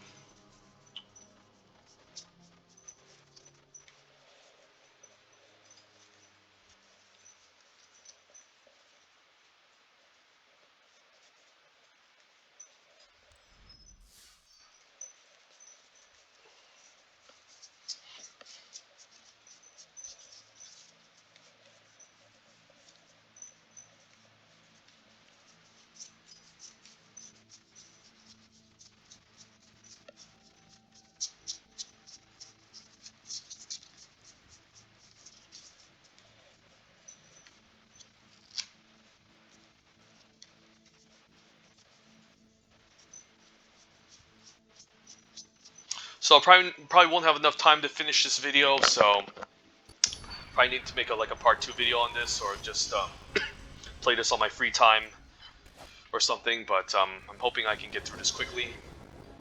But that would maybe require me losing. It's not great. We don't have any blue mana. We have an Ice High Troll on 3 with not out enough snow mana. We're on the play though. I mean, it's not the worst if we keep this. I'll try it. I don't like to mole on the play, and we could even have a worse hand than this, so I'm hoping I can eventually get my islands. Which we do have a decent amount of in this deck.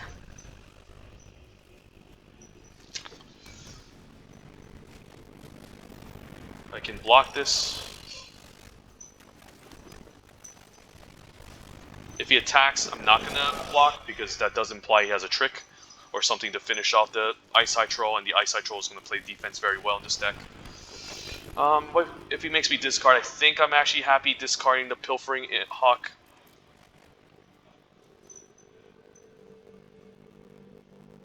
And in the meantime, this will just sit back and play defense. And say go. I can eventually activate this. It's going to require at least tapping this and then 5 other lands, so it's going to be a long time.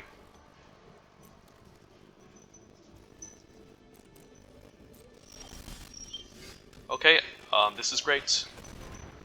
If we want to buy get an island here. Should have,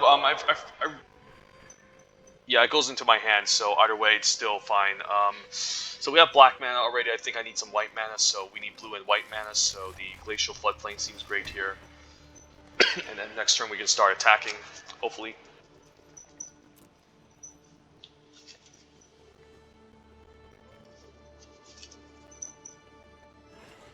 Opponent's not doing much.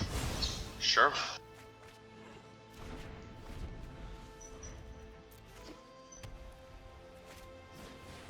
Goldmon champion, I'm fine.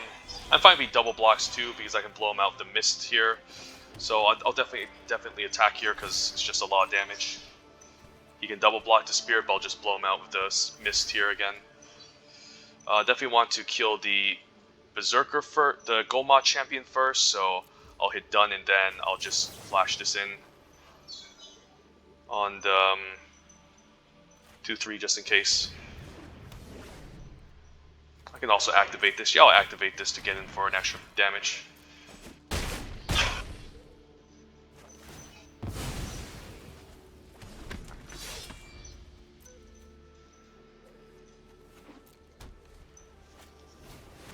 Carful Countmaster, okay. That's a problem, but I can keep swinging in with the Ice High Troll at least. I mean, I guess my own Carful Countmaster is great, so never mind.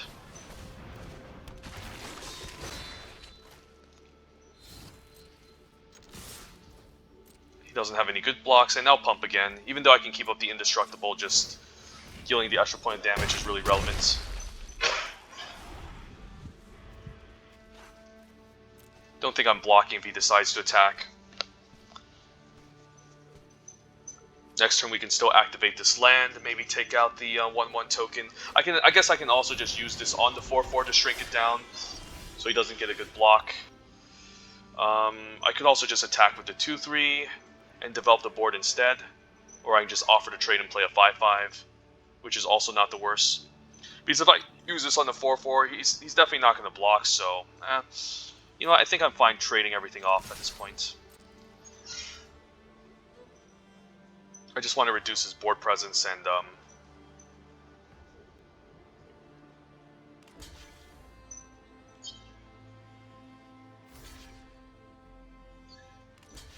I'm actually really fine with this, so yeah, let's just let all this damage happen. And then we can just play 3-drop and then 5-drop, or 5-drop and then keep up the Indestructible.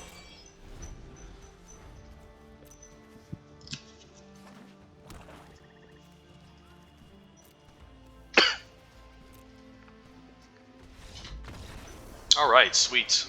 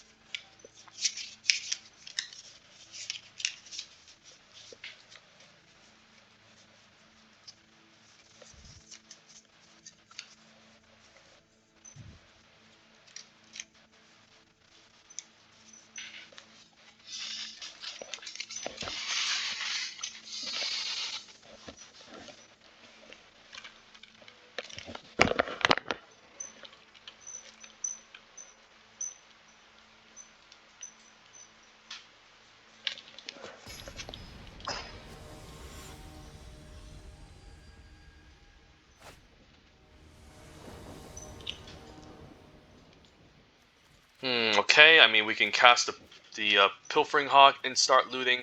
This hand is awkward. We're on the draw. We can cast maybe a Crippling Fear on turn 4. I might have to, like, mulligan this. I mean, the Hawk isn't the worst. We can start using it to discard the Undersea Invader and get some value. Maybe, yeah, you know what? I'm just going to try it. I keep analyzing stuff like this, but I realize it could still be fine. And wow, the Alpha Raptor with the Goldbane Pig was kind of the nightmare of the set. Please no gold vein pick. Okay, the Blood Sky Berserker is annoying, so I'm hoping I can get double black soon before this grows out of hand. Which it probably will. I guess I can still play this and then next turn still loot after I play my tap land. So I don't hate this. At least I can use this to block the battlefield Raptor. The question is, do I? I mean, I don't want to take damage forever against white-black aggro, which is really annoying. So Inferno Pets. So the opponent's trying to do the whole double spell thing. Interesting to note. And I do want to activate this end of turn. Discard the Undersea Invader, and then hopefully find our second black to kind of blow him out. So he's trying to set up a turn where he can just double spell everything and put counters everywhere. Luckily, the cards he's playing aren't very good. He can attack with a 2/2. And I'll probably just take it here, and then we'll just activate this. Discarding Undersea Invader. Give me my double black, please. Path to the World Tree. As much as I like developing a 3-drop here, I think I need to play Path to set up the Sweeper next turn because he can just go off, which is kind of scary. So I think we actually take Path to the World Tree and we grab our Swamp now.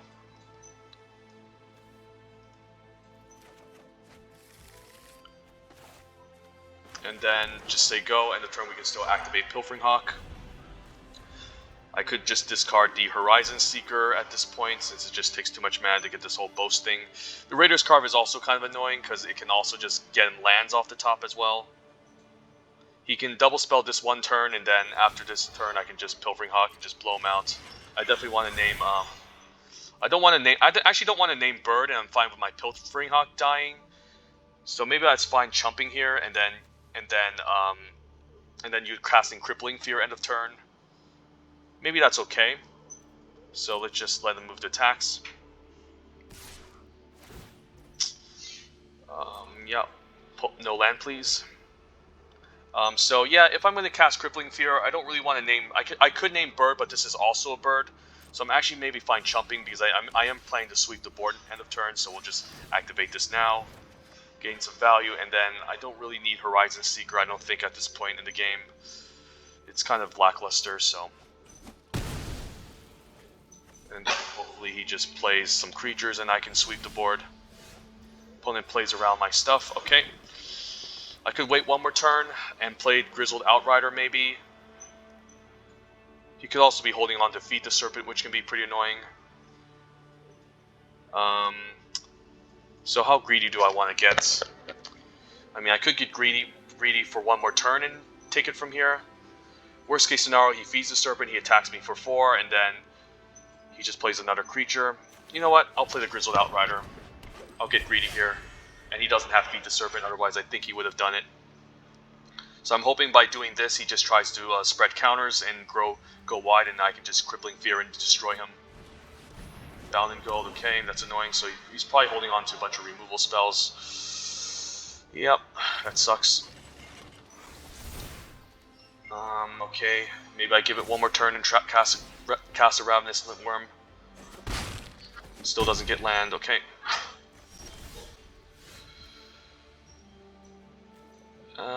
Yeah, you know what? One more turn. I want to get really greedy. Eventually we can also exile Bound in Gold with the, okay, Clarion Spirit, and then please play your second spell. Yes, alright, now we can blow him out. I'll be taking 5 though in the meantime, but I can still blow out his board, which is great. And I just want to name Worm, right? There's no shapeshifters. I'll be taking 7, and then hopefully I can just close out the game.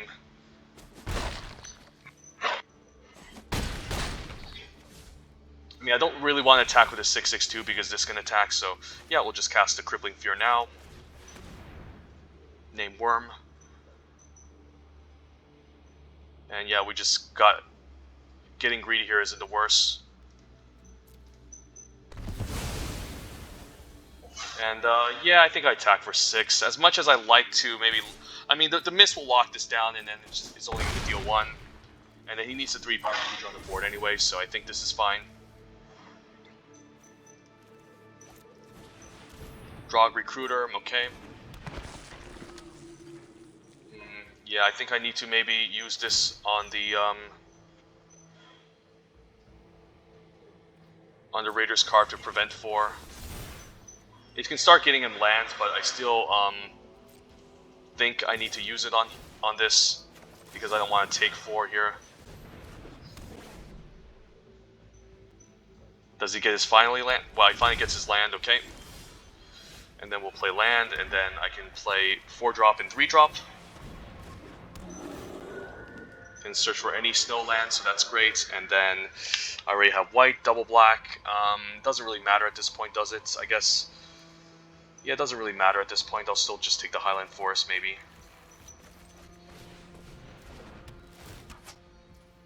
And I think I attack here.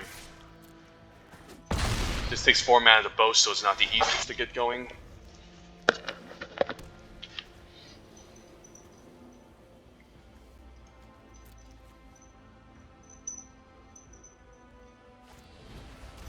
Raise the Draugr, okay, so he's just going to try to... He needs to play a second spell to grow this, so it's still kind of iffy, I think. There's a second spell, okay. I mean, I guess this counts as his second spell, so he doesn't get the trigger anyway, so it's also not great. Okay, so with that being said, I think Path to the World Tree on the 1/1 seems great this turn. I almost forgot about this card, but I'll just use it now. Yeah, I'll just use it now. It's kind of annoying.